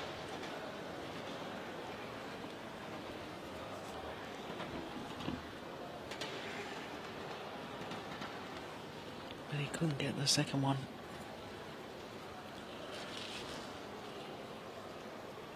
Very quiet, understated character, AJ Jayaram. But don't be fooled by the facade. He's a very determined character underneath that cool exterior.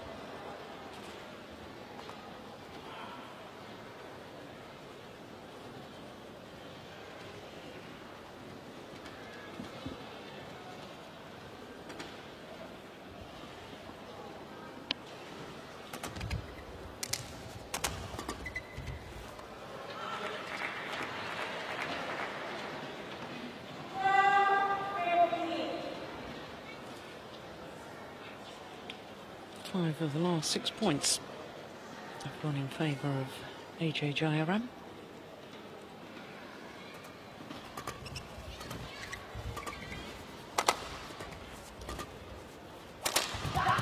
And that's 6 of 7.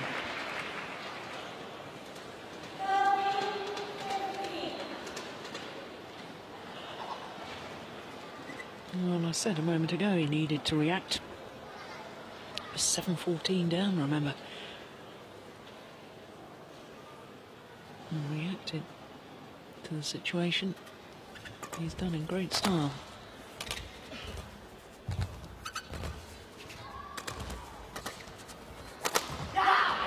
Well, it's just 1 point in it now.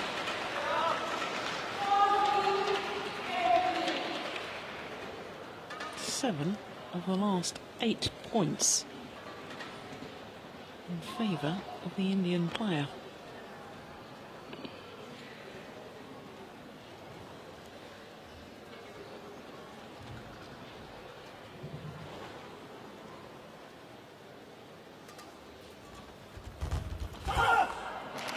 The run is broken.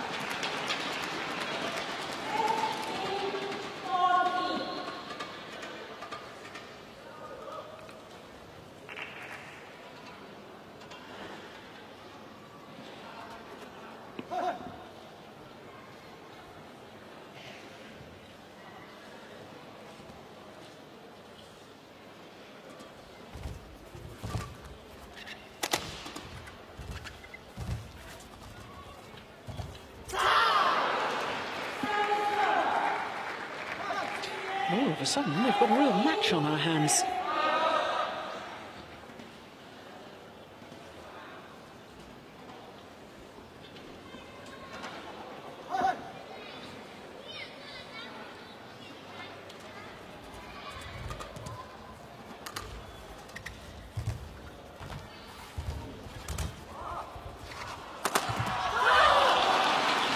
That's what he was doing so well earlier on in the match. The tight spinning net shot, forcing the short lift, and then the powerful, accurate smash.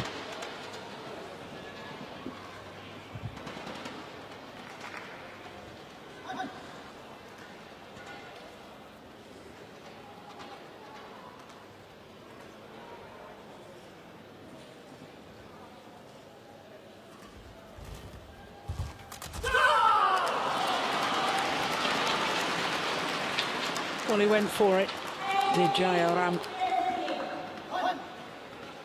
Wanted to stay aggressive at the net.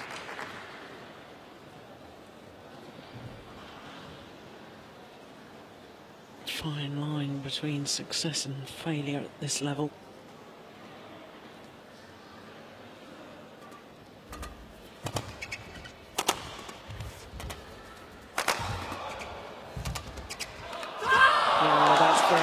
Good play from Hu Yun. Addressed the shuttle early, kept it flat, pushed it deep into AJ Jayaram's forehand side. Here we go. That's the one. Lovely play.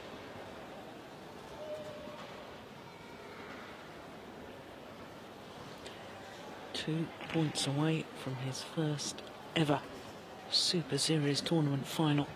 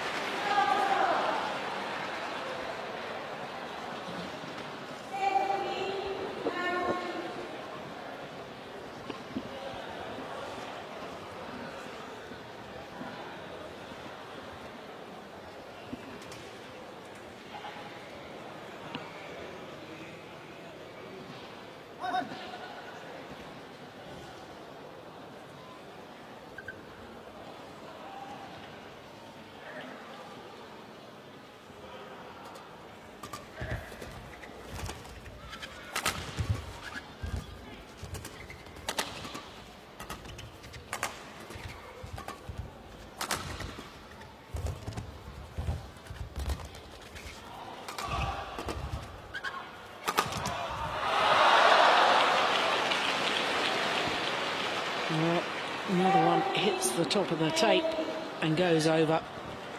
And once again, a celebration from Hu Yun.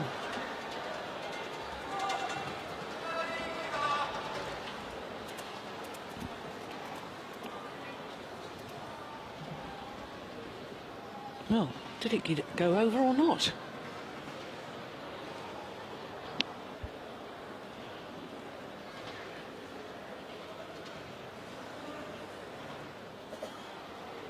think not. He appeared to be celebrating. But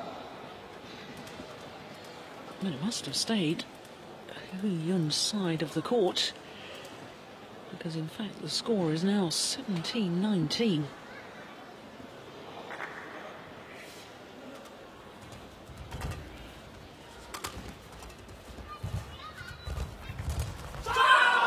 That time, no question, it went over. And now it's match point opportunities. 3 of them, to be precise.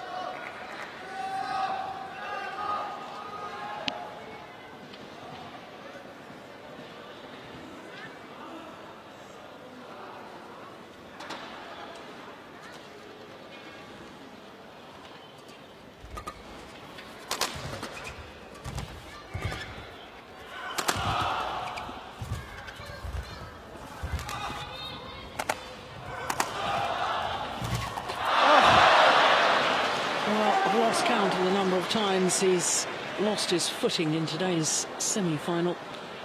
Yet another slip there from Hu Yun as he comes forward.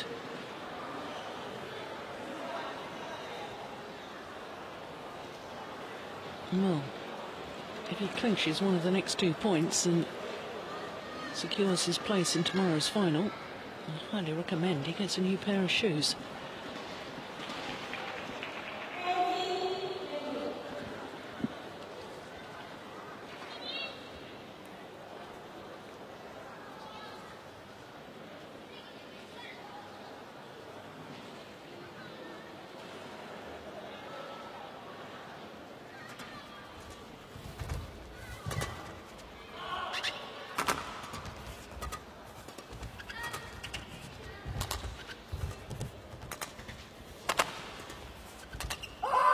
Gone wide this time, second time of asking.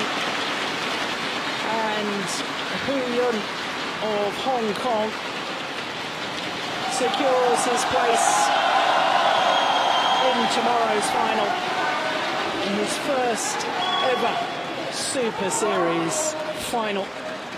Disappointment for AJ Jayaram. As always, the Indian player gave everything, but today it wasn't good enough. 40 minutes for his semi-final victory, 21-16, 21-18, and Hu Yun into tomorrow's final.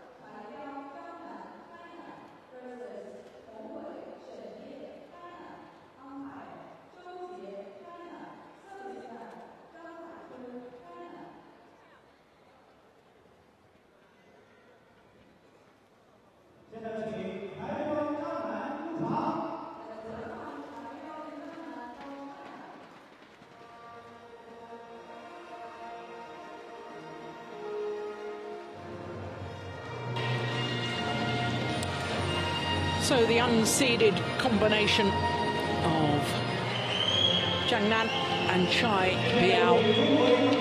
Zhang Nan, of course, the Olympic mixed doubles champion, reforming this partnership in the men's doubles with Chai Biao. And here, the number 2 seeds, Hong Wei and Shen Ye, in this all-China men's doubles semi-final.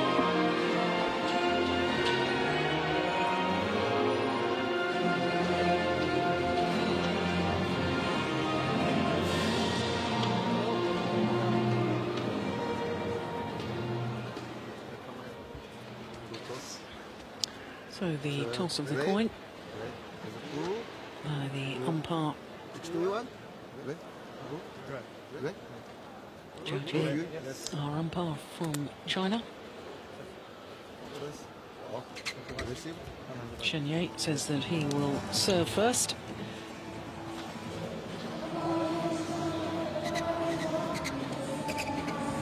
So there, the very tall man, Hong Wei, a 22-year-old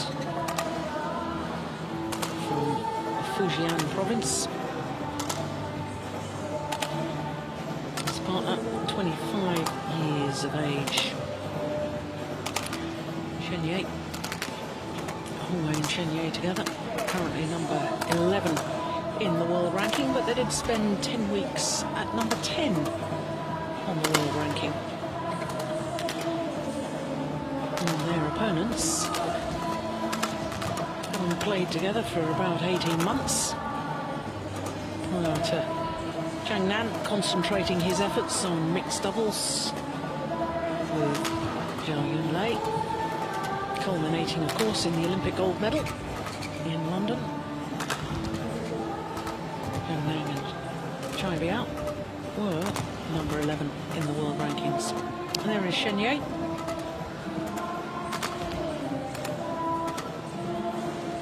His tall partner. Both Hong Wei's parents were professional basketball players. 1 metre 90, he's about 6'3". Formed their partnership midway through 2010, and he played 5 tournaments that year. So last year, 2011, was their first full year on tour, and earlier this year won their first title, the German Grand Prix. As for Chai Biao, 21 years of age, also from Fujian province, and they're the Olympic mixed doubles champion. 22-year-old Zhang Nan from Beijing. Not only Olympic mixed doubles champion, also world mixed doubles champion.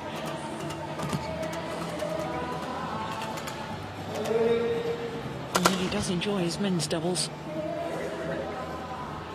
And prior to his concentration on mixed, I thought this young pair of Zhang Nan and Chai Biao were a very, very exciting combination. I remember watching them reach the final of the China Open back in 2010. I lost out to Zhang Jae-sung and Lee Yong-dae in that final. I thought then what potential they got for the future, and then the partnership was dissolved.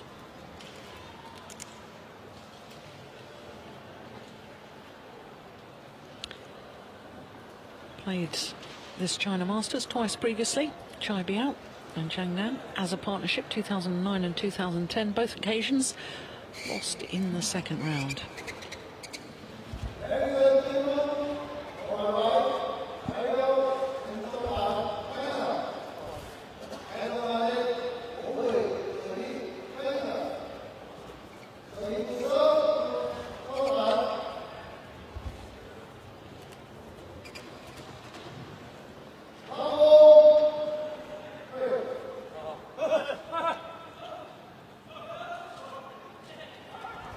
So the men's doubles semi-final, the unseeded combination of Chai Biao and Zhang Nan nearest to us with the blue shorts. The number 2 seeds Hong Wei and Shen Ye. Their opponents are very heavily strapped elbow there from Chai Biao.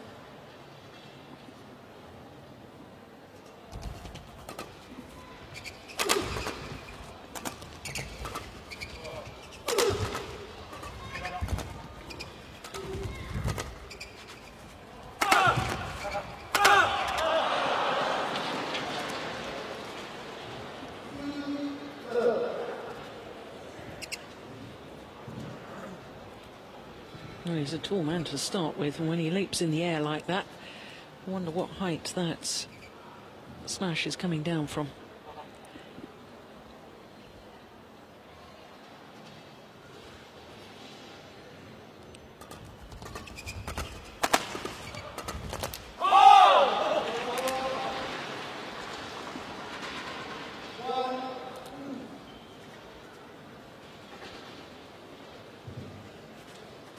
This perhaps an opportunity for Chang Nan to prove to head coach Lee Yongbo that it's worth him pursuing his men's doubles as well as his mixed doubles.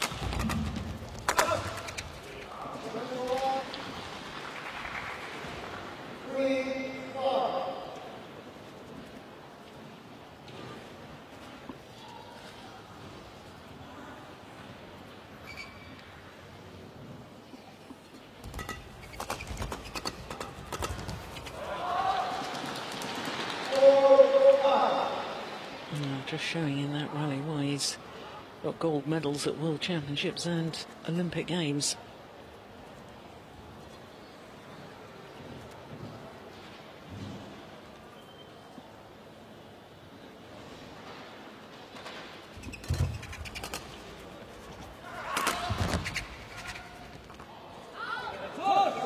Just long.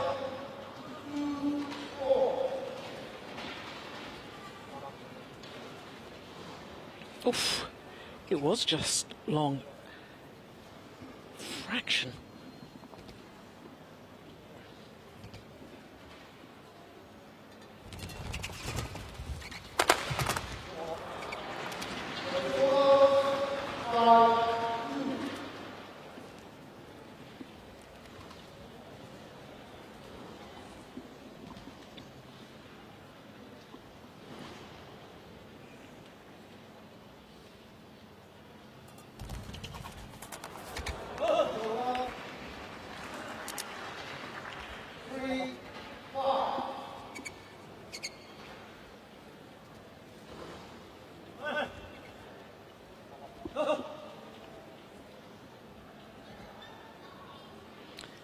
This man, Chai Biao, has been playing for the last 18 months with Guo Zhendong.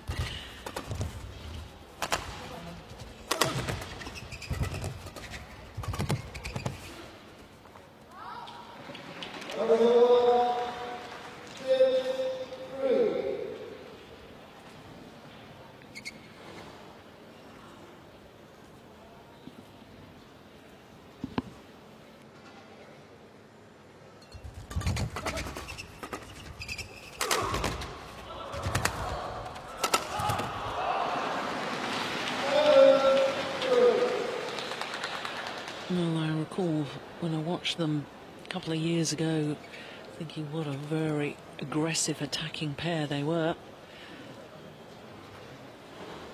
Obviously like to play that style of game, and it's very appealing to watch, I have to say.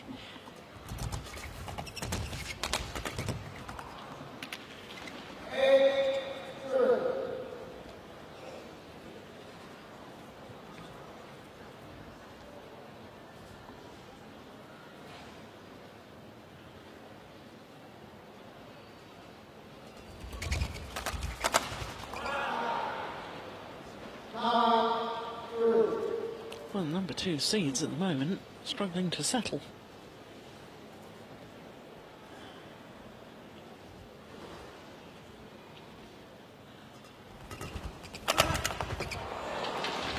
All out attack.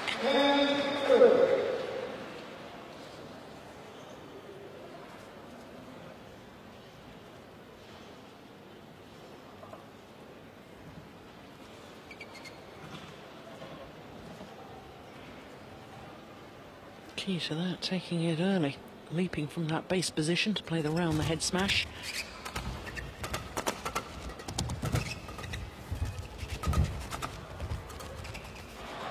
Just pushed it wide. And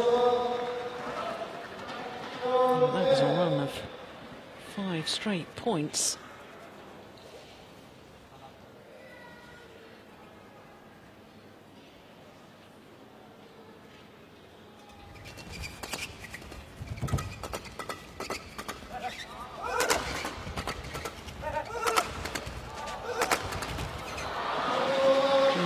It's all out attack once again, isn't it, in that rally from Zhang and Chai Biao.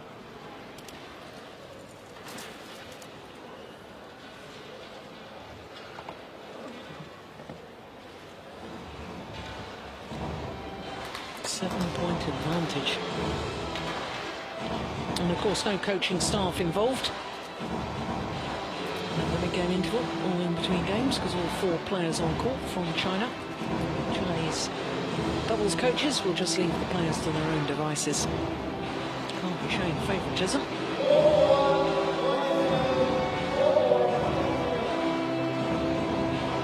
When you see shots like that, it's understandable why he's got his elbow heavily strapped.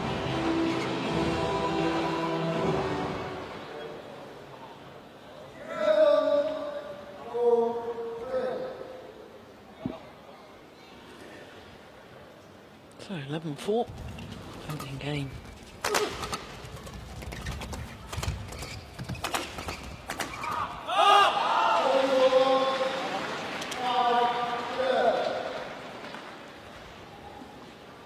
And when they won the German Grand Prix earlier this year, Hong Wei and Shen Ye had a remarkable tournament, not only beating Zhang Jae-sung and Li Yongdae in the final.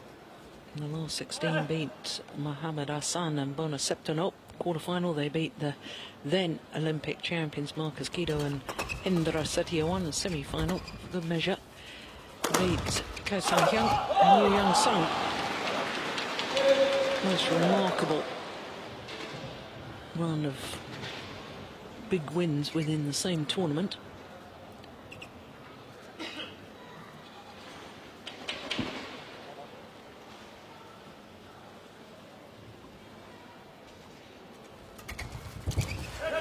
That's a good return.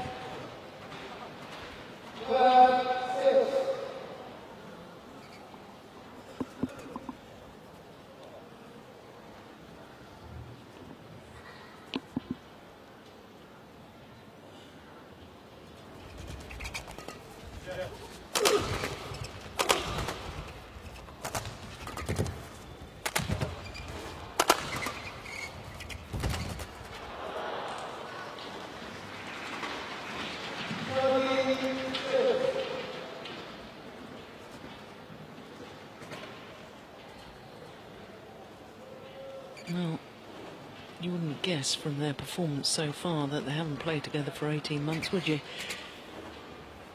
Chai Biao and Zhang Nan absolutely slotting back into their former partnership. The understanding, the awareness of what the other is about to do, where they're positioning, where they're going to hit.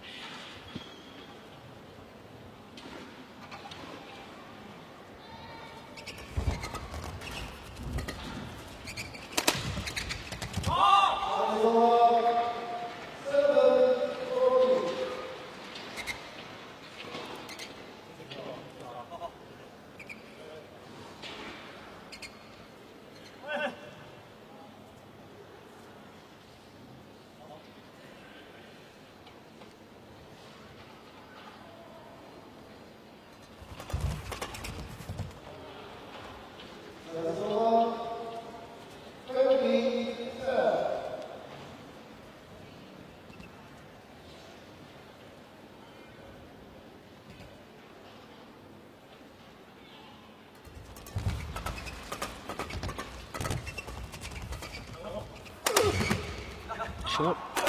Yep, got what it deserved.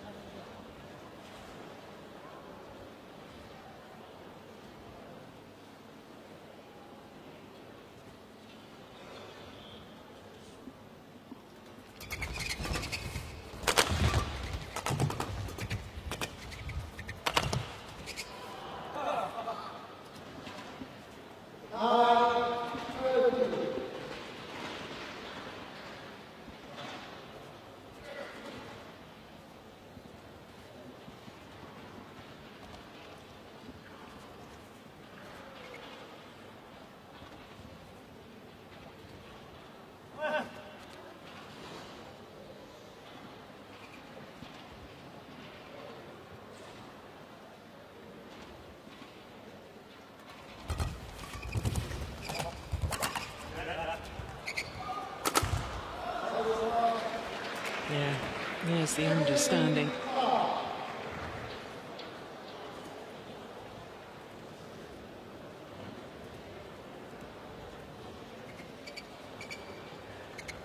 In fact, Changzhou getting off the court, getting completely out of the way. And this to me looks a much better men's doubles partnership than Chai Biao playing with Guo Jingdong.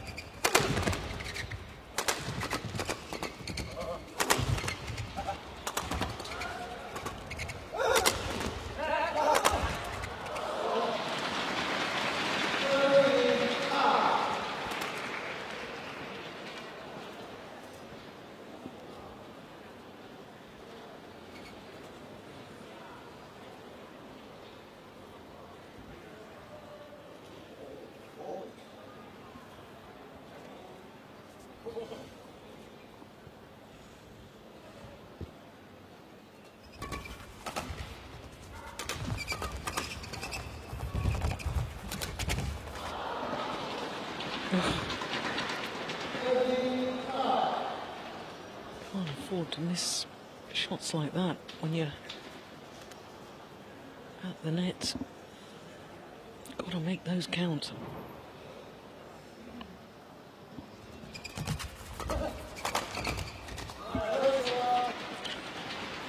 I'm watching this semi-final so far, in all honesty. This pair, the number 2 seeds, difficult to understand, or certainly not producing the sort of form that took them to victories this year over Bo and Mogensen from Denmark. I've already mentioned Jung and Lee from Korea. They've also beaten former world number 1s, Ku and Tan from Malaysia. Just cannot find that sort of form at the moment. Not being allowed to play that sort of form at the moment. Teammates Changzhou and Chai Biao just too good, too sharp.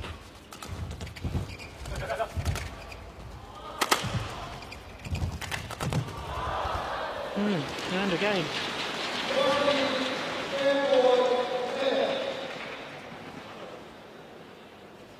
10 game points.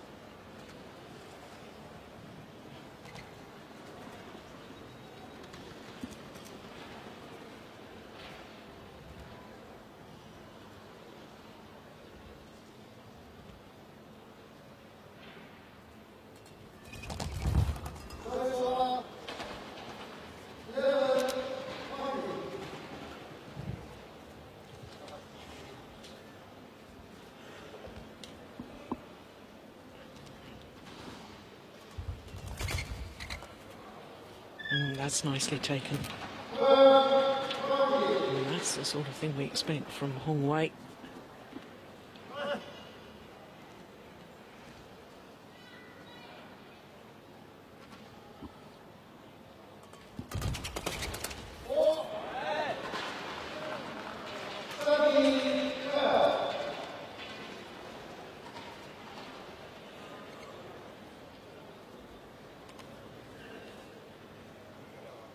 Yeah, just shaking that right arm.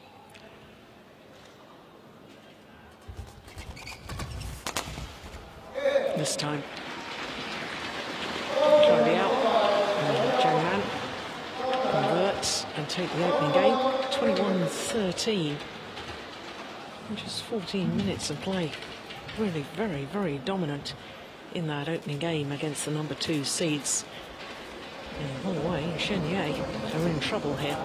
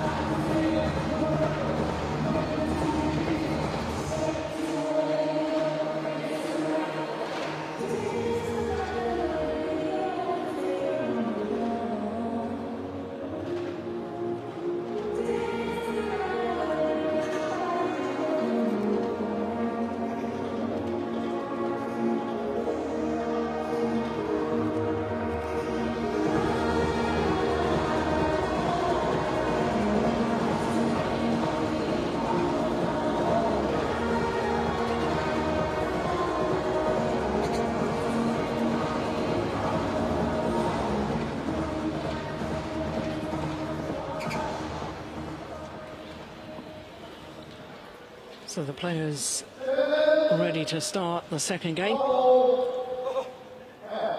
Number 2 seeds, Hong Wei and Shen Ye nearest to us. And they need to find a bit more form than they did in the opening game if they want to progress through to the final.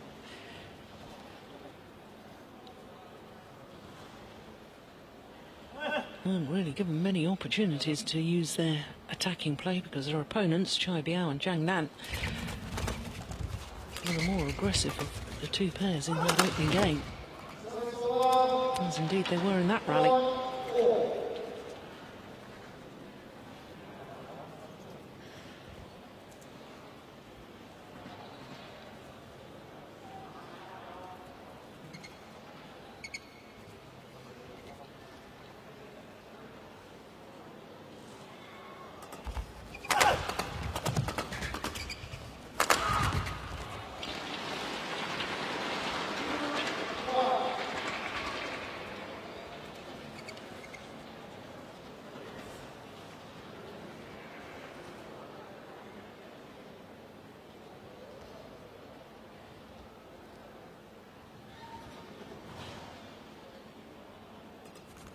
It's a good serve.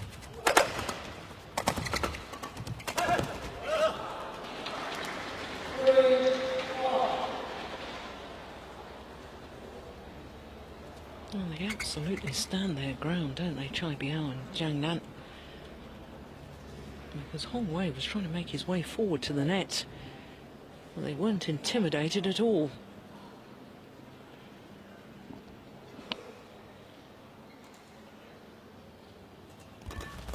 Another good serve.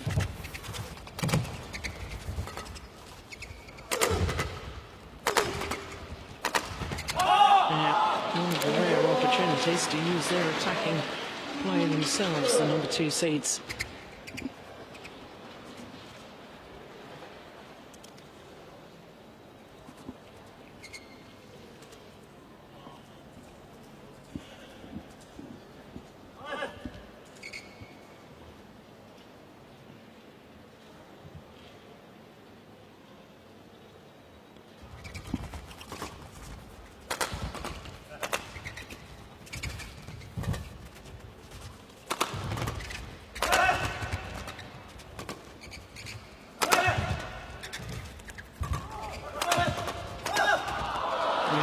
Wonderful play from Chai Biao and Zhang Nan.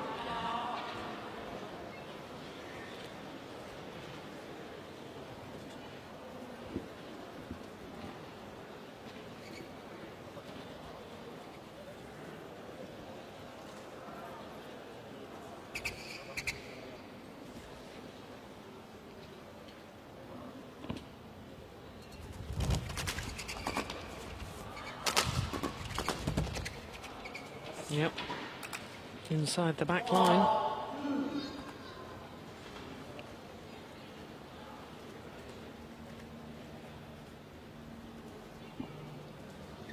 Well, they've already beaten 2 seeded pairs of Zhang Nan and Chai Biao.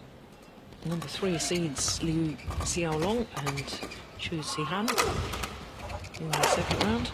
And in the quarterfinal, number 8 seeds Jimmy Tek Chai and OSIM Hop from Malaysia.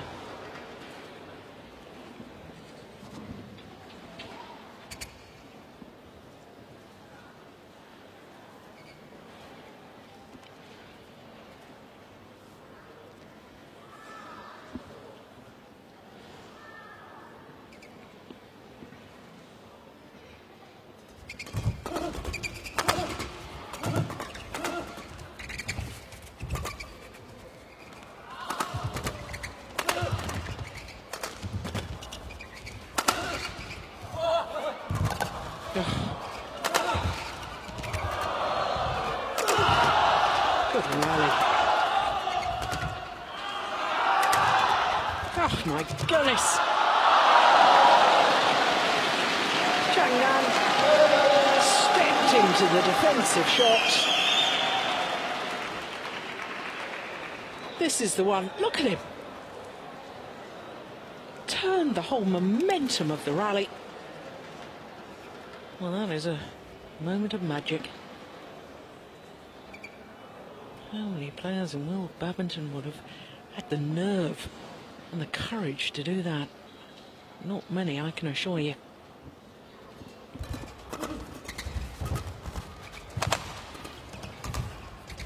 Oh, that's found the line.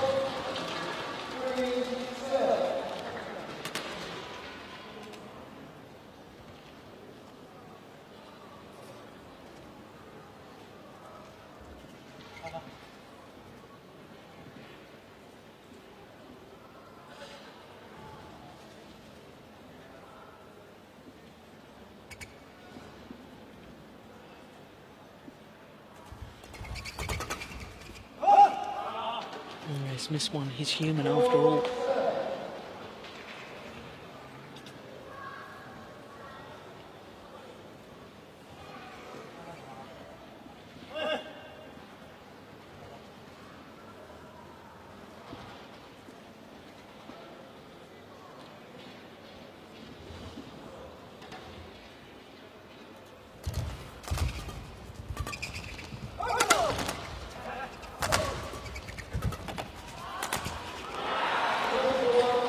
Well, once again, Changzhou was stepping forward to receive the defence, and I think his sheer movement here, you watch him now, stands his ground, in fact moves forward, and I think it forces Hong Wei into error.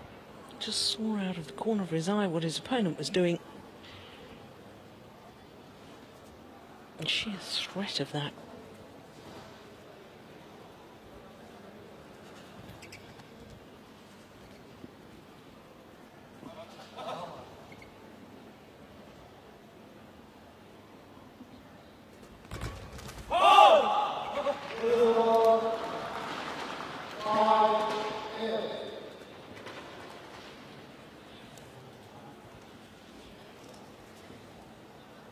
Looking up to the giant screen, what was he hoping to see again?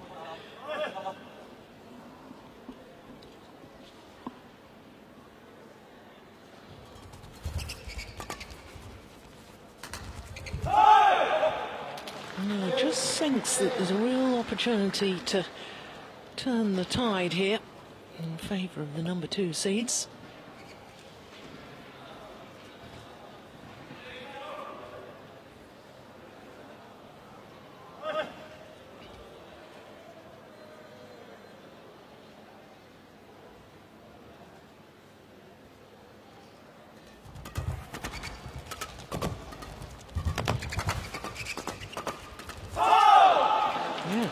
There's only 1 point in it now.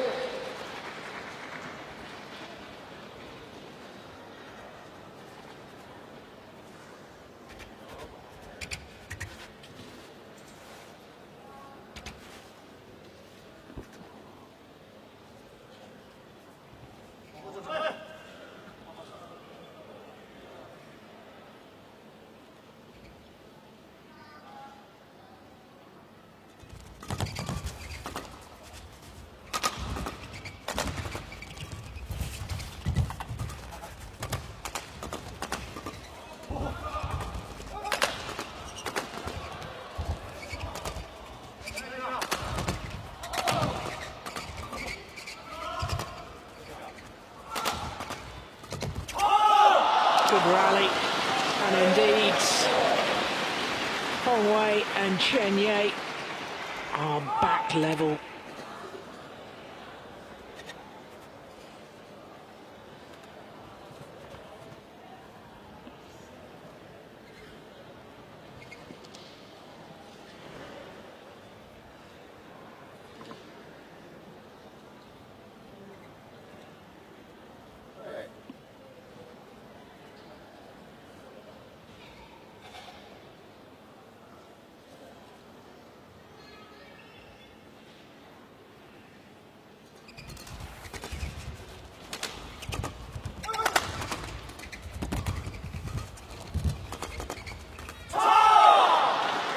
Indeed, into the lead. 7 of the last 8 points going to the number 2 seeds.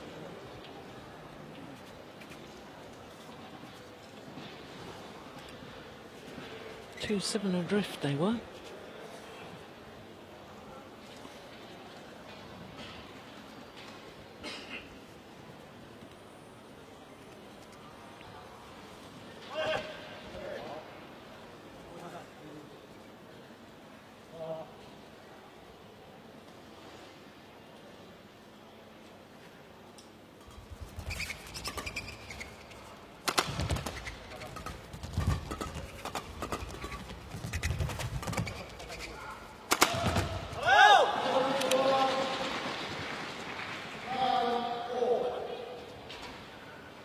Whole different complexion on this semi-final now.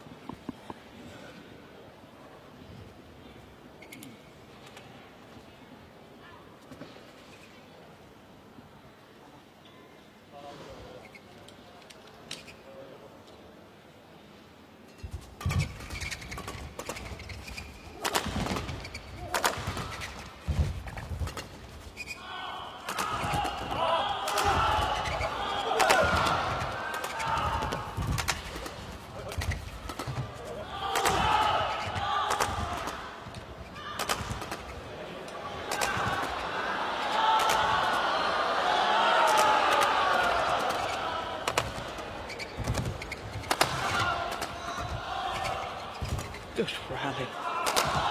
Oh, super. It was a clash of rackets. But still, the control.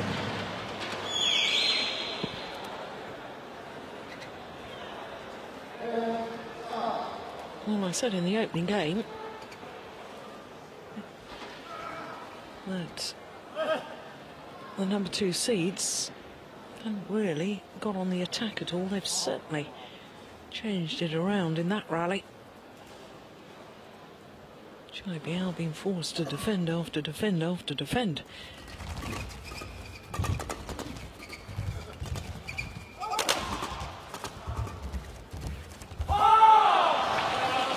And indeed, the number 2 seeds have the advantage at the mid-game interval.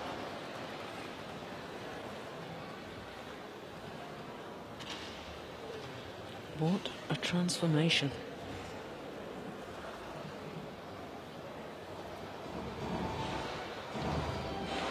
9 of the last 11 points going to the number 2 seeds.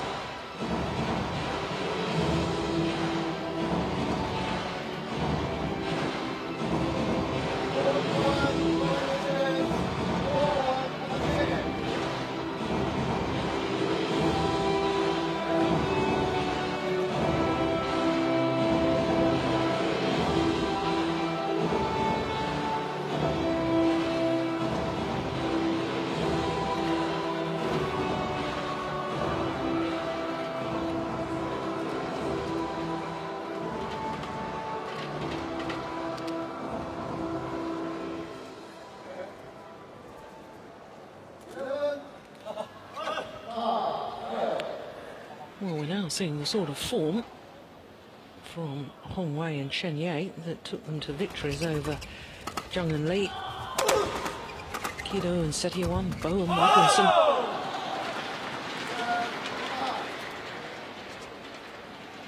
Better late than never, though, isn't it?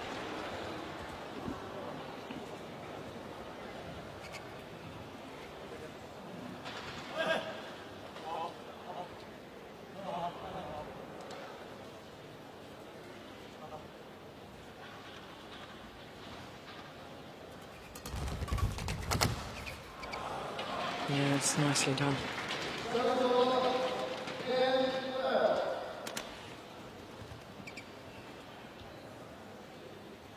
Big gap across court.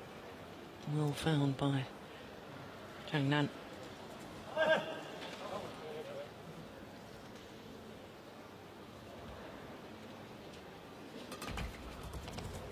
Oh, the flick serve is wide.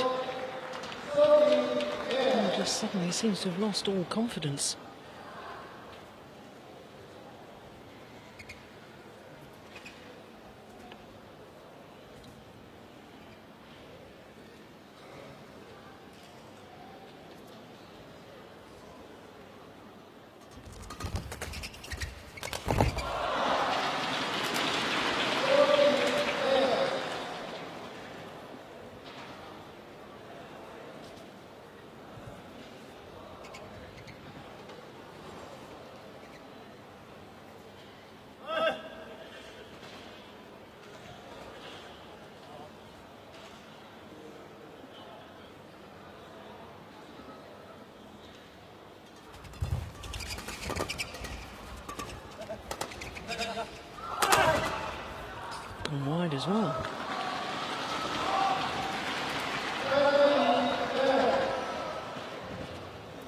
hardly believe the turnaround in this match. And I don't think he can either. Changzhou. 13 of the last 16 points going to the number 2 seeds.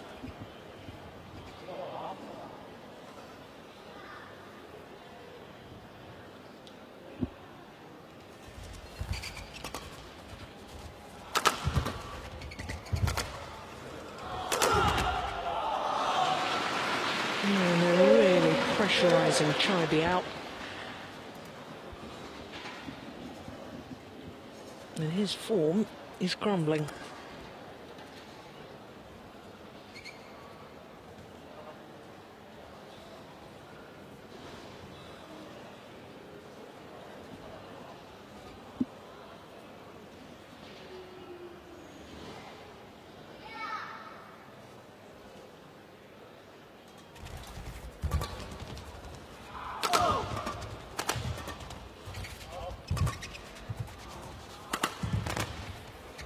Gone well wide.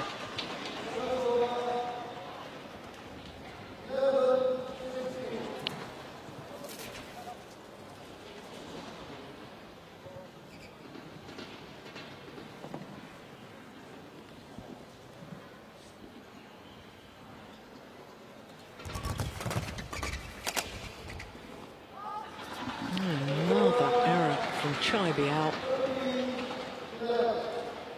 What on earth has happened?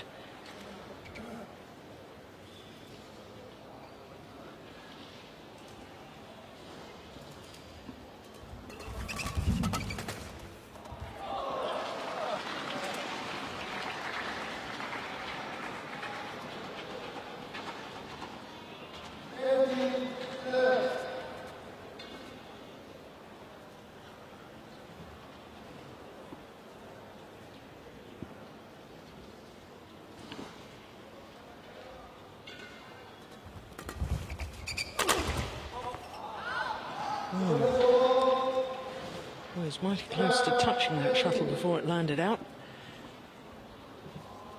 Well, the score graphic not quite up with us at the moment, because it's 12-18.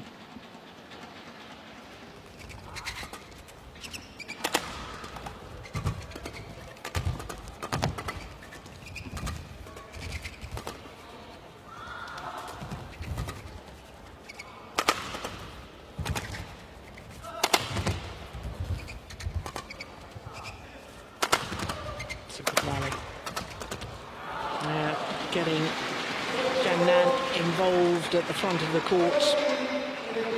That's how they were winning so many of the rallies in the opening game.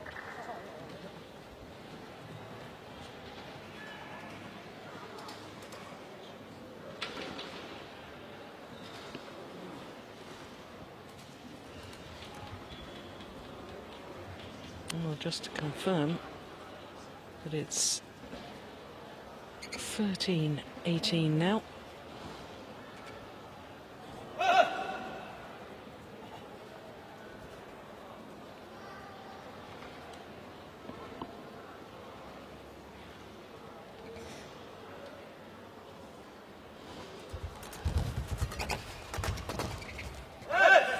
Oh, that's found the back line. I wonder if they've left it too late in this second game.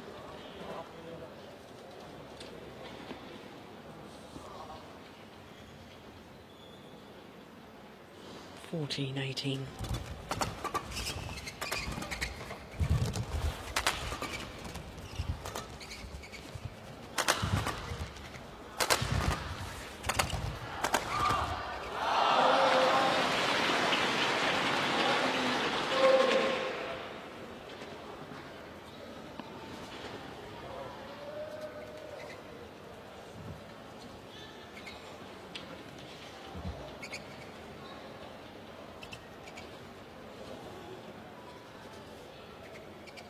Two points away from taking this second game, the number 2 seeds.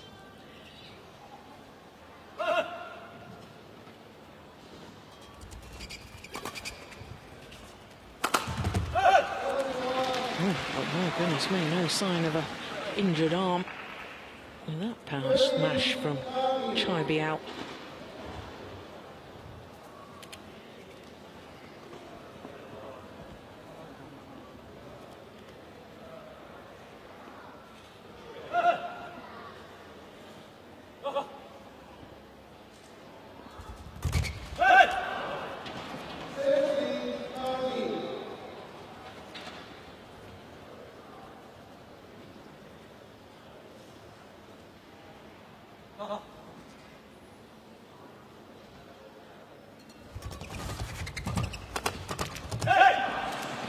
Oh, this is extraordinary. Early stages of this second game, very much in favour of Chai Biao and Zhang Nan, when they led 7-2, and then went through a woeful patch, losing 13 of the next 16 points. Now they're fighting their way back into it.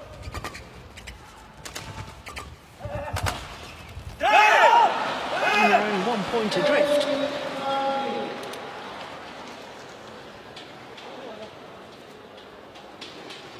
(11-18) down they were. 7 of the last 8 points to them. Isn't it odd how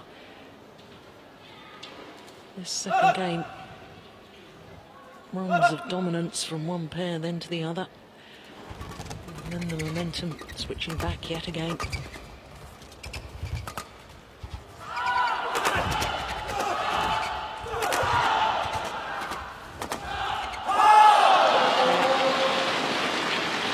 A good attacking play in the end from the number 2 seeds, finding its mark. So 2 game point opportunities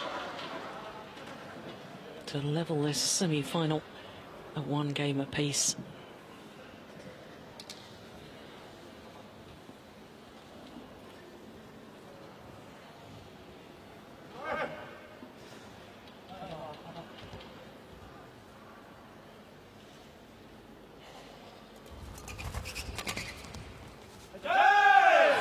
That's well wrong.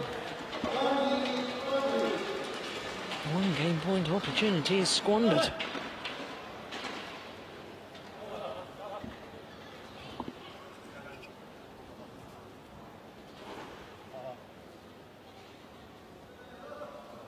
Can they do it this time?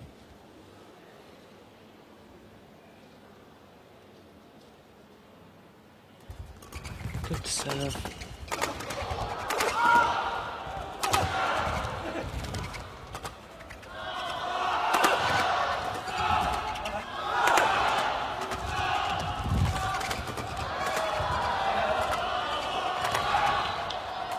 Already pressurising Chai Biao.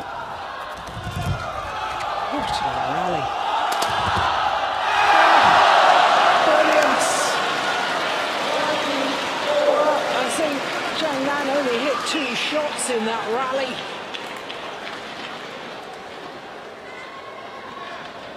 Obviously, the number 2 seeds feel that Chai Biao is the weaker link. But in the end, it was he who hit the winning smash. And look at the delight, because it's 20 all. 2 game points have been saved. We'll continue on until there's a clear 2-point winning margin.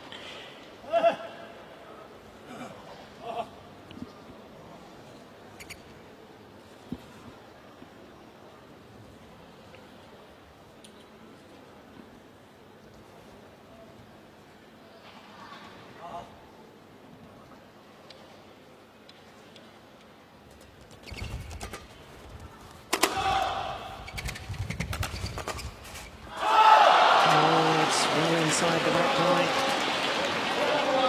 The channel attack down the centre in between both Chai Biao and Zhang Nan.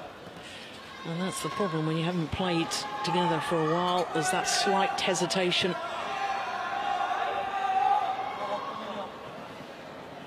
Will it be 3rd time lucky? 3rd game point opportunity for the number 2 seeds.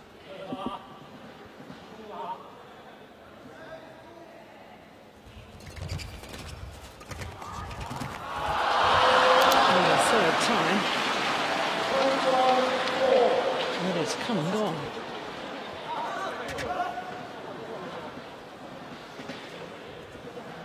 21 all.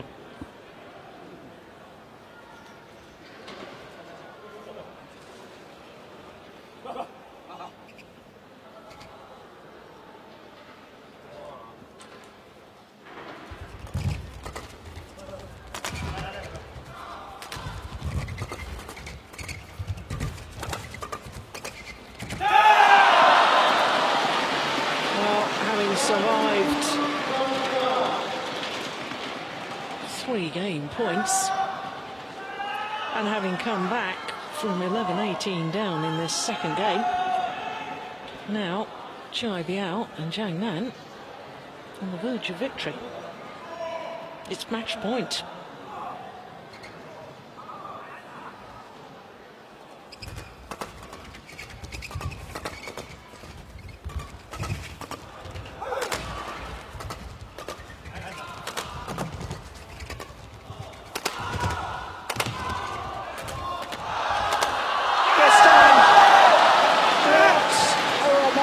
Semi-final. Well, my goodness, I was absolutely convinced at one stage that we would be treated to a third and deciding game. It wasn't to be. Well, 43 minutes. And having lost their form in the middle of that second game, Zhang Nan and Chai Biao proving why they were a force to be reckoned with 18 months ago and why they've already been in a Super Series tournament final. Their confirmation of their victory, 21-13, 23-21, having survived 3 game points. So indeed, Chai Biao and Zhang Nan through to the men's doubles final tomorrow.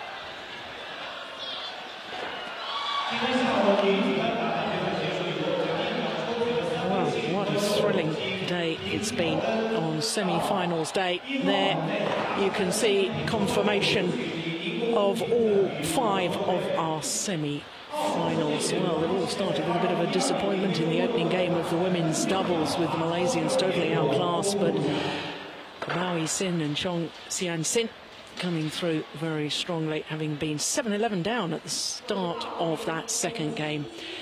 And we had a thrilling mixed doubles going the full distance. And what about Sindhu from India? A giant killer yesterday. She looked at one stage as if she was going to reproduce it today, but it wasn't to be, because for the second year running, Yang Jiao through to the final.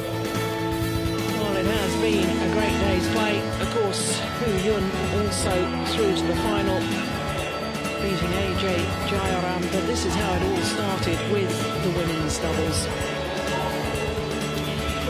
Bao Yi-sin and Chong Xian-sin. Then the mixed doubles and the number 2 seeds, Sukit Prakamal and Sarali Thongtongkan, going down against this new Chinese pairing, only playing in their first ever Super Series event. And the first time of asking, they're through to the final. Then home player Yang Jiao, beaten finalist a year ago, had to retire from the final from this city, Changzhou, who repeats her feat of a year ago by reaching the final, but my goodness, she had to work so hard. 21-10, 14-21, 21-19 in the deciding game against the 17-year-old Sindhu. India's luck was out again in the men's singles, with AJ Jayaram pairing in his first ever Super Series semi-final, going down to the very physical Hu Yun from Hong Kong. And as we've just seen in the men's doubles, the return of the combination, Chai Biao with his partner Zhang Nan, who in the interim period has picked up a world and Olympic gold medal in the mixed doubles. He's back playing men's doubles, and he's playing great men's doubles as well. Well, of course, that is it for semi-final action. We will be back tomorrow with the finals a little later tomorrow. That's 1300 local time. That's 0500 GMT. From all of us here in Changzhou, especially from me, Jill Clark. Hope to see you tomorrow. Bye-bye.